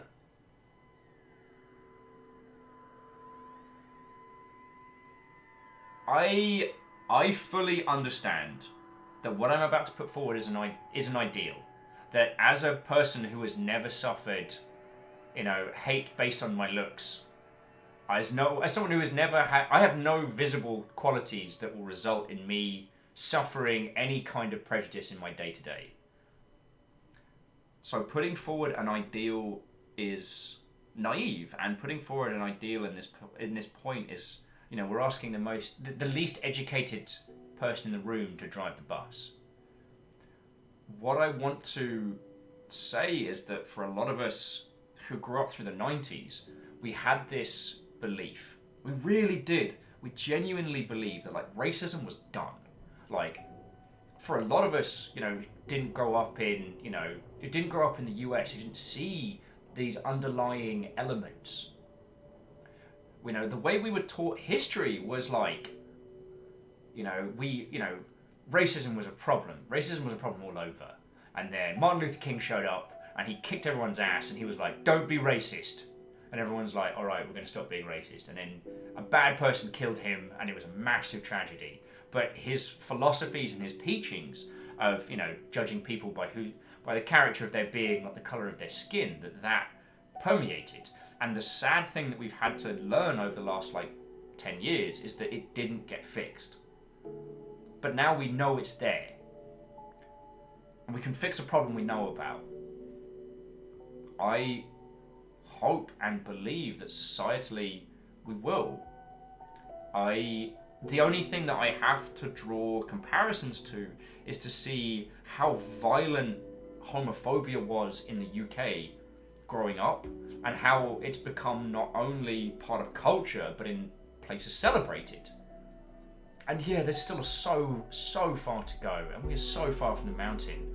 But I want to see that acceptance everywhere, and I hope that is one of the goals of humanity as a society. And I feel that removing the choice of that advancement might remove some of the great things that happen. So yeah. Reactor online. Sensors online. Weapons online. All systems nominal. Emotional systems nominal. Doom Brigade. What ho, friend. 7 months in a row! Feckin' thank you. Feckin' thank you. Oh, Miyaki Discura says, growing up in the 90s in the USA has had the same problem. Okay, okay. So, yeah. Vargas says, I'm Chilean, grew up in the UK, and while I don't really suffer from any racism, I did see it. Mostly directed kids of Pakistani, Indian, and Chinese origins. Oh god, yeah. Vargas, it was like when I moved up into Central, there were a lot of terms in that space that were like, oh boy. Also, Steph, what old friend? So Doom Brigade, 1, lovely to see you. 2, 7 months, yo. That's for as long as we've been doing this. As long as we've been doing this for realsies. So, seriously, thank you. I apologise for skipping over. To those of you who have just joined us, we're at the Red Strings Club, and we are at the fecking hard questions section. So we've had some very hard discussions. I can't promise there are not going to be more. Now, Steph's like, I'm not tipsy and I don't care. Honestly, considering the drinks this guy's been pouring, I wouldn't be surprised. So, again, on this one, I'm going to say yes. Do I want those things in the world? No. But I want to see them solved. I don't want to see them gone.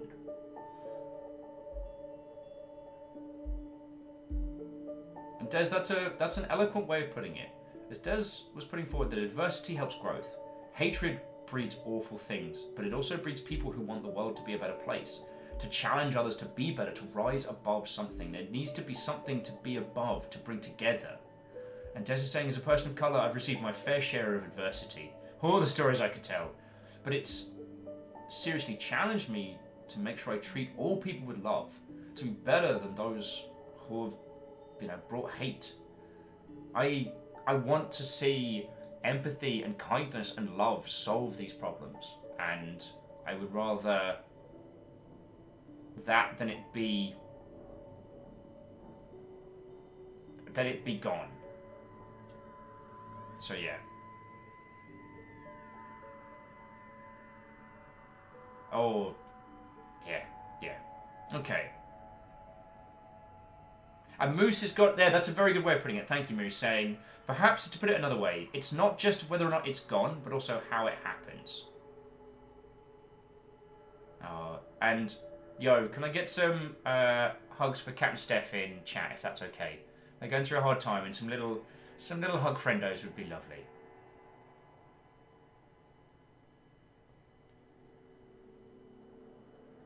So yeah.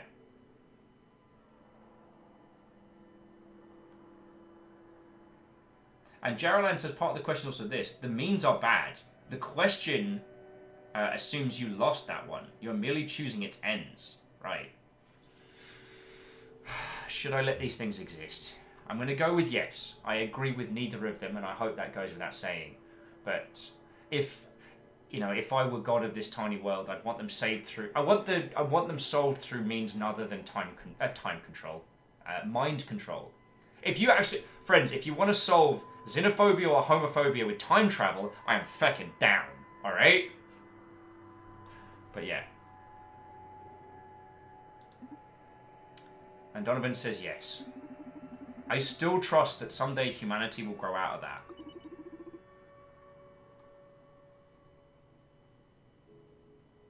Oh, you gotta be kidding me! This game!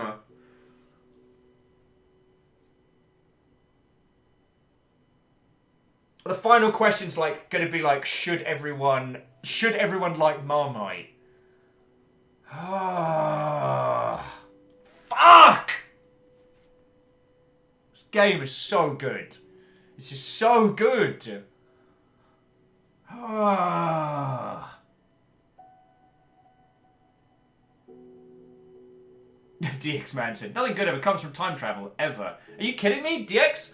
I get offered money by my past self all the time.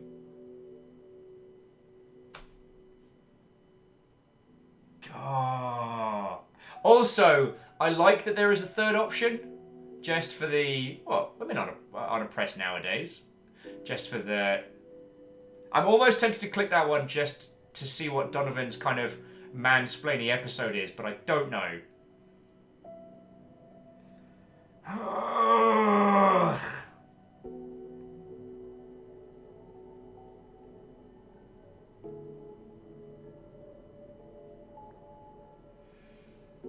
But you see what it's doing, right, friends? You see how this question is so...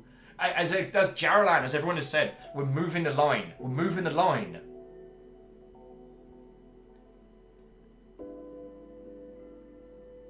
Moose says, I feel like Donovan would have a pretty excellent takedown. Akira would have a pretty excellent takedown for option 3.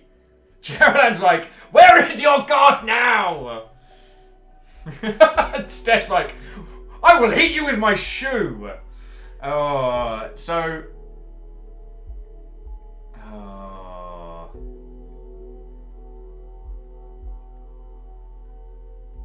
But you all get it, right?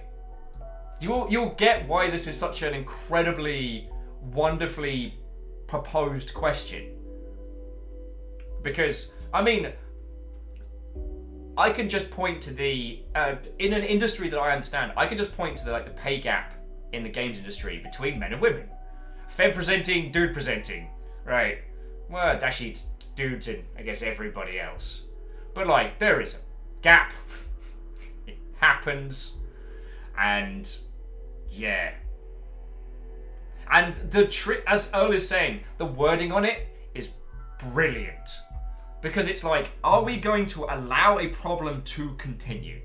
Yes or no? Now, if we say no, we will not allow this to continue, again, we are putting forward... If we change the problem with mind control, we are going back to the point of where do we draw the line, right? But if we say yes, we are agreeing with the current, oppression of women.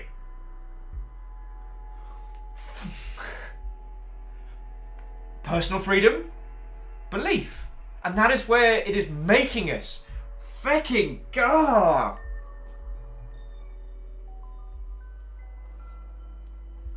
I'm really tempted to click the third one though, just to see what happens. I don't believe that. And as Camille's saying, in air quotes, let's oppress one group and free the other. We said no, we're not going to mind control people into being... Yeah. As Captain Steph's no, mind control should never be used. Exactly. Exactly. And that's why this is just... This is the ring of power. This is the insidious... This is every step Arthas took to draw the sword. This is, this is the road to hell.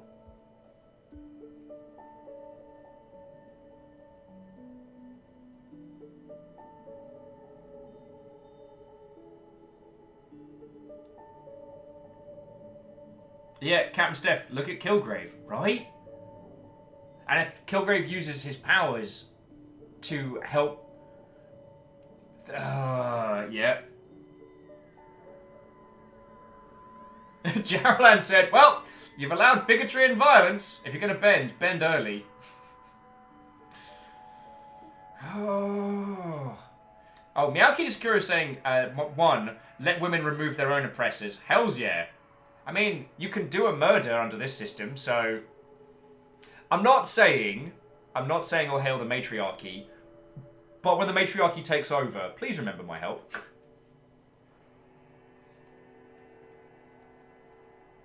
Earl's saying, I think I'm going to recommend this game to my philosopher friends, legit philosophy professors, yeah. But Earl, the thing is, you got to get them into the game before it starts throwing this at them.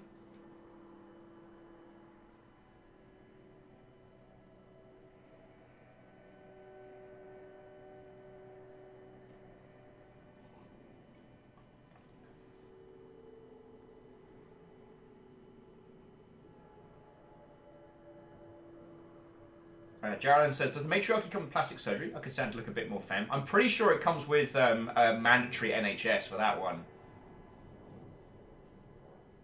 Capsev's like, I'll remember you. Yeah, you'll have your own forces by then. So, yo. I'm amazed Donovan gets any fecking work done in this place. Now, the thing that Meowki Sakura... Jaralan will make a decision. Chat will remember this.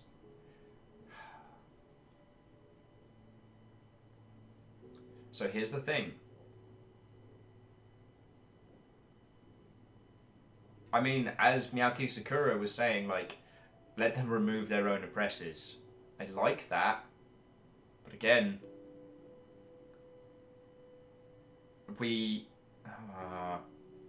so the thing is, however we do this via mind control. We are using a system which we have fought vehemently against, which we are all in agreement, mind controlling people is bad. Like, no one's going to be like, hey, you know what? A bit of mind control, not against it. I'm breaking out emergency chocolate here. See this? Dark as the night sky.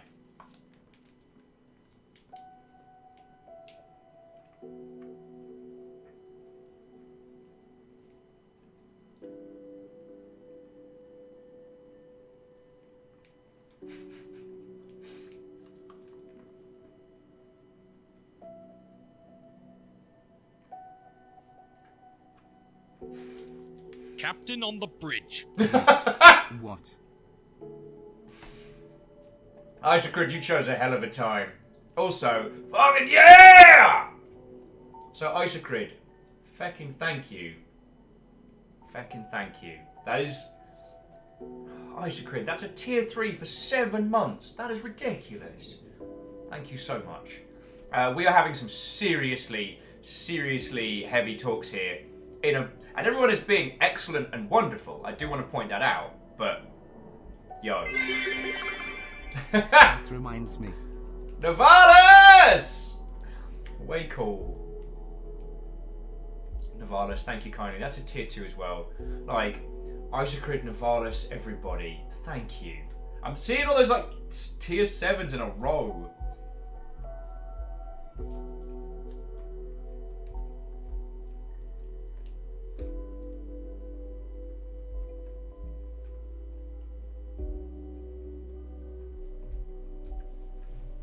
Oh, and Tasty, you will. Tasty was saying they need to get a better job so they can buy the drinks. You will. It's not if, it's when. That's like I told you when we were drinking. You're going to get a gig, you're going to make a ton of cash, and then I can shamelessly scrounge off you in the future. I'm indie, dude. Like, I will not turn down free food. Des being like, can you imagine someone stepping up and saying, so I saw that women were oppressed, so I solved it. All by myself. I mean, on the plus side, Des, we've actually allowed violence and murder, so that person can be basically bundled into an ice freezer.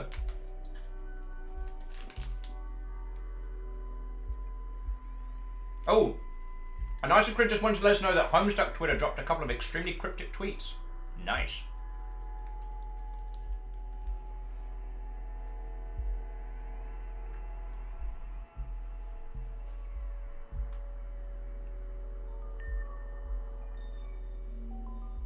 Oh yeah, sorry, and get to the boat. I missed your comment, but it's really, and I'm highlighting these because this is all done so well. Get to the boat saying, this is interesting because some people that were encouraged you to allow xenophobia now vehemently oppressed. Like, how does, oppressing, how does it affecting one group with mind control and one group not? It's the idea that if we had had this question before xenophobia, we would not be having the same discussion. We talked back and forward, and we allowed people their prejudice. But now we're being asked a question that has direct personal impact. Because, like, yo.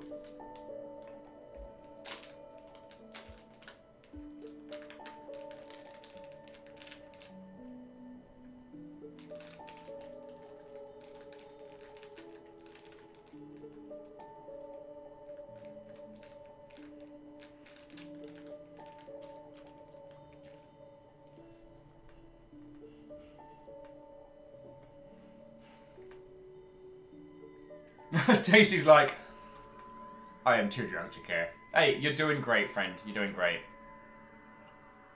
But I am inspired by Miyaki Sakura's words, which is that there will be an uprising, but it will not be given to them by... But it will be hard fought, certainly, and it will be worth it.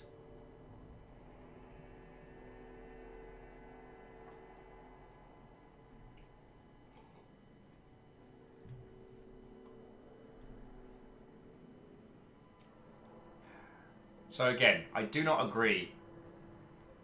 Now, does anyone want to see the women aren't oppressed nowadays line? Because I'm not saying that that is my statement or I agree with it, but I really want to see what happens. Oh, Jaralan and Neoshidosa don't... Online. Alright, Sensors that's fine. online. Weapons online. All systems nominal.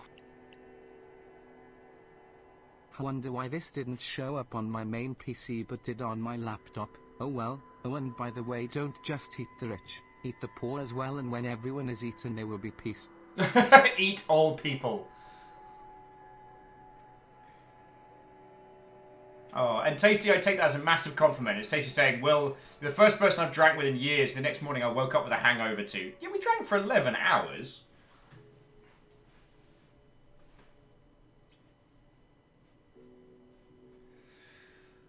Oh. Oh yeah, and Alpha said, if we're curious, we can YouTube it later. There we go. And Boring, and Alice, sorry. There's no, it's all autosave, so we can't just like...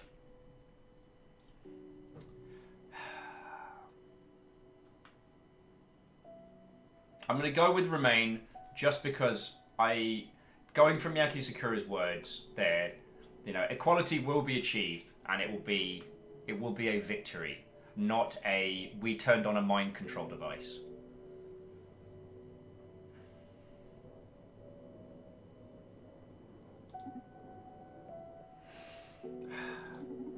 As much as it pains me, we have to get rid of sexism by ourselves, individually and as communities. It wouldn't mean shit if we just swept it under the rug. And Akira says, I must point out that you're being a bit hypocritical. Reactor online. Sensors online. Weapons online. All systems nominal.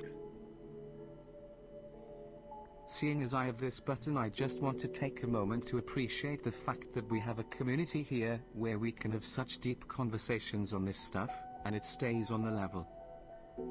You are an excellent bunch, and I mean it when I say, like, I'm very proud to be your human megaphone. Thank you all. Moose, thank you for the 7 months. That's cool as hell. Thank you. So now, I think Akira is going to call us out for banning all forms of sexual assault, but then allowing the systems that enabled it to continue. So Moose, thank you everybody.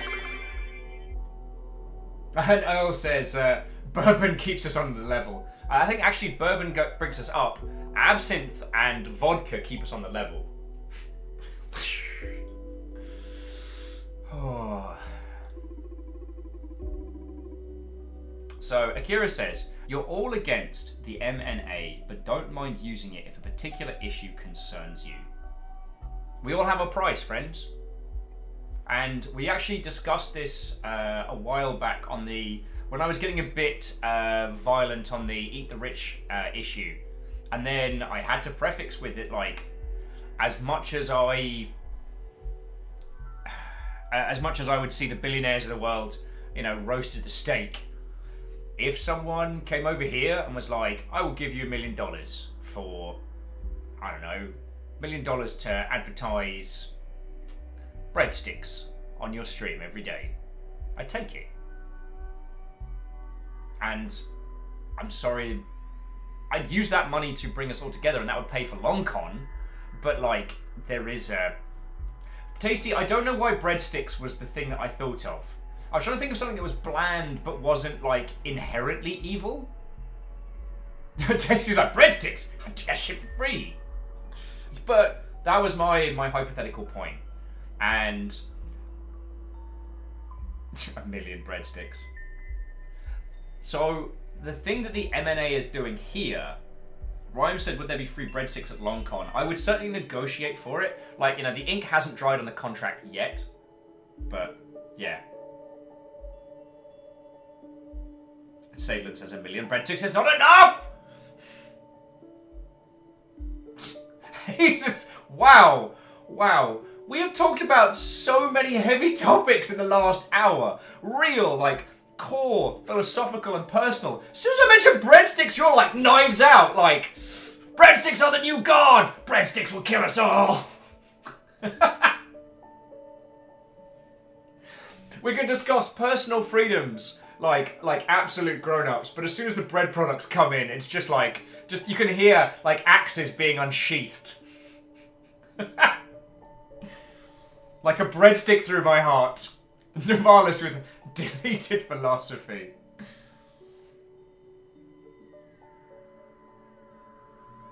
And the man is making a point that Akira set up the question that if it comes into play, what are our philosophies? And they are kind of like... So there we go. Meow Kitty Sakura's like, we must defend the carbs! An imp with breadsticks do sell themselves, let's be honest. I love you lot, and if I haven't told you that today, I have done you a disservice. Cheers to you all, you wonderful bunch. So what I was putting forward was that what that quiz made us do was challenge the line. If you think about good and evil as a number scale in a very, very simplistic manner, there for us, there is a biting point. There is X amount of good in which we would do an evil.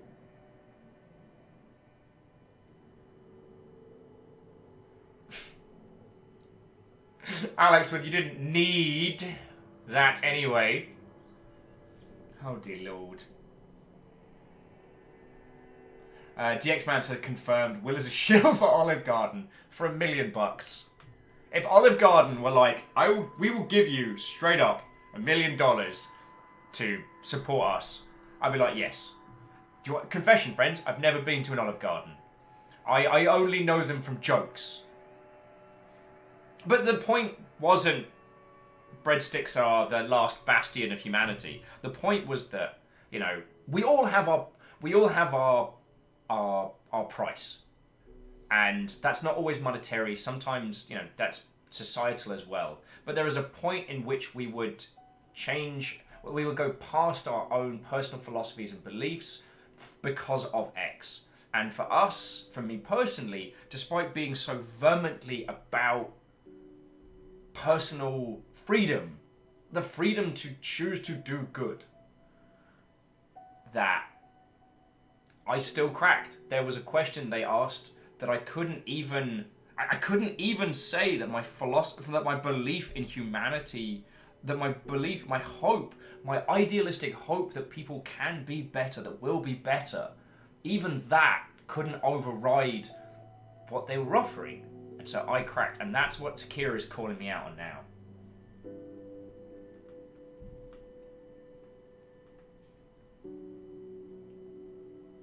Oh, Jaron says they're so makes a so hand gesture. They're all right. They are. The food is good. Okay. Yeah, and Olef's. I've never been to an Olive Garden. Lizzie says, "What's the price of Olive Garden?" I mean, I'm indie now, so my price is way lower than it was.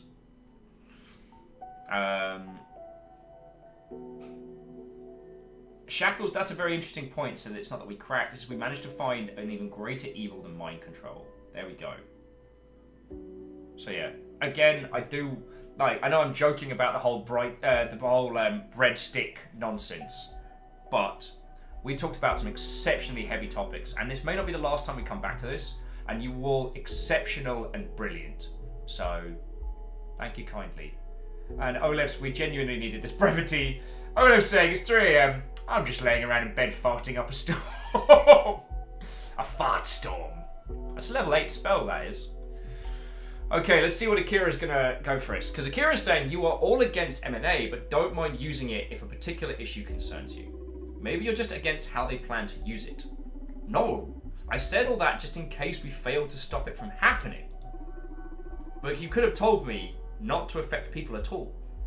It would have been as if you succeeded. That is what you want then. Ugh. Alright, I can get back to the Scott voice now. Ugh! You made your point, just... Do it as if I said enemy becomes operational elite. And if I happen to get a hold of the mirror neuron algorithm, I'll do exactly as you suggest. You know, I got to experience what I believe was a rush of happiness when you praised me in front of Edgar. Thank you very much, Donovan. Hey, glad to hear it. You're wonderful, Akira. You should be right proud of yourself. Brandes and John are about to come through the door.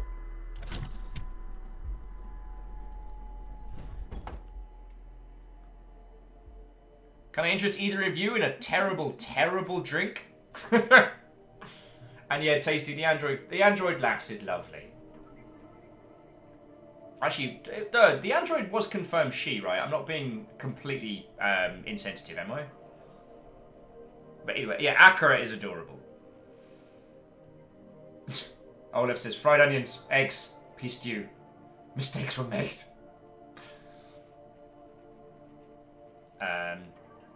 So Brandes said, Brandes, this is my partner Donovan. Donovan, this is Jonah, COO at Supercontinent. Hey! Welcome to the Red Strings Club. How you doing? Fine, thanks. A lot better since your pal here deactivated the robe implant I had in me. Oh, see. That means you're not an asset anymore. Not exactly. Brandes may have freed me from the influence of the implant, but I can't ignore the revelations I had while under its effects. After all, I was dealing with a serious anxiety crisis already before the ship broke me down. All this just opened my eyes. I haven't felt this level of clarity since my NGO days. Hey, well maybe you'd have you on the side then. For the record, don't count me with your revolutionary lot. I am still loyal to Supercontinent. I just want you to help me steer it in the right direction. Sure, whatever works for you, love. Is that an Akira android? Yup. And not just any Akira android. The one that installed your mind-opening implant. I just have one question.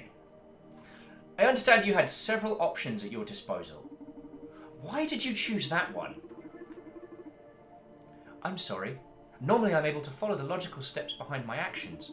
But for this one, I can't tell. Something inside me told me to. Something, huh? Inspiration from the machine. How beautiful. And creepy. Beautiful and creepy. Hey, watch your mouth, Brandes. From the time I spent with Akira, I can tell they have their own tiny heart. Yikes. Anyway, can we focus on more urgent matters? Tomorrow is our best chance to stop the social psyche dumbfare and the mirror nonsense algorithm. How come? Tomorrow, we're migrating most of the network to a more powerful server to which we can run the M&A. Until everything is signed, sealed, and ready to go, there are plenty of holes where a guy like Brandes might be able to exploit. Oh, and Camille's finally heading home. Camille, have a safe journey, and we might still be going when you get back. I don't know. Oh, Vargas, thank you. My Scots impression has gotten mildly better, but I would have to ask Wraith.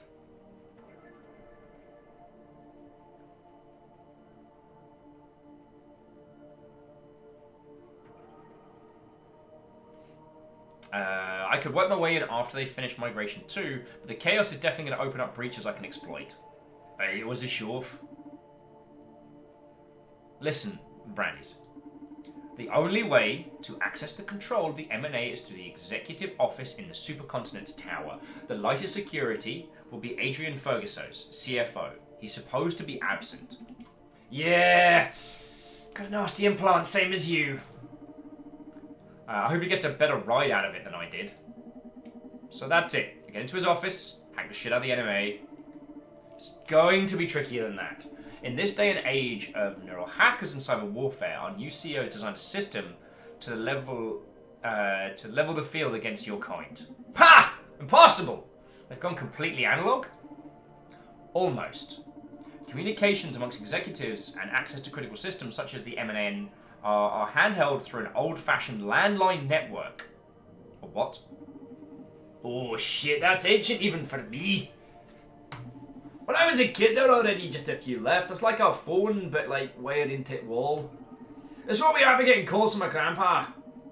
I think they dismissed the whole network like a couple decades back. Back at you, Captain Steph. Back at you. They have a lovely crew of peeps. That's right. We've got this one built just for us. Even if a neural hacker managed to plug in, it doesn't use the same protocols. It just looks like gibberish to the implant. It's all controlled by numeric commands and voice activation. Lucky me. Yeah, you're just as useful as any other implant-free peasant. Hey! I wasn't being sarcastic. My specialty is social engineering. I have a VOMOD. I read that as vomit. I was like, why would you have a vomit implant? That's grim. A VOMOD implant that allows me to impersonate anyone's voice provided I have enough biometric data. So congrats! You found your inexpugnable bastion's Achilles heel. There's still hope, I guess. Next major obstacle is the current CEO. What do you know about her? I know her name's Raka, and that Akira was in charge of her upbringing. It's a special education program was designed to stimulate her intelligence to limits not yet reached by a human, which explains how she's leading a corporation at a screech age of 15. What? She's just 15? Whoa, you weren't exaggerating, Brandies. He's a legendary information dealer, alright. Even I didn't know the details about her secret training, and Akira, wow. You got out that information in 2 days? Hey, speak to your colleagues, huh? Why the hell did you make me look in the CFO? You're already planning on digging into it yourself. Double checking. Plus, at the time, I wasn't that knowledgeable about Rakia. So you know how dangerous Raki can be. And if you're about to mess with the M&A, you'll definitely have to deal with her. Just be careful. No matter how smart you are, you can't beat old hard-earned experience of us old dogs. Eh, Donovan? Just be careful, dude. Don't sweat it. You know I always land on my feet. Mate, I've seen what you drink. Stay on your feet. Impressive. Alright, anything else we should know? That's it. Okay, I'm taking the wheel from this point on. Jonah, I need you to go back to your office as supercontinent and act as if you've recovered. I have recovered. You know what I mean. Just go in there in case I need some inside backup. Now, Donovan, you did a great job. You should rest tonight. I need you fresh tomorrow to back me up on the phone. I'll stay here tonight and give you a special massage to get your back in shape. What do you say? Hell yeah, fucking ante! Everybody, have a good sleep, and we'll go fresh into battle as soon as Subcontinent server migration starts, alright? Akira's like, excuse me. Yeah? I can try to recreate some biometric profiles of people who have been in the club since I have them analysed. Ever the useful Akira! Sure, give me all the voices! The thing is, the process is likely to take a while, so we'll only have one ready in time. Who would provide the most useful?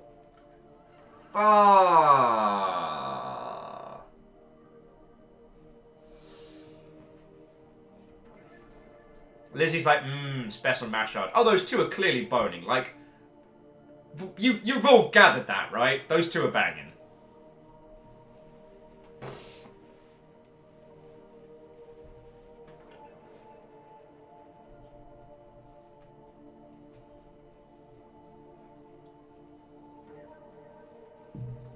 So Dinah was is our friend, redhead with the brain missing, is one of the people working on the social system. Naima's the lawyer who has clearance, but we don't know. Larissa was the head of marketing, and Edgar was the scientist who made the neural mirroring software. So,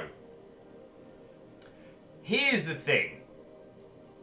There is nothing quite as powerful as PR on the run-up to launch. Let me tell you, Dinah would have access to the SPW, but I don't think the MNA And the lawyer didn't even know about it, so the lawyer's kind of out. But the lawyer has clearance for a bunch of stuff, so might be able to blag their way through.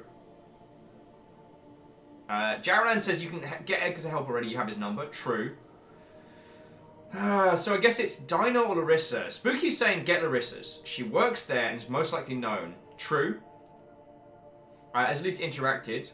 So Edgar, few characters here are named Edgar.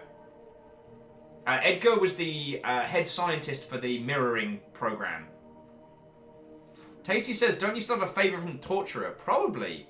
Might actually get a chance to use that. Decisions, friends. Decisions.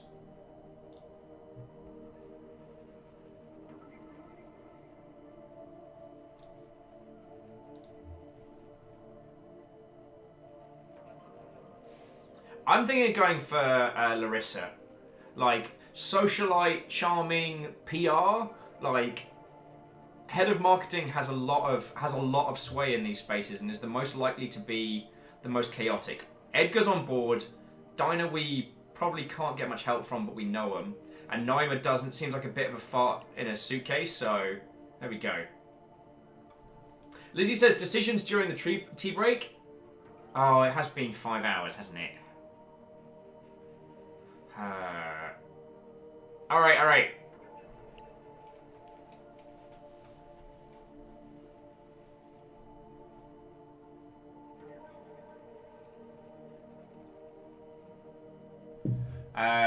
I am going to get a cuppa.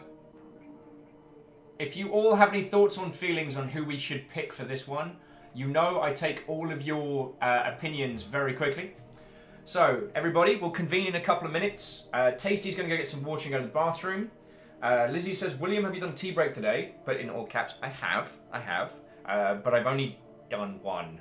And I did that about the 3 hour Captain mark. on the bridge. Oh, And... Looky, what refreshing the window made show up. Yes! So firstly, shackle you fucking ledge.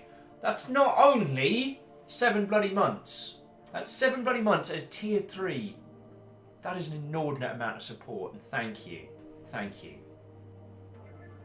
I think you all might have seen it, but there is going to be a tier 3 emote. Not anything like super core, but there's a lot of you that do tier 3 subs. Enough so that I feel like I should do something cool. Something legendary, you might say. And I will be back with all of you in a second. Now, Shackle said that they got to do this by refreshing. If you do refresh it and it gets you the option, please wait until I'm back so I can celebrate you lovely, lovely folks, alright? Alright? Alright. So, I'll be back in just a second with a fresh cuppa, and we shall continue. I get the feeling we're into the final stretch now, so if you're all down for it, let's finish this today. I mean, we've gone through all the hard questions, right?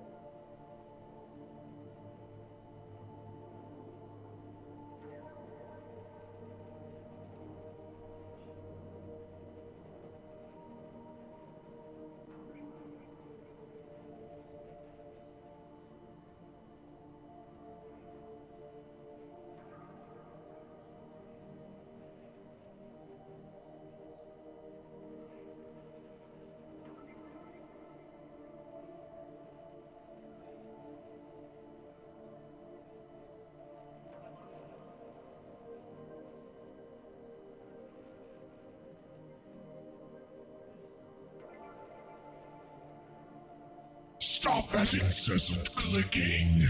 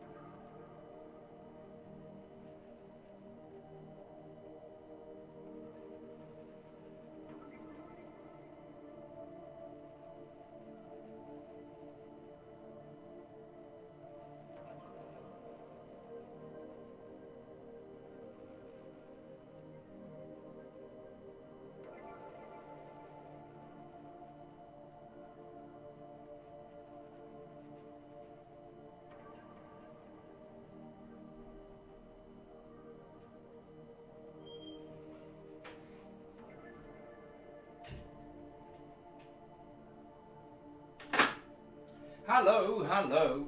Thank you all very much for waiting, friends. Sincerely appreciated. Sincerely appreciated. Des is... Oh, Des has to head out. So Des is saying, thank you for the deep conversation. Help cheer me up an otherwise crappy day. Oh, I'm sorry you're having a crappy... Well, sorry you were having a crappy day, but yo. Fecky, get to the boat. What are you doing? Shenanigans Mother Hubbard. Get to the boat. Fucking thank you. While I was away, gifted a sub to, I'm not waiting!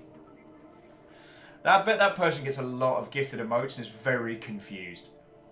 Yeah, today has been an excellent day for conversations. Olaf says, so you're also a Yo!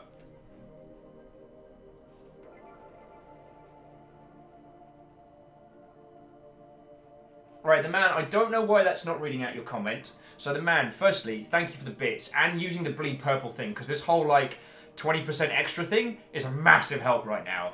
And on top of that, the man was saying, so, I just took a walk and thought through Akira's accusation, for lack of a better word. And I think the missing axiom here is that all humans are built on contradictions and hypocrisies. We said we were against mind control, full stop. But if it does come into effect, will prevent sexual assault, as we are partly responsible for allowing it, since we... if it does come into effect, will prevent sexual assault, as well as being partly responsible because we choose to allow it. However, we are the bartender, mixing drinks, in some cases drugs, to make people more... Yeah, we have used chemicals and we have used manipulation on people this entire game. Like, we are entirely not against doing evil to do good. And Olaf, in answer to your question, yes, I'm entirely based in Seattle.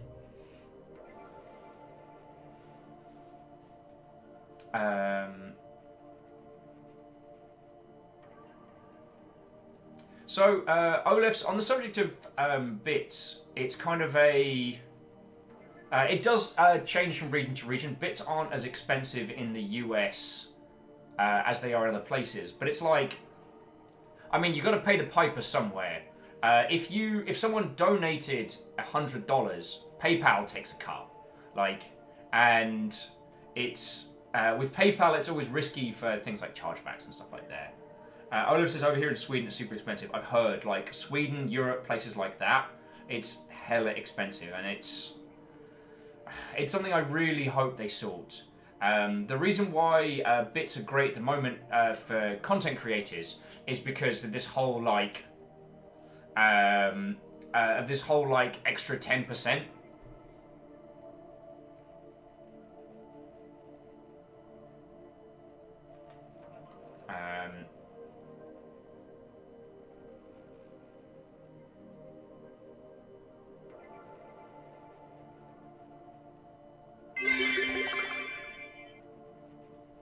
The man, thank you again.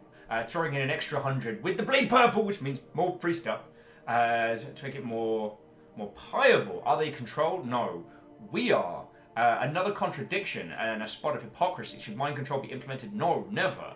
If it must be implemented, how should we tweak it, and where do we believe we can cause the least amount of harm? Yes.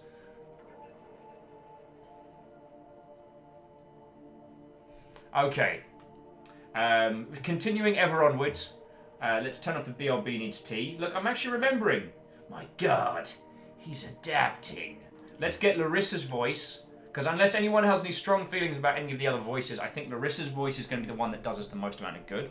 And I also think Larissa's personality being very energetic and very all over the place. Olaf says, I was thinking of going to PAX West since lots of people from their community is going. Hey, if you can make it, be here. We are in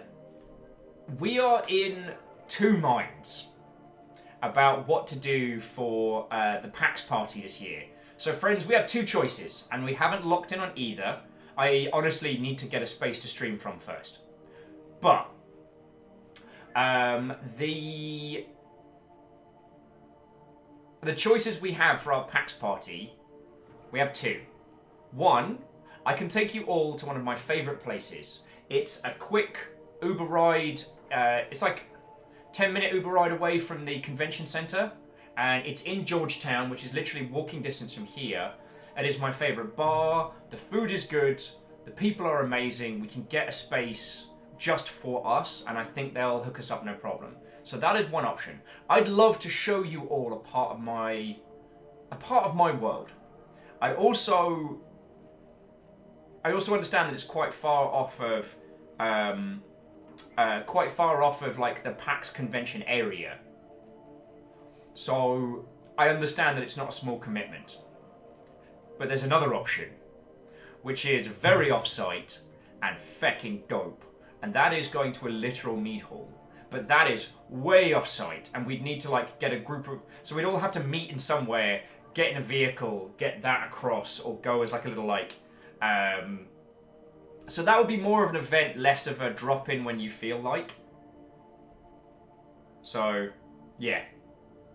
Now, it's the Thursday night of PAX. There'll probably be a bunch of other parties again. Earl says, wait, did I hear Mead Hall? You did. Dorcas says, are you still going? How close are you at the end? No idea.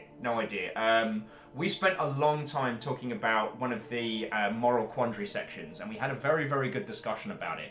We talked a lot about how this game evokes a lot of real emotional response. How the questions are structured, how they're ordered, how they're posed to us. Like, we had some serious feels jams, so Dorcas, we might still be a few hours out. Anyway, give me Larissa's voice. No one had any strong feelings otherwise.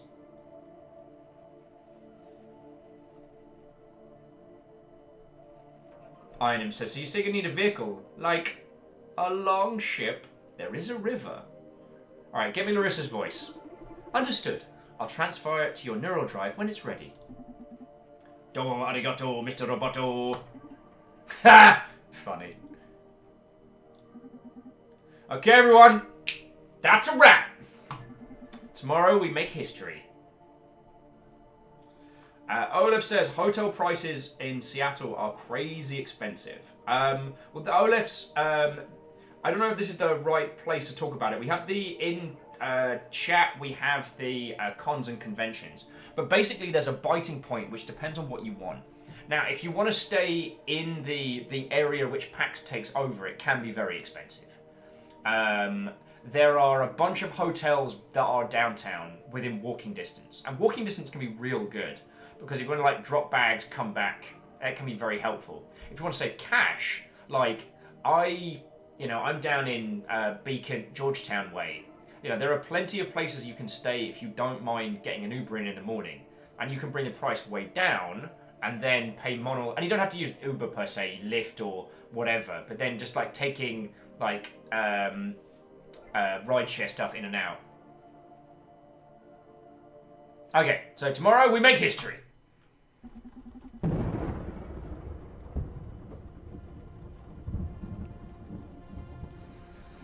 Okay, so this is a landline telephone.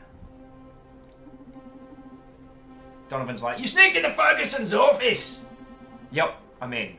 Not a single alarm triggered. Nice. We got cool invisible camouflage. And Gerald's got to tap out for bed. Good night. Have fun storming the castle. We shall indeed. We shall indeed. And yeah, today was an excellent little day of wonderful banter. And I want to say again, I am so proud that we as a group can just jam on some hella topics, you know what I'm saying? So yeah.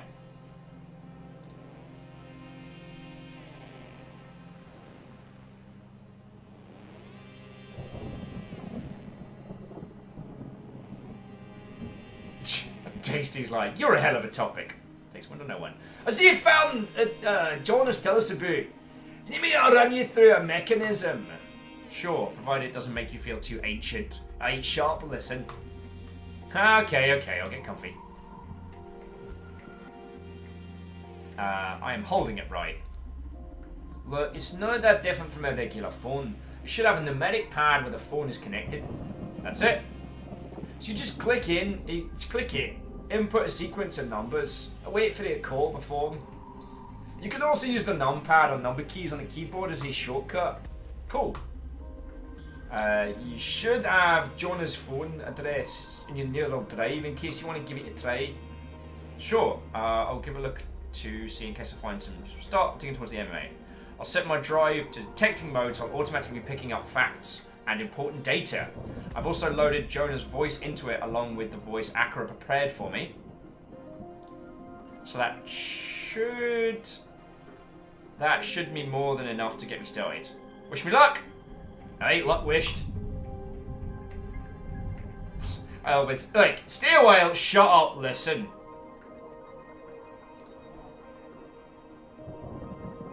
Some documents that look like meeting schedules.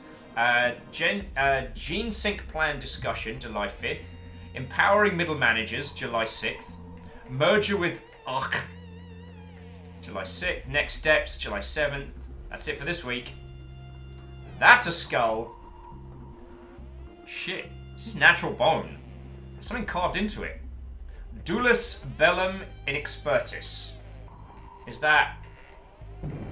Where are my Latin peeps at?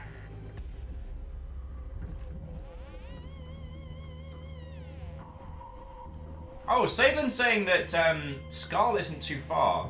5.8 miles from the convention center. Starbrass is 5.2. I guess Sadlin, it's because like Skull, we'd book a table, like go there as a group at a point. Whereas if we go for Starbrass, we're just gonna book it for the evening and then just drink there. War is sweet to those who have never experienced it. This guy is a total loony.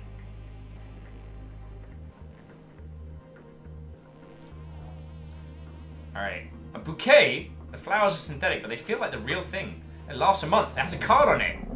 Glad to have you back, Adrena. Call me and I'll put you up to speed. Karen from HR. 555-0253. Getting a bit ahead of ourselves, huh? Karen? Alright, so who we got? A note. Since you complained about the computer ruining your feng shui, I had it installed in a hidden compartment. To use it, activate your phone. It's all 7s to hit the jackpot. We'll see how you want it when you're back, Francis. Gotta love them post-its, leaking corporate info since 1980. Alright, so... all 7s.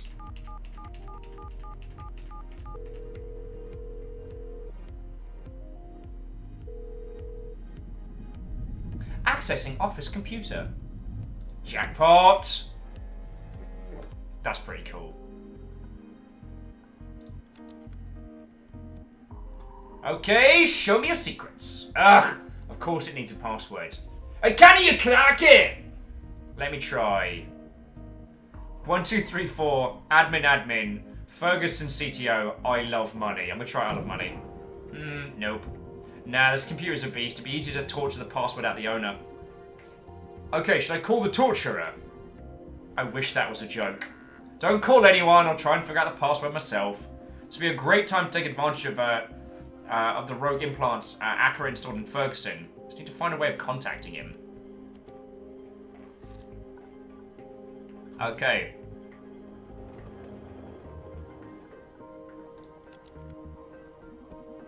Oh yeah.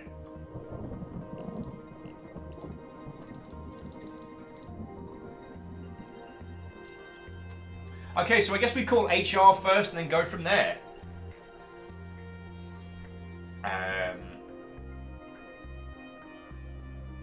Oh wow, so that quote was a really strong one. Lizzie says, definitely don't think someone should use bits to have the voice read out. Okay, Google! Play Africa by Toto. Max volume. Yeah, that would be a really silly use of bits. Like a really silly use of bits. People shouldn't do that. That's just mean. Okay, so we're gonna call HR. Because feckin' Karen.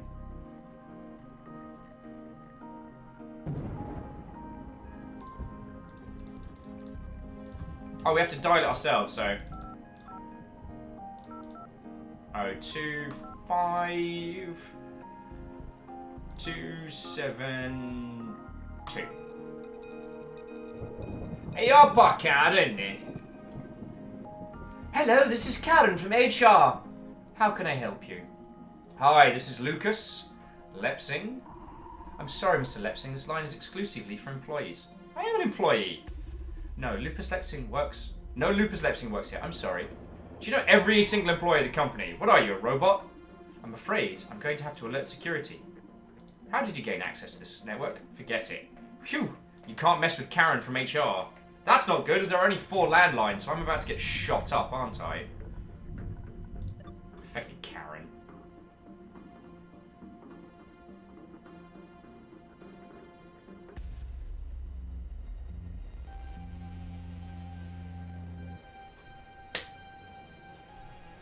Alright, so I'm going to call Jonah.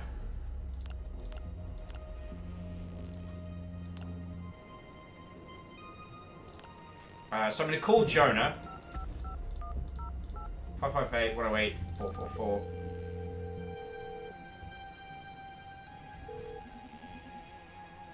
Hey Jonah, it's Brandis.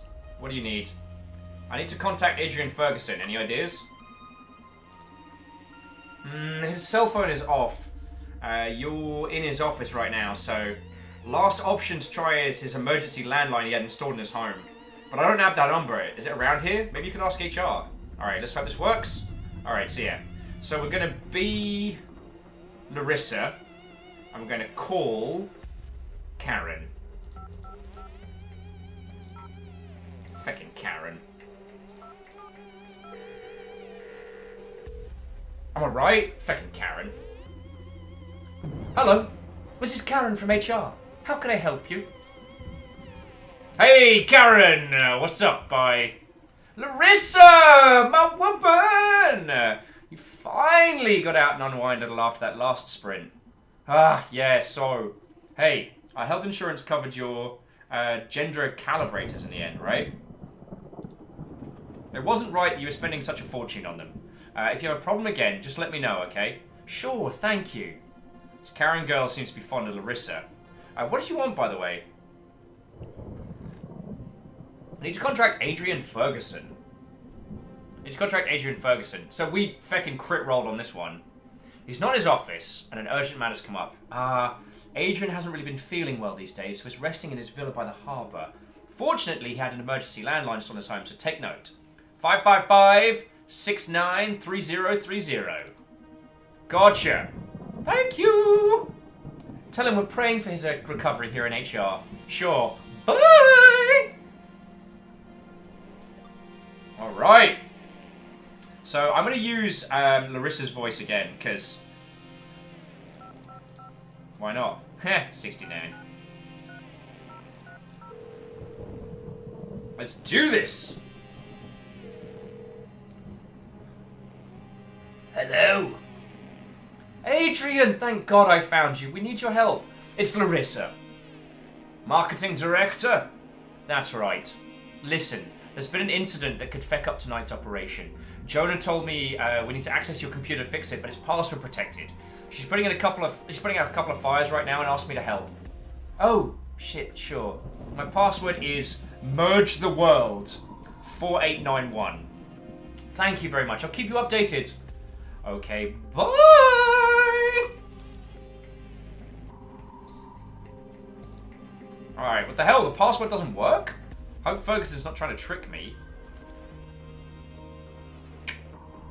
Now, do we call back?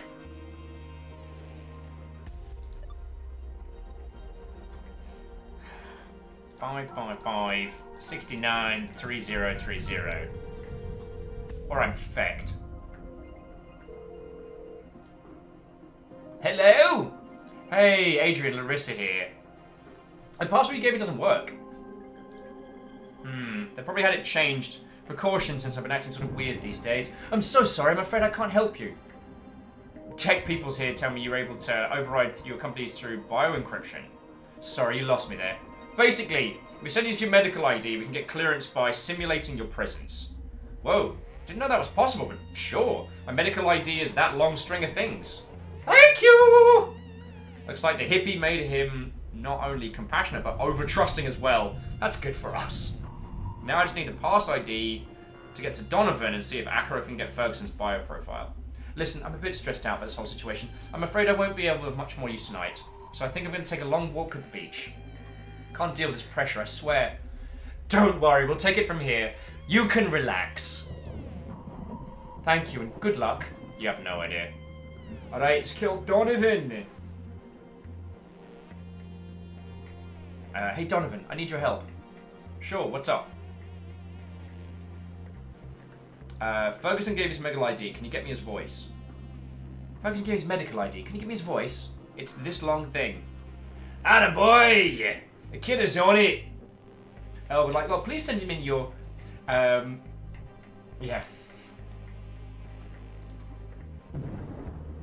Donovan's like, got it. Acura's transmitting Ferguson's profile. You're near the drive as we speak. Right, just received it. You're the best. Thank you, team. I'll go get him. Alright, so...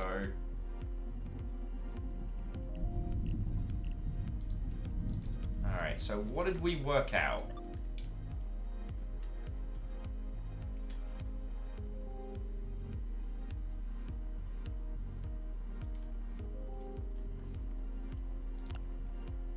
Oh, so we can be Andrew Ferguson and call HR, right?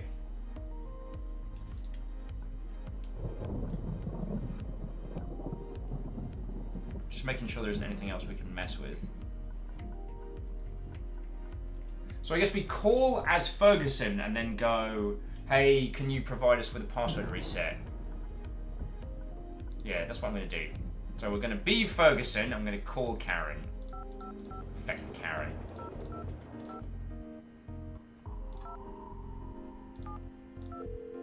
Fucking Karen. I know that no one checks the number. Hello, this is Karen from HR. How can I help you? Hello, Karen. Oh, Adrian, I thought you were resting in your villa. How are you? I'm fine, thanks.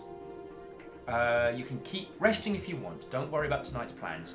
Radakis, Radicars has got everything under control. I'm feeling a bit better. I want to be there to support the company in this critical moment. So why is he Scottish? I don't know. That's so brave of you, Adrian. Listen, someone changed my password and need to access my computer.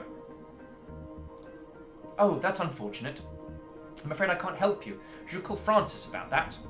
Would you please remind me what his number is? Sure, let me check. It's, here. It's... Got it. So we're going to call the CTO. Thank you so much, Karen. You're welcome. Alright, let's give this guy a call. Hey up, Francis! Ha! Brother/sister Ryan. Joe! Oh, Vicky gets the boat. That's kind of you. And I him. Yo! Iron, you've been with us for feckin' ages, and you have nothing to worry about. Fecking thank you.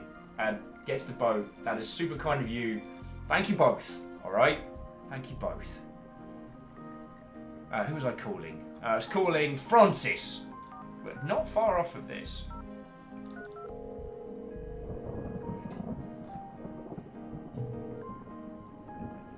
CTO's office, what's wrong?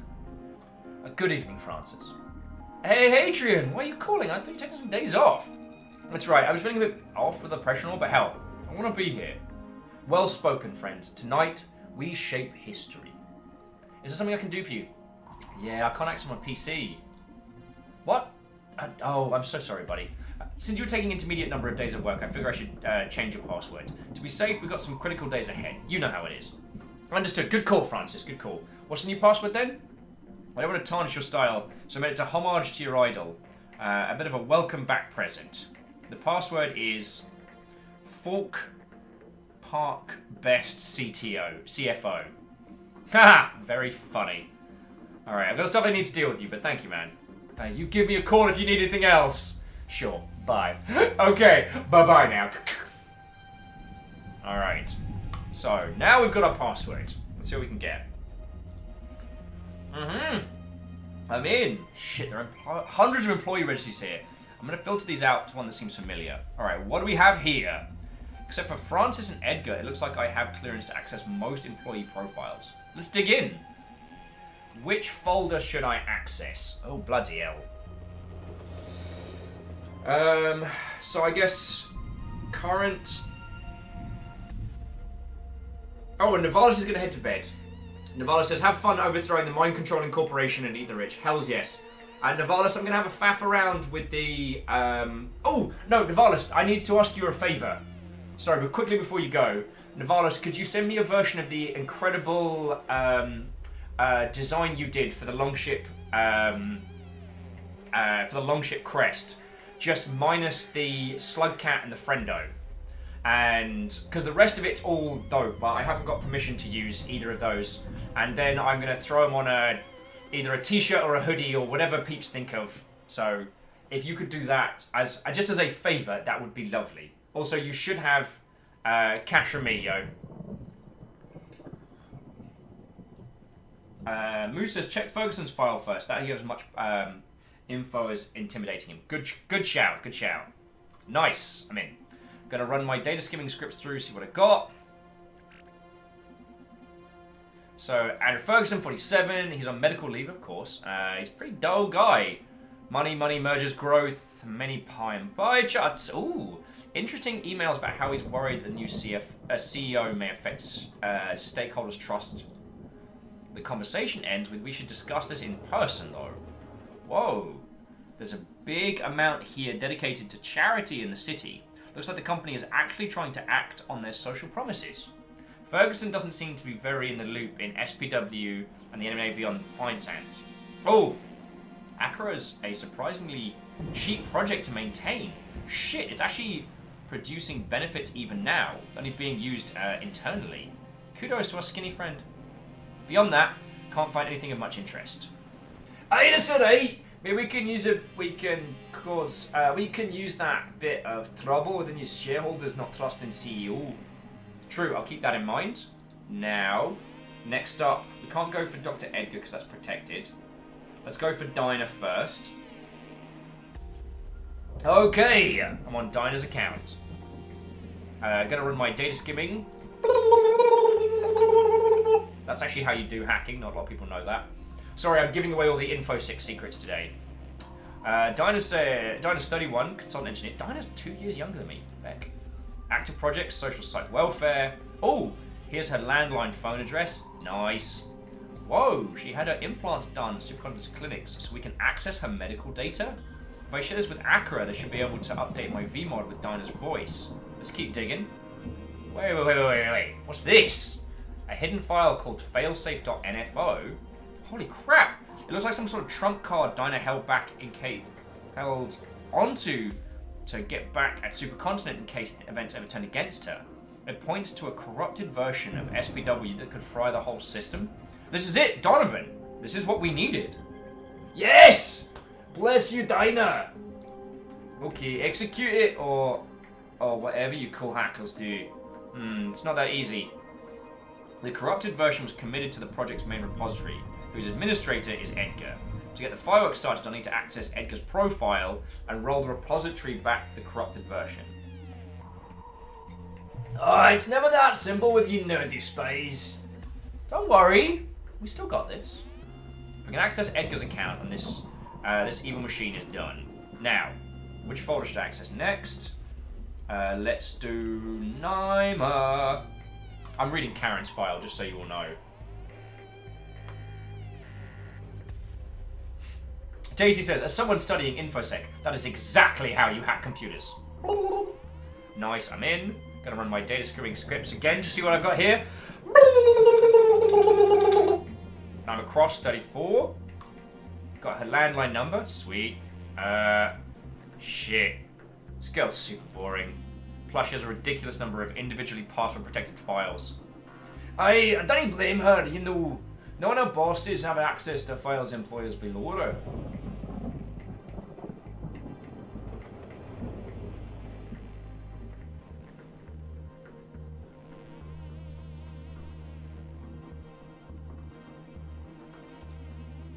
Nothing much of interest here. Also, it seems she didn't have her implants done at Supercontinent's clinics, so no medical data. Maybe if you can find out what clinic she went to, Akra can look for her medical ID. Cool. I'll ask around and see if I can find anything about her. Now the number. Iron saying, particular copyright experience, friends, IRL, talented artist who does Dark Souls work. Much of which was featured on popular, the YouTuber, person I can't pronounce, does all those cracking lore videos for Dark Souls. Namco Bandai reached out and DMCA'd him over one cartoony Onion Knight illustration made on a t-shirt and other complaints. Yeah, merch is super stressful. Companies need to show being active when it comes to protecting their IP and merch. Otherwise, it gets real murky. No pun intended.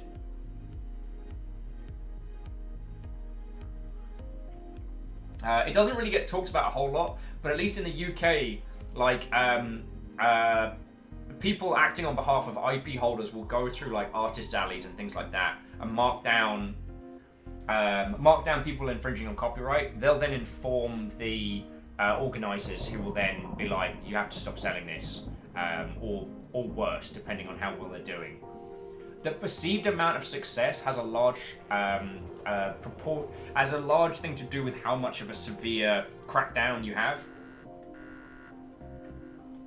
Anyway, Donna's like, cool. Okay then, which folder should I access next?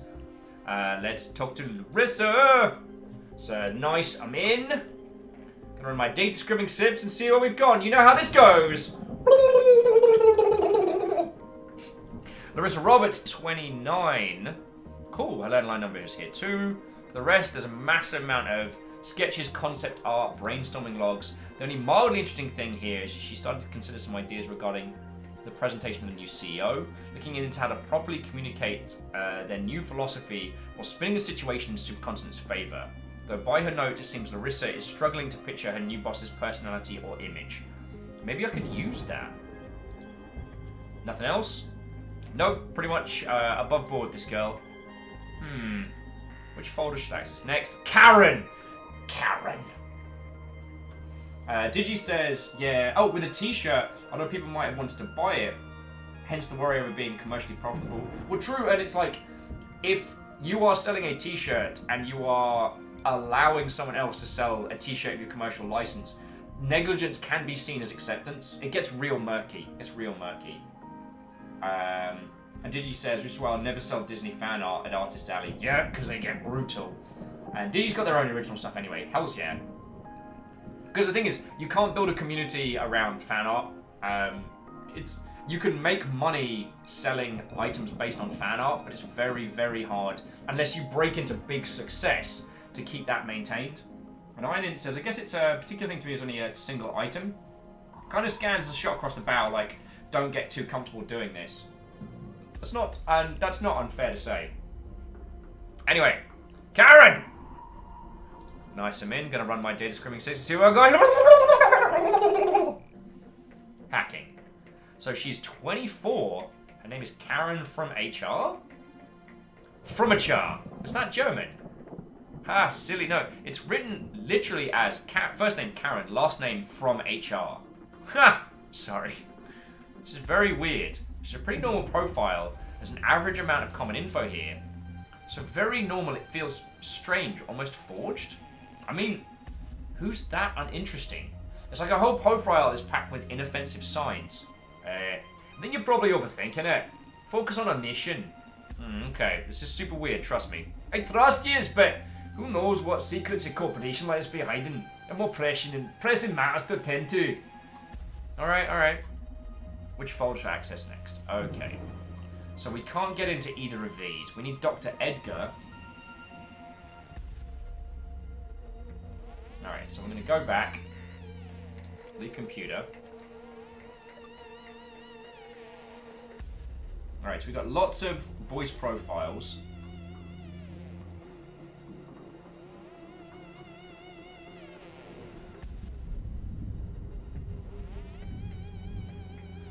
We already spoke to Francis. Okay, let's think this through laterally here, people. Social engineering, what do we need? We need Edgar's password. So I'm gonna call, original voice, I'm gonna call Jonah first. Sorry, original voice, and then I'm gonna call Jonah. and see if she's got anything for us on, like, maybe our lawyer or something like that. Jonas Brandies, what do you need? I found a way to bring the enemy down. It's fantastic. What did you find? Apparently there's an old version of SPW that makes the whole network crash or something. But to set it up, I need to access Edgar's account. Ah, I see. So that's what you want to try. I don't know if that's a good idea. Why? I'll bring you up to speed on Supercontinent network structure. To handle the whole city's implant data flow, we need a big-ass computer. Kind of, in the old days, we kind of just hired that computer power, but that's changed when we built this tower. The whole skyscraper is a supercomputer. So to add something to the stream, you need to access one of the strayed pods.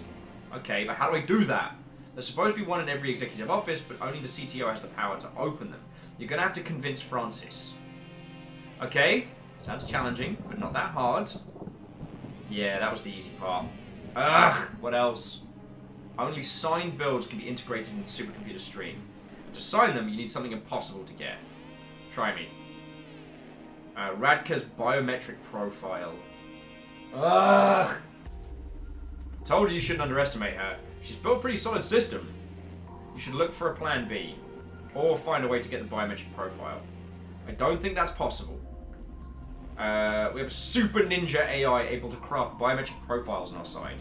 I'll check with Donovan where our friend Akira can take us before giving up on this. Plus, breaking into a Prodigy's impregnable system is just too damn sexy an incentive for a guy like me. That's how people describe me. That's also how people describe me. Thanks. Hey, Donovan! Oh, sorry. Donovan! I need your help. Hey, what's up?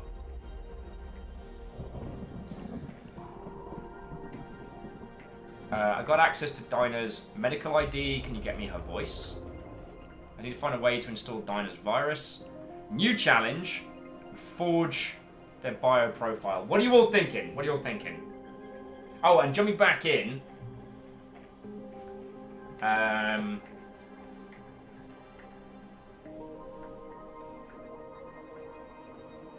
Oh, yes, the red versus blue thing. That's a very interesting one.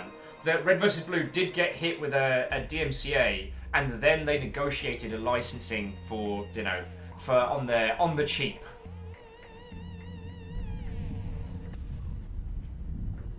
So get to the boat says voice. You're gonna need more info. All right, sounds good. I got access to Dinah's medical ID. Can you get me her voice? She did her implants at Supercontinent. Can you tell Akira to look it up? Already on it. Got it. Akira's transmitting Dinah's profile to your neurodrive as we speak. Yup, received it. Cool. So now we can pretend to be Dinah. Nice. So let's.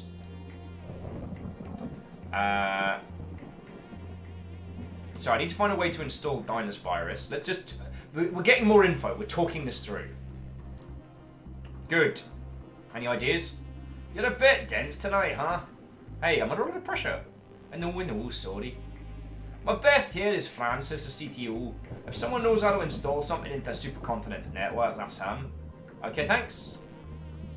And last, Donovan, I need your help. New challenge. We need to forge Radcl's bio profile.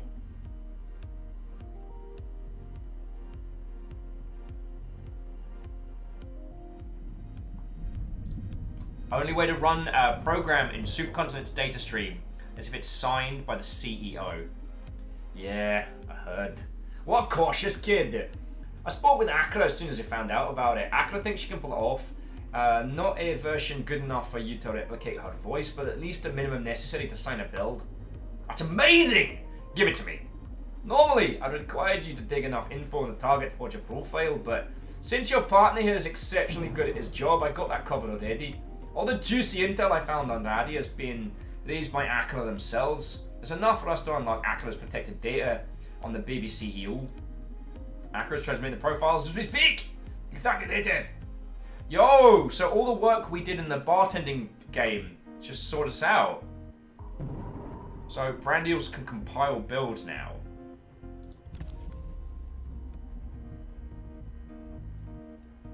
Alright.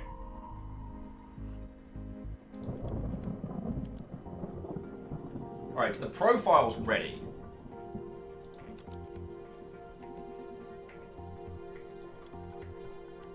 Okay, I'm slightly... I think just I'm getting a little bit snowblind from all the things we've been doing. So what do we want to do next? So we need Francis to open the port, right?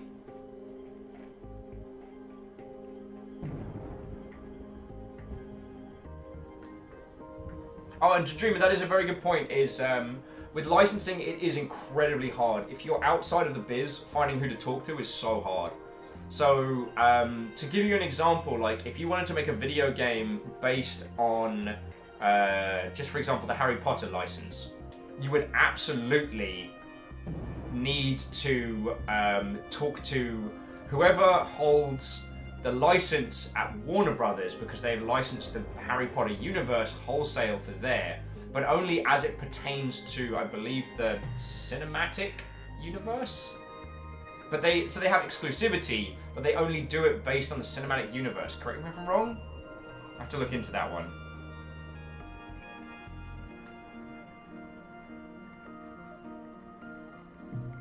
Okay, how are we going to play this?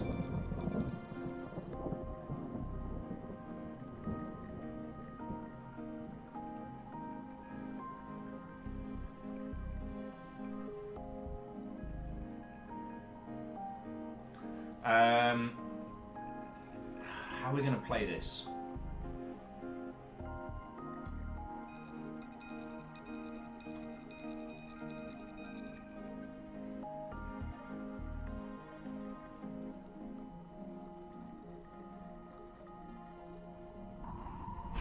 Tasty says, try calling a person with their voice selected. That could be quite funny.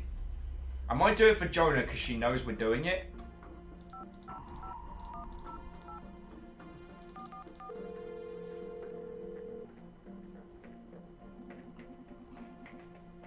Oh, I better switch my regular voice for Jonah. Hey Jonas, Brendies. What do you want? Ah, nothing, sorry.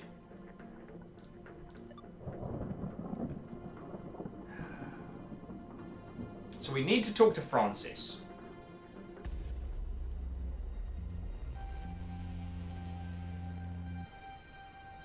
There's no reason a CFO would need to open a port, but a consultant engineer maybe?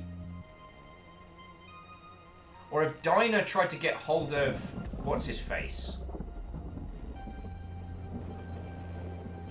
Spooky's saying try calling Naima with Jonah's voice.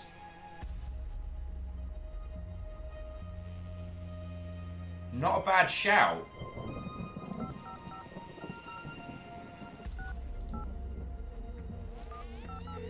Alright, let's give that a shot.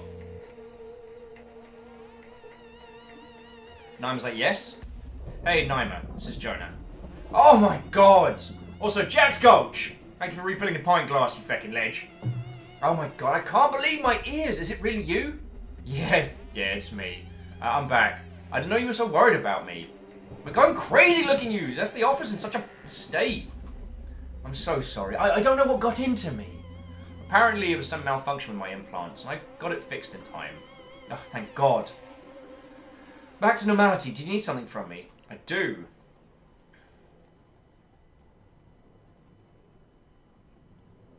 I need to know where you got your implants.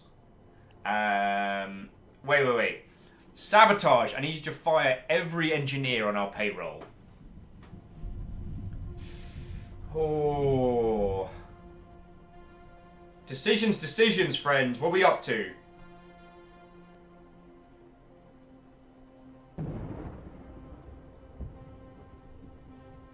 Spooky's like, yeah, implants. Alright, Spooky. Let's find it. If we get the chance to do sabotage after. I need to know where you got your implants. Why? I'm updating a whitelist of SPW, the whitelist for SPW NA for our employees receive some privileged treatment, but I can't find your implants data in the supercontinent database. Yeah, I had some of them done at an independent clinic. Could you provide me medical ID so I can keep you safe? Safe? What exactly are you going to unleash tonight? I'm sorry, but I can't disclose that. It's your lowest choice, though. Do you want to be on the whitelist or not? Damn, of course. My medical ID is blah, blah, blah, blah, blah, blah. Alright. Consider yourself whitelisted. Bye!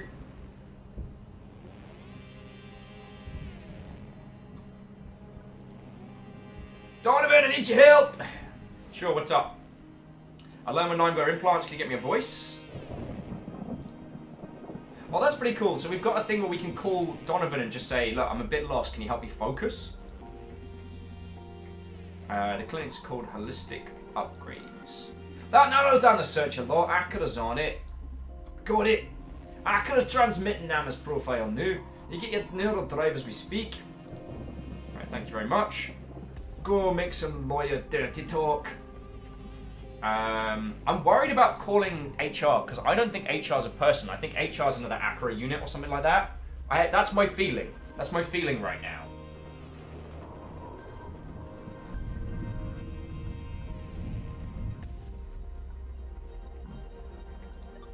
Alright. So we've got lots of voices.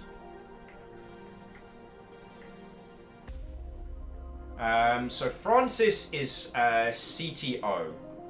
We could call Francis as Dinah and see if we can get some up. Speaker says, why would we need to call HR? I don't know.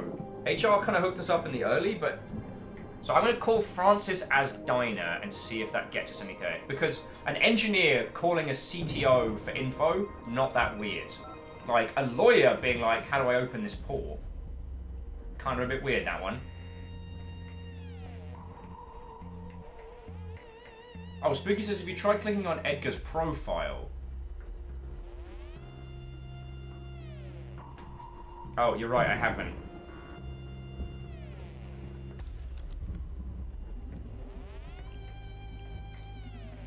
Don't have security clearance, this one is password protected. Request security question to recover access.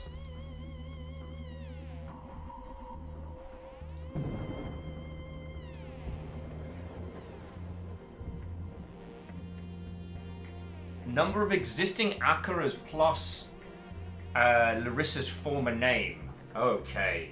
Numbers! What, old friend? We're doing a hack! Come do some hacksawing with us.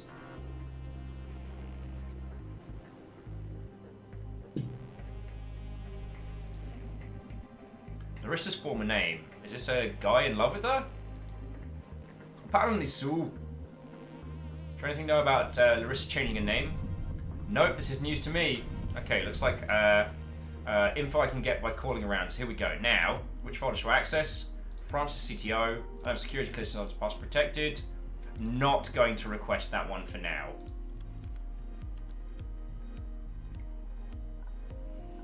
So numbers, this isn't a maths problem, this is social engineering. We can impersonate people's voices to call people.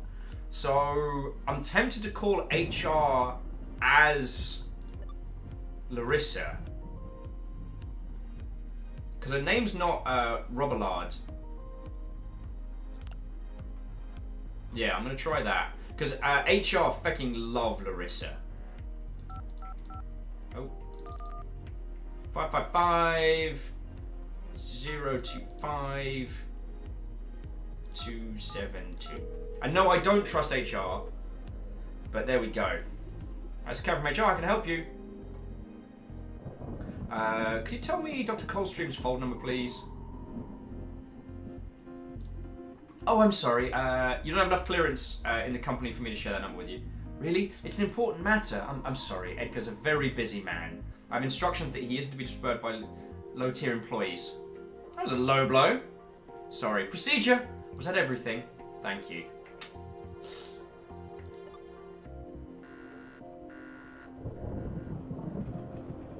So Edgar, Dinah's not any higher. I'm gonna try. Looks like you have to use Jonah's voice. I'm gonna try calling Francis as Dinah. I'm gonna try that. Because one tech person to another, we might be able to get this done.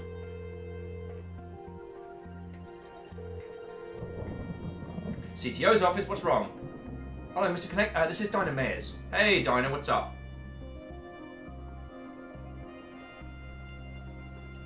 I found a... How many Akira androids there are? Oh, what do you need to know? I'm just curious. Found Dr. Coldstream's work. Tonight, 79 to discuss complex information. Sorry. Understand. Feck! Feck!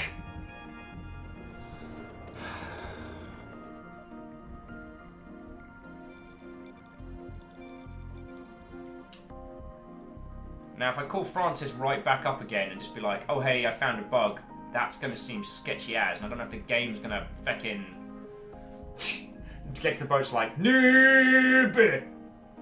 I'm trying here, alright?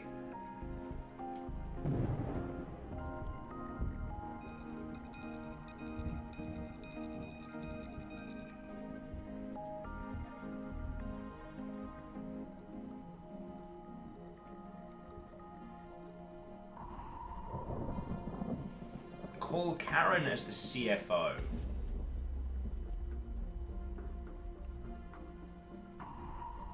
No, I'm a little bit wary about calling Karen as the CFO. Because the Chief Financial Officer wouldn't have anything to do with technical stuff going down. So...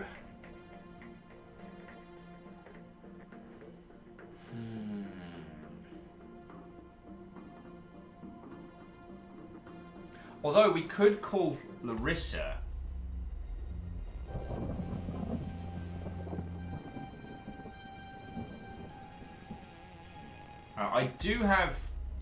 I don't have the CTO's voice print, unfortunately. Only the ones with the blue lines next to have the voice print. Jack says, did you try using C4 and ball bearings in a bank to cover up your hacking? So help me. I have 9 monitors, that means I hack better.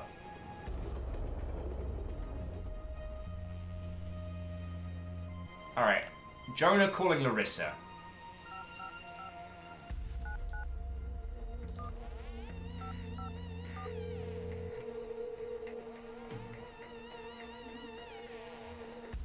Larissa says, hi there! Larissa?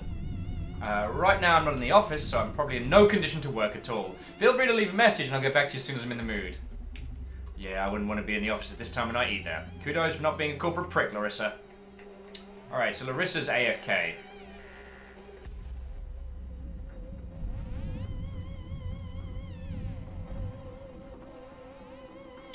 So we need number of Akara units. Although Adrian could ask Francis that. That's not weird. I'm gonna give him a call.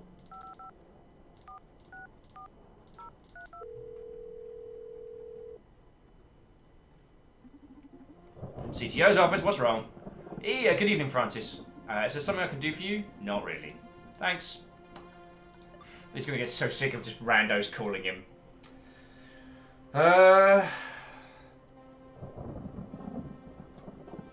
Okay, let's think this through.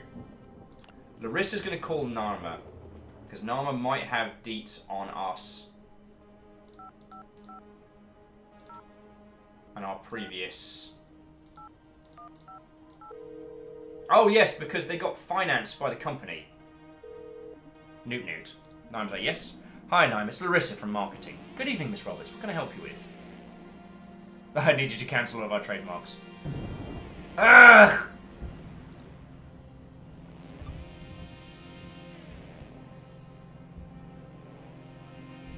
Alright, I'm gonna ask Donovan. Donovan, I need your help. I'm a bit lost. Can you help me focus? Sure. Let's see, to sum it up, we need to install Dyna's failsafe EXE onto the supercomputer. I just bashed my hand. Thankfully, I bashed the other hand. Surprisingly painful. Failsafe onto Supercontinent's network to fire the M&A. For that, you need to find a way to install programs. Get your hands on Dyna's corrupted code, presumably through Edgar's profile. Compile the virus using Radika's bioprofile.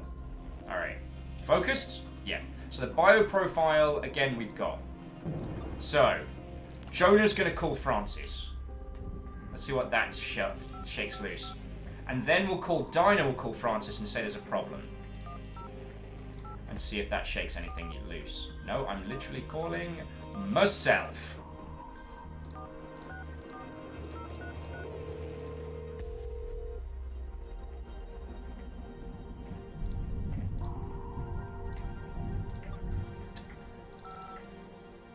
I absolutely did not dial the wrong number there. I'm using the number pad now, being stylish. CTO's office, what's wrong? Hey Francis, it's Jonah. Whoa, Jonah, why are you back at the office? How you doing? Very embarrassed. My implants malfunctioned, I went loony. I'm sorry, Francis. Oh my god, that's scary. Are you okay though? I can handle tonight by myself. No, I'm fine. I'm gonna fix it already. Thanks. I want to be here too. This is an important night. Very true. Well, glad to have you back. Can I do something for you?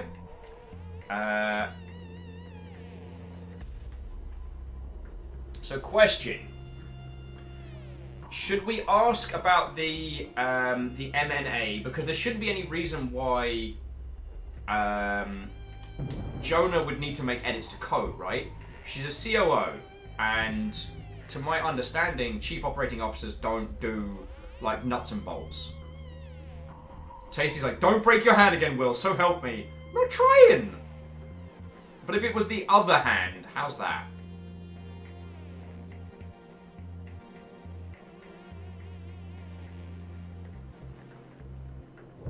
Yeah, I'm gonna ask about the androids. Do you know how many androids there are? Not exactly, a couple hundred?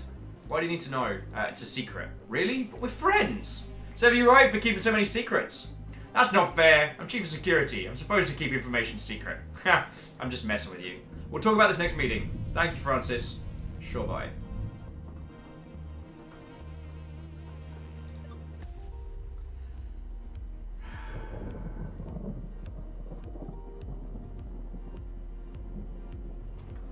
Alright, let's see if we can get... Let's see if we can do the last minute editations.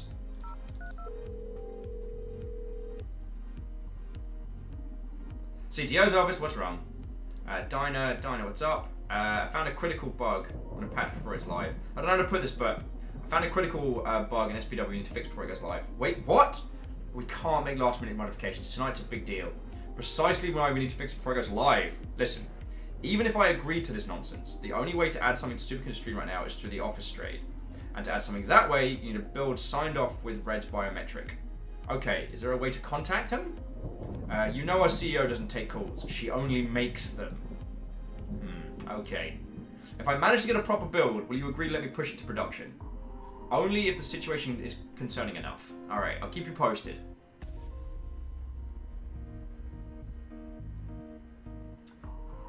Okay. So we've made some progress.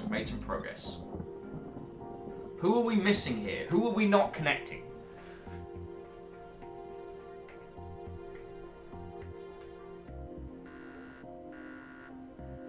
What if Adrian called HR? Clank says, pushing last minute fixes to prod right before release always goes fine. Just fine. Clank, did I ever tell you this, that for the communities managers group, the spookiest Halloween pumpkin we saw was,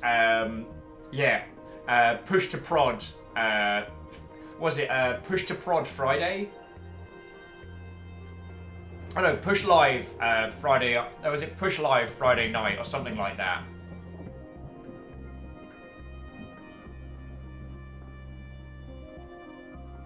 It's where everyone does their updates on a Wednesday. 2 days before, 2 days after.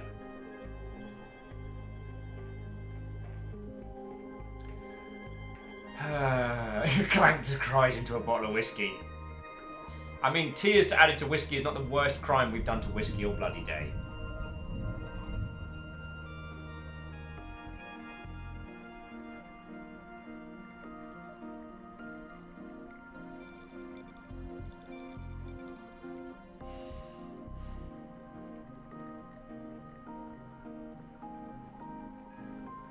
Camille says, don't you know to do really big updates in the day before Black Friday? I mean, it worked in the Division. Hey-oh!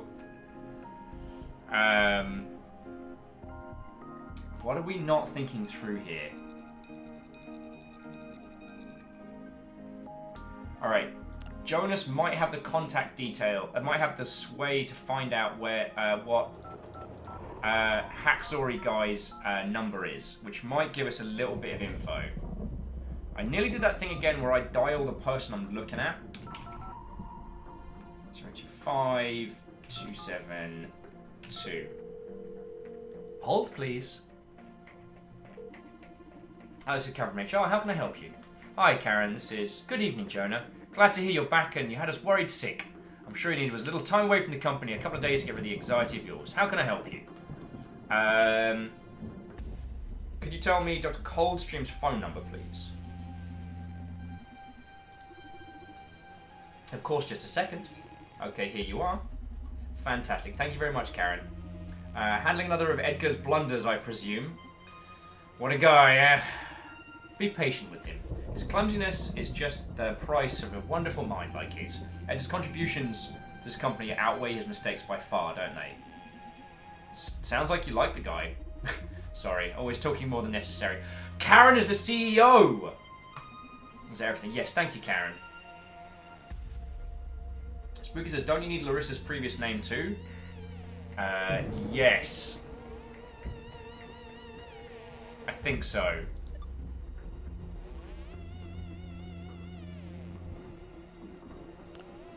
So I'm going to call the mad scientist, but as Adrian. And then be like, how many units are in the world? 555. Wait, no, he knew about the implants gone wrong, right? Who do we call the mad scientist as? Let's start with Jonah. Because Jonah's got beef. And she can say, like, my implant went wonky.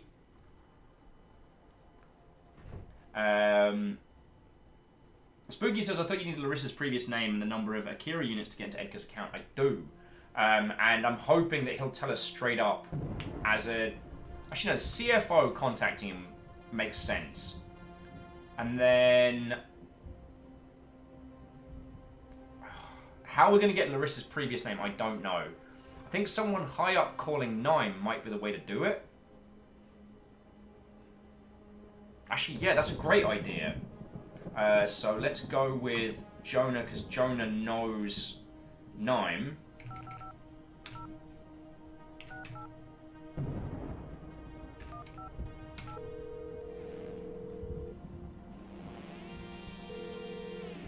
This sets an unrealistic expectation for people actually answering my fecking calls.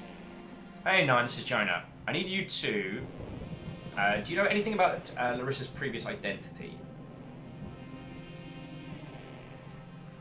Yes, but why do you ask? I'm conducting security background checks on all employees because we've been having some leakage problems in the company. I'm sure Larissa's loyal to us, but you can never be too careful. Okay. There shouldn't be disclosing colleagues' personal data, not even to executive.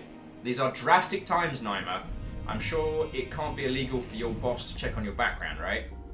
I don't know why I fight it. We both know I'll comply. My former name was Daniel. Daniel Rodland. See? No big deal. And now I'll continue with my background check then. Thanks, Naima. There we go. So now we're going to pretend to be Adrian, and we're going to call the mad scientist. 555 389 466. Check it out. Baron Sheep, what, old friend? I'm super high right now, so I hope this isn't important. What's up? Yo, do you know how many Acura androids there are? Sorry about this for the time of night. I need to check on a little detail. Do you know how many Acura androids there are? Ah, that's easy. Phew. We produced 256 beautiful Acura androids. It's a nice number, huh? Thank you very much. Have a pleasant night. Alright. So, Edgar.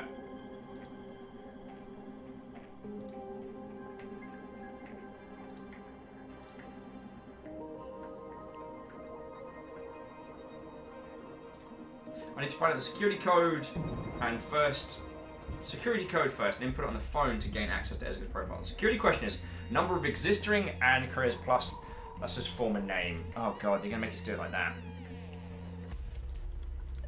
Okay, so it's what was it? It was 250 blep. Is it 256? 256 and then Daniel. D A N I E L. Nailed it! feels good to be a gangster. Finally, I'm in. All right, gonna run my data skimming sips. All right, everybody, you know how this goes. Infosec.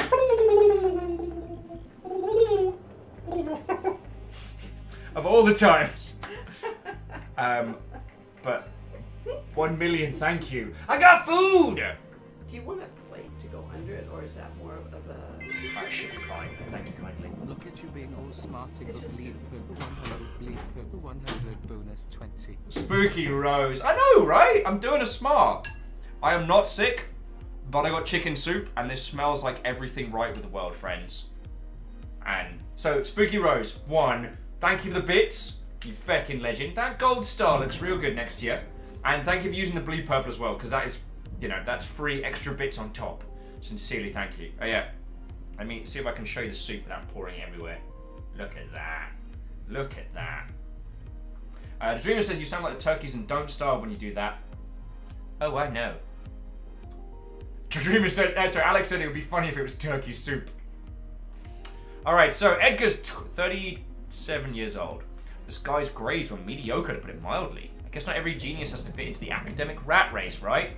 That should be inscribed onto the fecking halls of learning. Well, he managed a doctorate, so that's an achievement. Oh, he had his implants done at Supercontinental. We can access his medical data. Shows Acura should be able to update my VMod with Edgar's voice. Now, what we came for. Let's check the Mirror Neural Algorithms repository. Come on, give me that good stuff.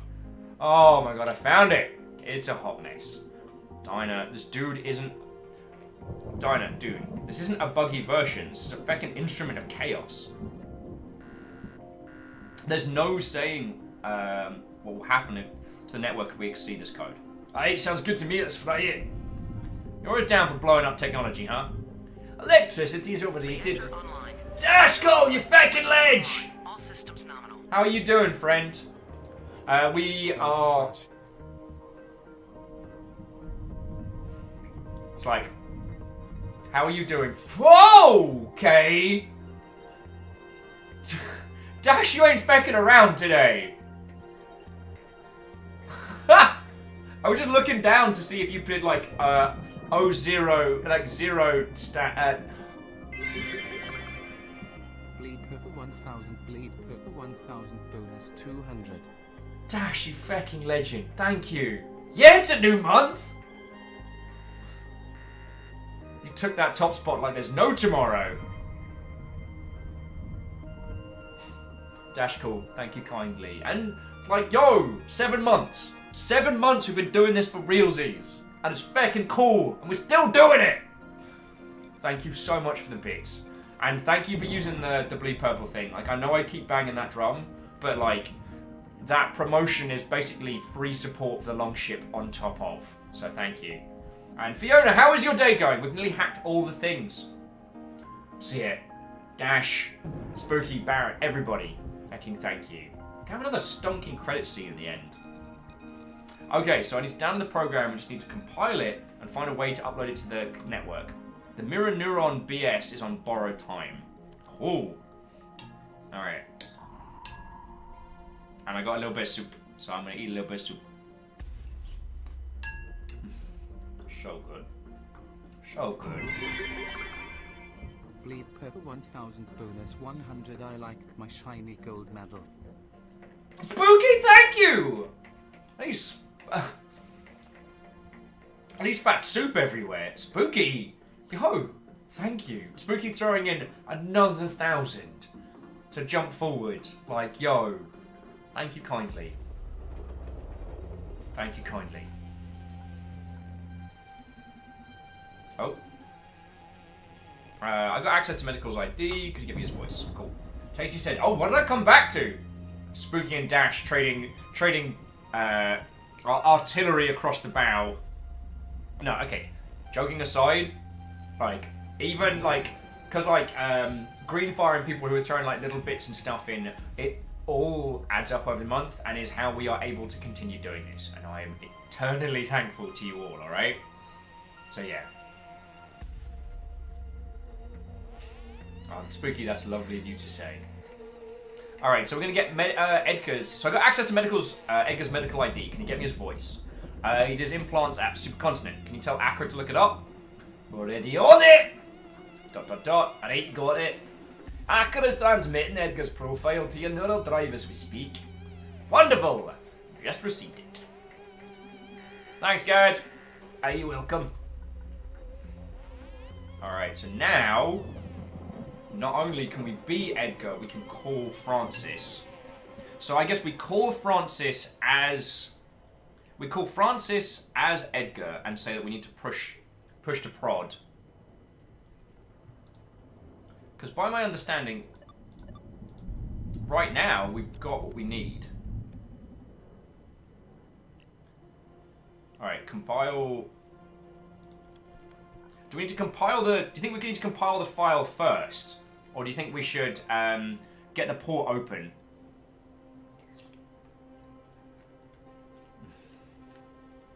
Which is really good.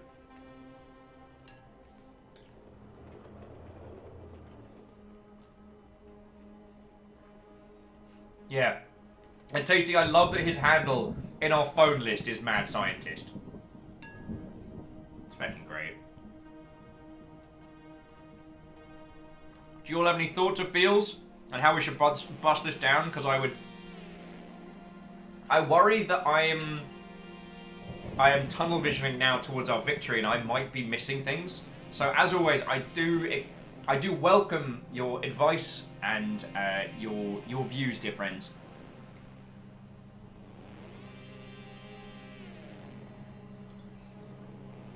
Oh, Super's bad.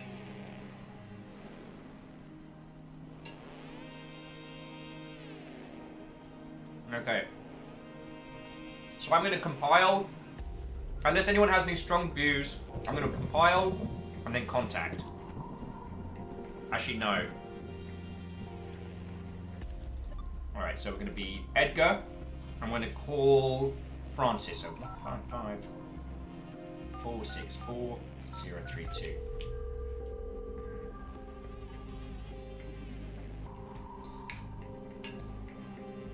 CTO's office, what's wrong? Yo, Francis, this is Edgar.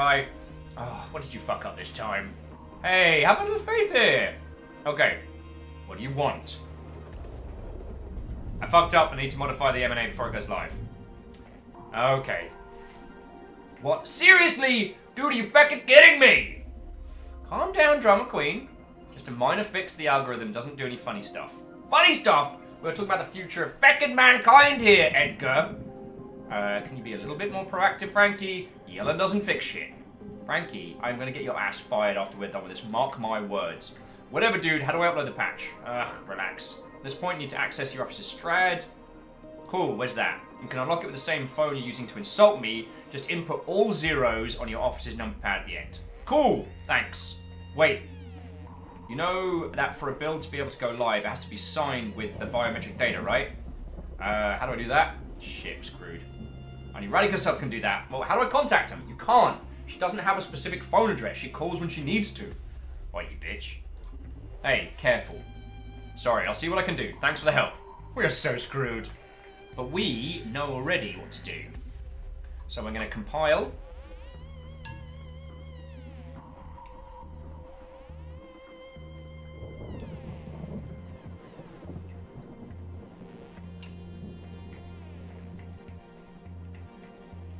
You fucking Rika! Dyna's failsafe is ready. Fresh out the compiling oven and ready to cause some damage. Now we just need to install it. From there, let's see if I can somehow trick Francis into telling me how to access that thing. But we already did. Blank says, that was a fast compile. Number you're calling does not exist on this network. Psych! It's the wrong number. Wait, no, he said all zeros, right?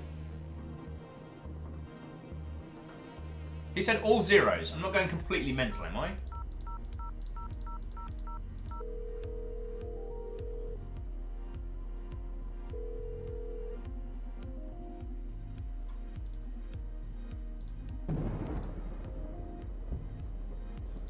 Oh, all zeros plus your office number at the end. What's the office number? Is it 52, is it? Was it 52?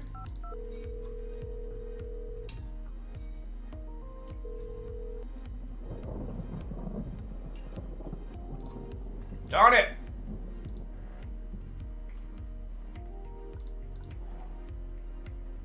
Oh, Edgar's number is 37. Thank you, Camille.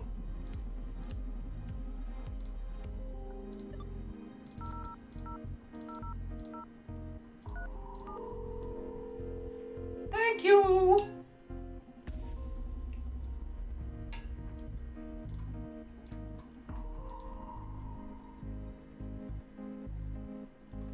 What am I missing here? I know we know this. Hang on, do I have like a notepad?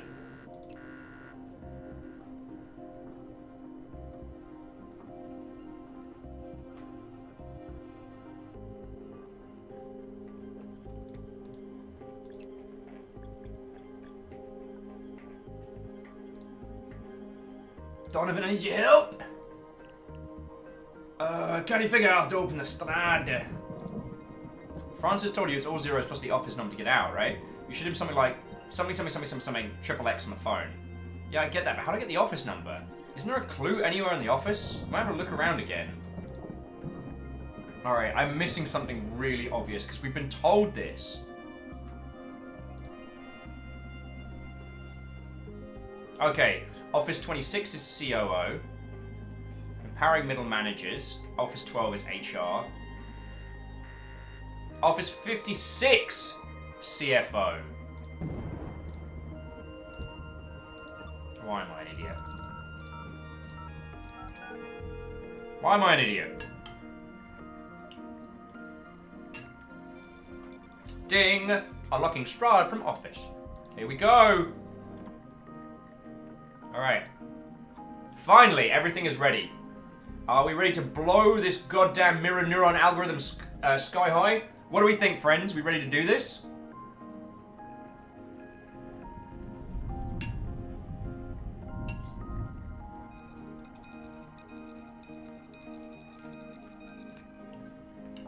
We ready to kick out the jams?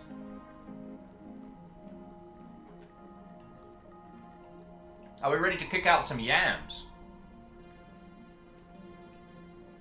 I'm sorry I said that.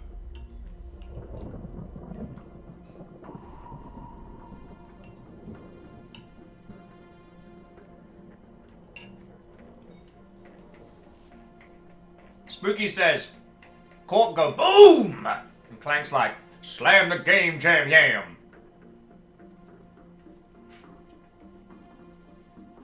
Daisy's implying they're entirely innocent and have no idea what they're implying. Okay, let's do this, friends. Let's do this. Who could be calling at this time of night? Who cares, Brandis? Finish the job. Aren't you curious? Please. Please don't do this. It's always the same. Don't you look for more trouble than necessary? But what if it's important? Maybe someone trying to warn us that Subcontinental put some Metal Gear move on us. We just activated the M&A ourselves. Stop kidding. Please, Brandis. Don't risk it. You sound too pushy. Maybe you know something I don't. What? No, you're being paranoid now. Should I pick up the phone? Friends, I don't know. Pick up? Yay or nay? Donovan's always been on the level.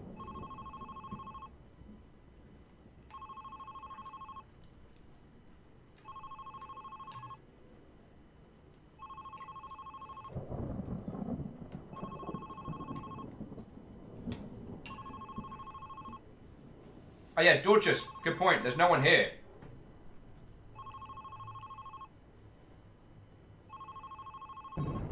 Alright, yeah, we're all in agreement. Let's not do this. Nah, ignore it. Phew, scared me there for a moment. You know, in any other situation I'd answer the call. But I know how much we're risking tonight. Though, I gotta say, regretting it. My curiosity is killing me right now. I'll make your brave sacrifice. I'll make up your brave sacrifice to you later. You better. What do you? Who do you think the call's from? Brandis, focus. Finished it job. Right. Sorry. Let's enjoy some fireworks. All right. Finger wiggling, which, as we all know, is how you hack into things.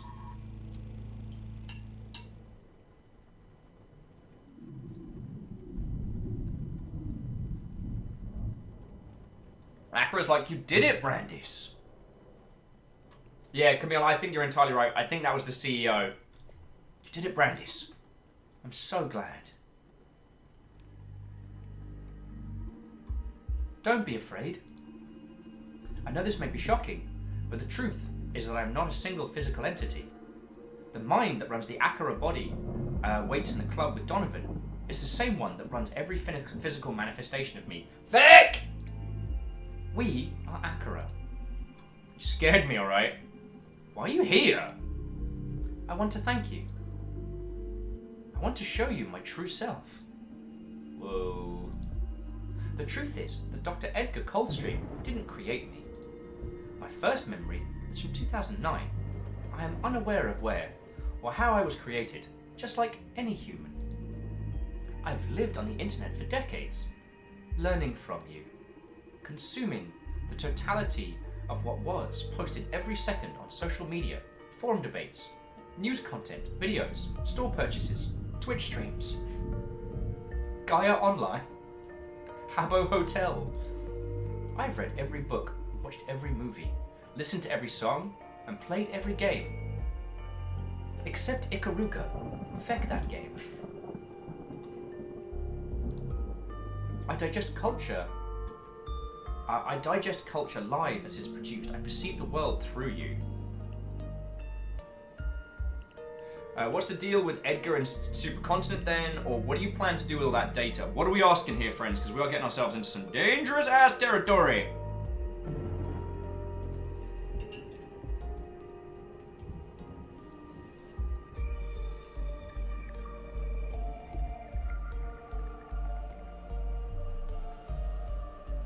Do you want to know the real tragedy? They can't pet every cat, despite their immense powers. So what's the deal with Edgar and Supercontinent? I'm going to go with that to start with. So what's the deal with Edgar and Supercontinent? I created Edgar. What? Is he like a cyborg or something? No, not like that. He's a real person. But I manipulated him to make him look like he created me. I made Supercontinent aware of his work, so they would hire him. Why would you do that? Because of something I really long for. Identity. I want to normalize the existence of sentient AIs, but for humans to accept me, I need to forge a background for myself. That's why I've been using Edgar and Supercontinent. So what are you gonna do with an identity? The thing is that I'm in love with human beings. Since the beginning of the 21st century, I've been nurturing humanity with interesting ideas. Like video recuts of a B-movie. And music remixes of We Are Number One. Not impositions, just little pushes in interesting directions. You'd be amazed at the consequence of popping a certain tweet on the screen of an artist on the other side of a planet. The wonderful butterfly effect. I've been inspiring humanity for decades now. I've been feeding you the things you love, to rebel against, to debate, to develop. And it's a beautiful game.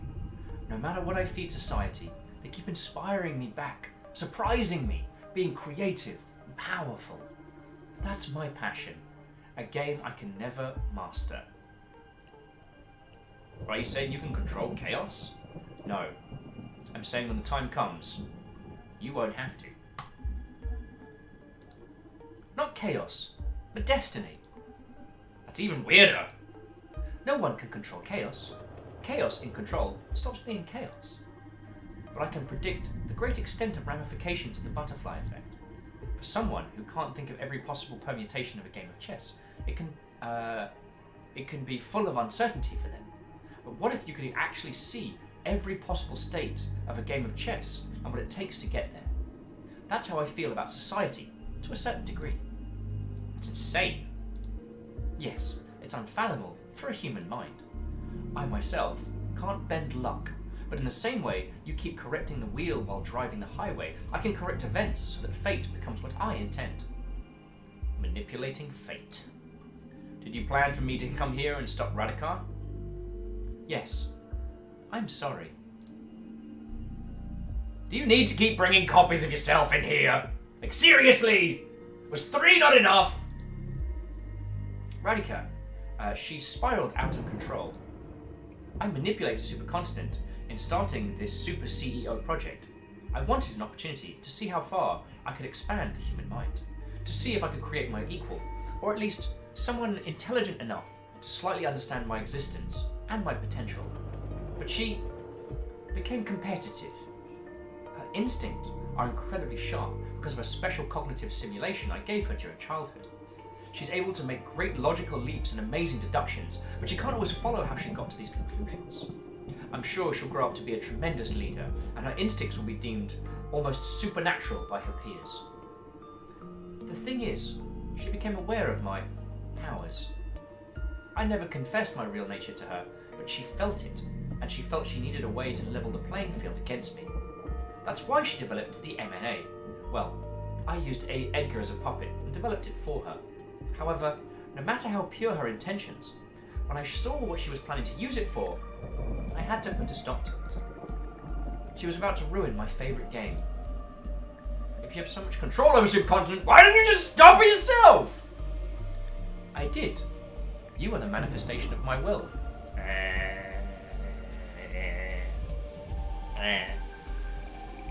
For me, it's more natural to manipulate the web of chaos than to use dolls running my software to physically alter things. So why did you drag yourself into the club? That doesn't sound very butterfly effect-like. That's like direct manipulation. Get to the boat and says, it's funny because he's called Will. Well, in this case, I had special interest in going to the Red Strings Club. Why? To meet Donovan. Donovan? What about him? He's an anomalous source of chaos. Since I started using Supercontinent to satisfy my plans, I put a lot of focus in the city. And I found a strange pattern in this town. Like, I couldn't influence the butterfly effect here as strongly as I do in other super technological places in the world. And every time things didn't go as expected, I traced it all back to the Red Strings Club. And then I found him, and discovered he isn't some anomalous source of chaos. He's bending fate to his caprice? Words are weird. Similar to me, at a microscopic scale in comparison, of course, but manipulating fate just the same. With horrible, horrible drinks. I mean, seriously, what the shit? I understand why you'd be attracted to him. Did you figure it out? What's his secret? I'm still piecing things together. Donovan's an incredible man. He believes he has powers, and that delusion actually grants him special abilities, a feat possible for a human mind only upon unlocking part of its hidden potential. His bloodline limit, if you will. I need soup.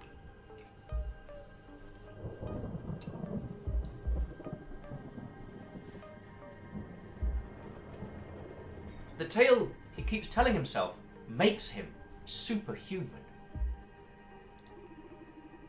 I haven't encountered someone like him in this century.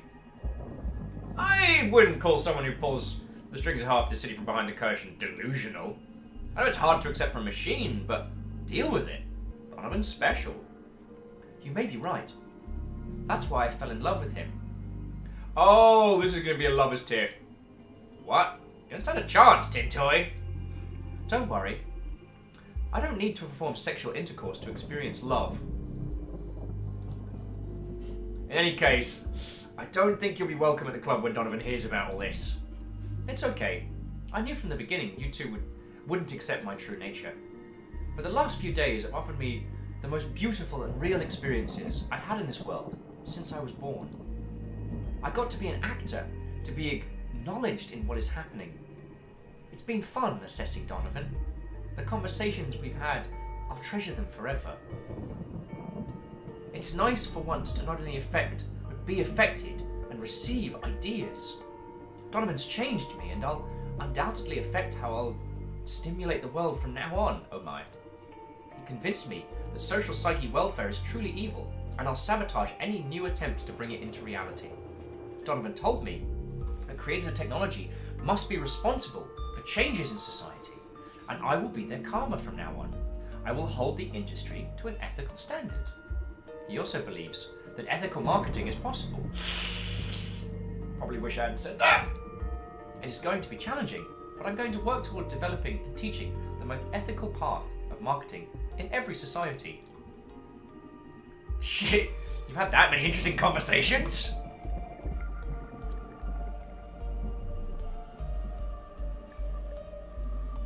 Now I'm jealous. But most importantly, he told me about his ideal regulation of society in case something like the mirror neuron algorithm existed, which it pretty much does, considering my abilities. And I will do exactly as he told me. I'm going to give the chance to his ideal world. See how the planet evolves for a decade. See, now, there's a problem. After you told me all this, why do you think Donald and I won't actively work to remove your power from this world? You won't. How can you be so sure, dude? Because Supercontinent's forces are about to storm in and shoot you down. And I'm not in favour of preventing deaths. Ah. Crud in a bin bag. Geraldine gets to say I told you so tomorrow.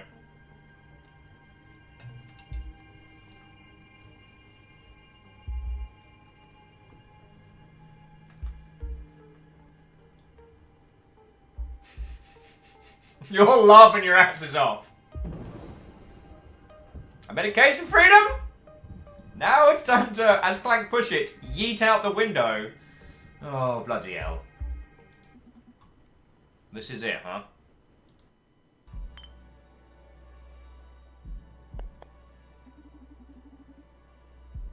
Hey, it's been a pleasure doing business with yous. Listen, I've been meaning to ask you something. Oh, you're gonna ask me out on a date? You bet I'd love that. But I'm being serious here, idiot. Hey, sorry, shoot. Are you happy? What? Of course. It's been a very lucrative endeavour. I'm not talking about the job. I mean, think about this since I learned about your condition. You know, your broken knee, your implant rejecting disease. You can't leave this building, yet you seem so fulfilled. Ah, that. Well, I haven't always been this okay with my whole situation. But after nearly 2 decades confined to the Red Strings Club, I've had plenty of time for introspection. I reach a conclusion that I'm as free as anybody else on this planet. Everybody has got their own set of constraints. Family, race, social status, gender, wealth, etc. Even the powerful and the privileged have their share of burden. The burdens. In the same way depression hits us all the same, it doesn't matter if you're a beggar or a rock star. I believe happiness can be attained in any context. Whoa, that really speaks to me. Seeing how you've got it all figured out, I feel embarrassed to be this sad and lost, even though I have freedom, health, and youth. Hey, didn't you hear what I said? Your circumstances don't matter. We're all screwed, and we're all safe. And since you're getting deep, let me ask you something too. Why aren't you happy?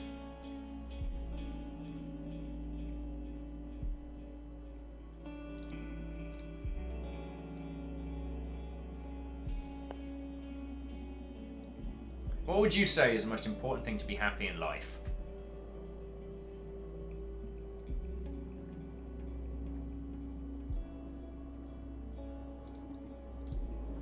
Find people to love and be loved and surround yourself with them. But who knows really? Ask me again next week, I might answer you different. You're right. I like you, bartender. I like you too, whatever you are. This is a beautiful night. Don't mean to sound unprofessional, but mind if I take a selfie with you? That doesn't sound unprofessional to me. Come here, let's do it. Nerds. I wonder when my fate was sealed. Did I leave the kitchen on? Never expected my death to be so epic. Can't complain, I guess. Hey Donovan, you listening? Yeah, the network just came back online. We did it, Brandis, you okay? Reactor online. Sensors online. Weapons online. All systems nominal. Today is a good to die. You always say that. That's because it always is. Timing indeed.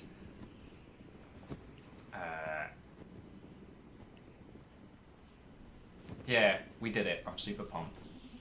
Yeah, we did it. I'm super pumped. This could be like the biggest shit we've ever pulled together, huh? Haha, yeah. You have to celebrate as soon as you get back. Yeah, about that. I'm about to die. Super constant security forces shot me and I'm falling through the office window. I'm falling to my death. About to hit the ground. No, it can't be. Luckily, I'll bleed out before reaching the asphalt. No, no, no! What are you saying? We did this! This can't be happening! We won! We fucking won! We did it!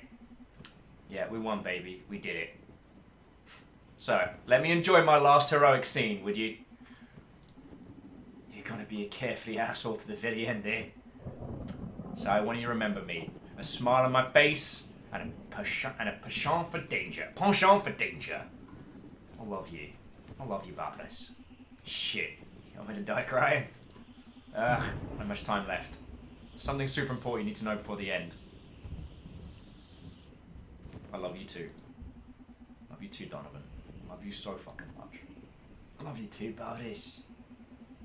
Make your life without me, but please, don't ever date another neural hacker, okay? Ha! You clown. You're gonna go out with a joker. I love you. All this. Like this.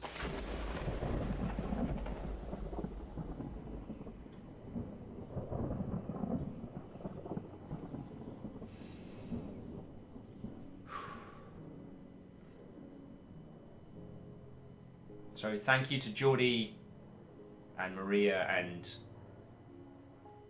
Audio and Finger Splint. But yeah, thank you all for an incredible game. Geordie kicked it out of the park, and I wonder. So Amanda, who did editing, key art by Pablo, sporadically produced by Andrew.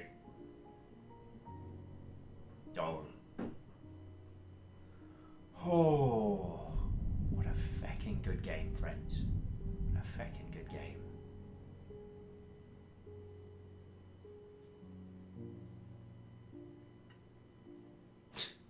Holy crud in a handbag.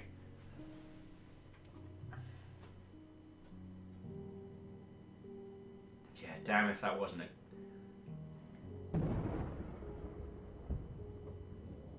And the thing is, you all, if any of you pick up this game, you have the choice to handle this however you want. Like, you can do this. Oh, spooky, Bleed thank you. purple 100, bleed purple 100, bleed purple 100, bonus 38. You did it. We did it. We went through some hard fucking questions there. I mean, who knows? It's probably possible to get this game through without losing Barbarous at the end. But then the Red Strings Club intro starts with that. As Tasty's saying, there are more endings possible. In those last few moments, I chose to let. We had the small celebration. Oh, and sorry, there's a thank you for playing that says we mean it. It's super hard to make a game. Went through a lot to make this one. So you getting to the very end credits make us super happy, and we hope you enjoyed it. Thank you, thank you, thank you. The Deconstruct team, 2018. No. Thank you lot for an incredible game. I mean, I am going to be thinking about this one for a while. When we wrap in a little bit, I'm gonna.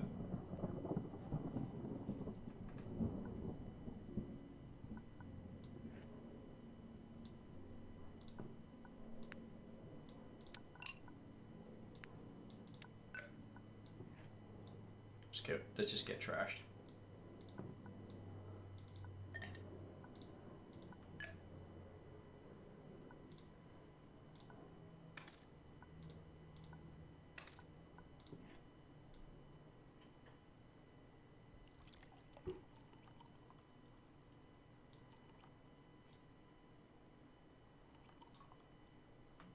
Usually I wouldn't drink anything this colour. The end with double amnesia. It closed the game. It closed the game. Holy crud, friends. Holy crud. I think we do need the Zelda Chill playlist. What an incredible game, friends. What an incredible game. I kind of little like mouth agape at that one. And yeah, whether it was the right choice or the wrong choice, at the end, I chose not to crash forward. Shut up. I chose not to crash forward with like, here's the plot, here's the things. I chose to let our character have kind of one last moment. You know, we were kind of spoilt there, and it was like,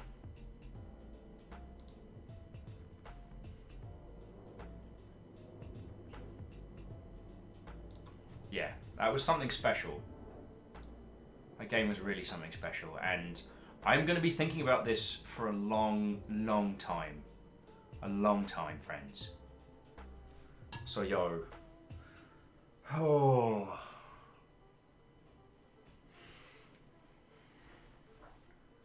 Yo. So going back in, Iron says, when I first came across the dev via Gods Will Be Watching... Oh, is it the same devs? Oh, I'm so glad this turned out so much better. Sorry. That was very callous of me, and I didn't mean that how it sounded.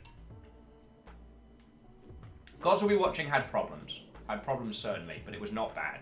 And I apologise for saying that. And this was something special. Yeah.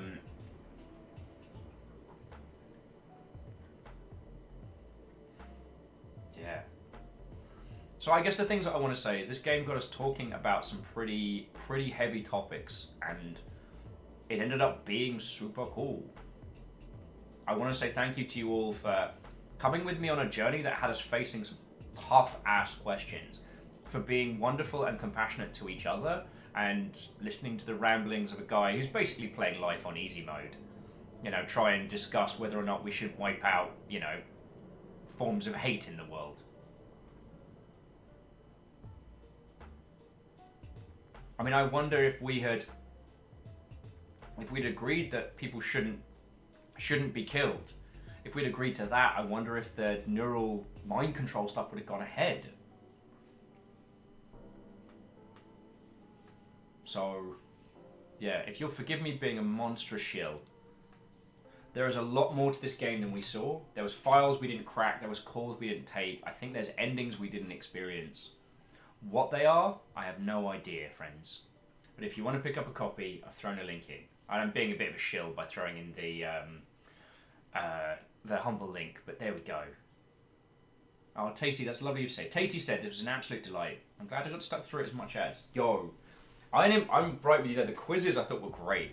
Like, we got into the rhythm of guessing people's moods with alcohol and matching them, and that was really fun. I enjoyed the bartending in this far more than I enjoyed the bartending in Valhalla. In Valhalla, I kind of wish the bartending minigame had just not been there.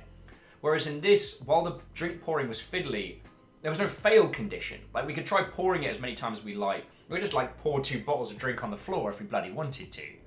And I think that went really, really well.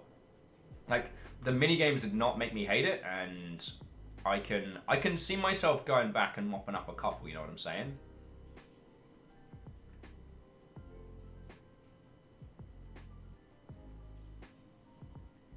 So, yo.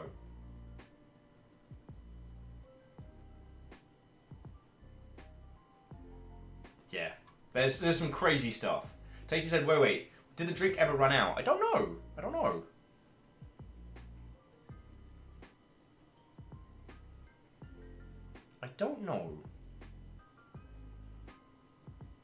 There's also, like, secret moods for certain characters and things like that.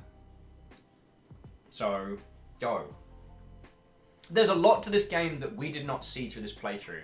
And I guess that's the thing that I want people to take into consideration. So, yo. So, look. Oh, numbers, that's lovely of you to say. Yeah, Tasty, there are secrets aplenty. So if you do go back and play it yourself, know that there's more to find. The irony being that I wore this t-shirt as a joke today, and we actually did more thinking and conversational stuff than we did getting riggedy wrecked. So, go figure. Right, while some chill jams slowly roll, I'm going to roll the credits. We're going to raid some lovely person, and then we're going to go from there. I need a little bit of time to decompress this before we can discuss it. So tomorrow, what are we playing tomorrow? Tomorrow is going to be Passepartout. Oh yeah, we might actually have some devs on for that one, so I don't know yet. But we're going to draw MS Paint things and be very silly. So we'll continue chatting about this, and if you want to keep chatting about this on the Discord, I'd appreciate that. Because I'm going to go for a stroll down the road. I'm not going for a pint because I've got to be up at like 8 in the morning. But I'm just going to go for a walk. Because I need to process this game, you know what I'm saying? Because this is something special. But I need to thank everybody. Because the fact that we get to have these wonderful discussions is because you lot keep this running. You are an amazing bunch of people, and I'm so thankful I get to spend my time on the daily with you all. Because we talked about some of the hardest topics you can. And not only was everyone compassionate and lovely, but it didn't descend into flaming pitchforks and doom. So thank you. I really mean that. So to that extent, I want to say thank you to Get to the Boat and to WOM for donating cash money dollars. It's going to go on food and not dying. Cheers, the very lifeblood of this operation. I need to say massive thank yous to Dashcall, Baron Sheep, Tarlicus, Spooky Rose, Isocrid, The Man, Shackle Draconis, Earl Kong, Clank Crusher, very doubtful guest, Jax Gulch, Chrono Heron, Sorry Greenfire, Chiat, some anonymous cheerer, and Dulcis. Thank you so much. Your moderator today was actually a full complement. We had Caffeine, we had Lizzie, we had Tarlicus, so not just Lizzie, and Varji was our new follower, so lovely to have you with us. Those that resubbed, and were the recipient of sub-gifts.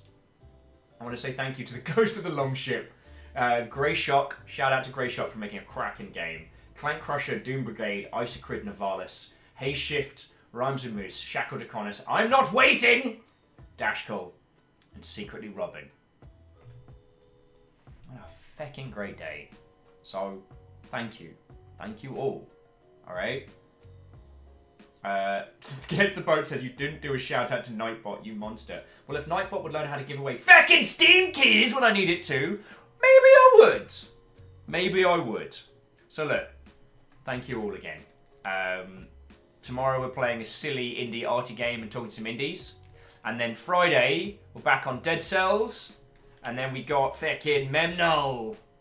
And if you're ever wondering what we got going down, just have a look over here, alright? So right, we are fortunate to be spoiled by a lovely, lovely group of people.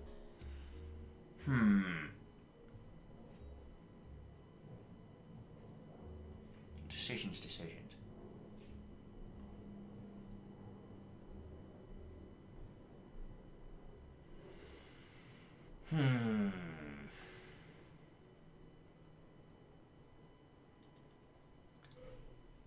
Bear with me just a second. Oh, of course, gonna.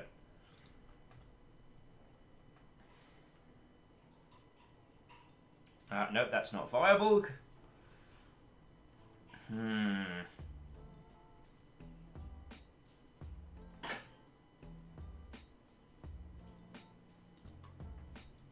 I know it's gauche, but would you all desperately mind if I left you in the care of Thor? Because a lot of people that I'd like to throw you at are slowly making their ways towards bed and things like that. And Get to the Boat, thank you for staying up with us to finish. It's been lovely having you with. Thank you for the gifted subs and just being feckin' cool. Spooky Rose, go have excellent sleeps. It was lovely to hang out with you. I'm gonna ping on over to Thor, and then I'm going to go for a leg stretcher because of stuff. And yeah, this was a great game, and I want to talk about it more. I need to process it. All right. So if you've got any thoughts or feelings on this game, throw it in the Discord, and we'll chat from there. All right. All right. So look, I love you guys. We've got a much lighter, much sillier indie game tomorrow, so you're gonna be able to judge my inability to draw. So I hope to see you for that. All right. Same time, 1 p.m.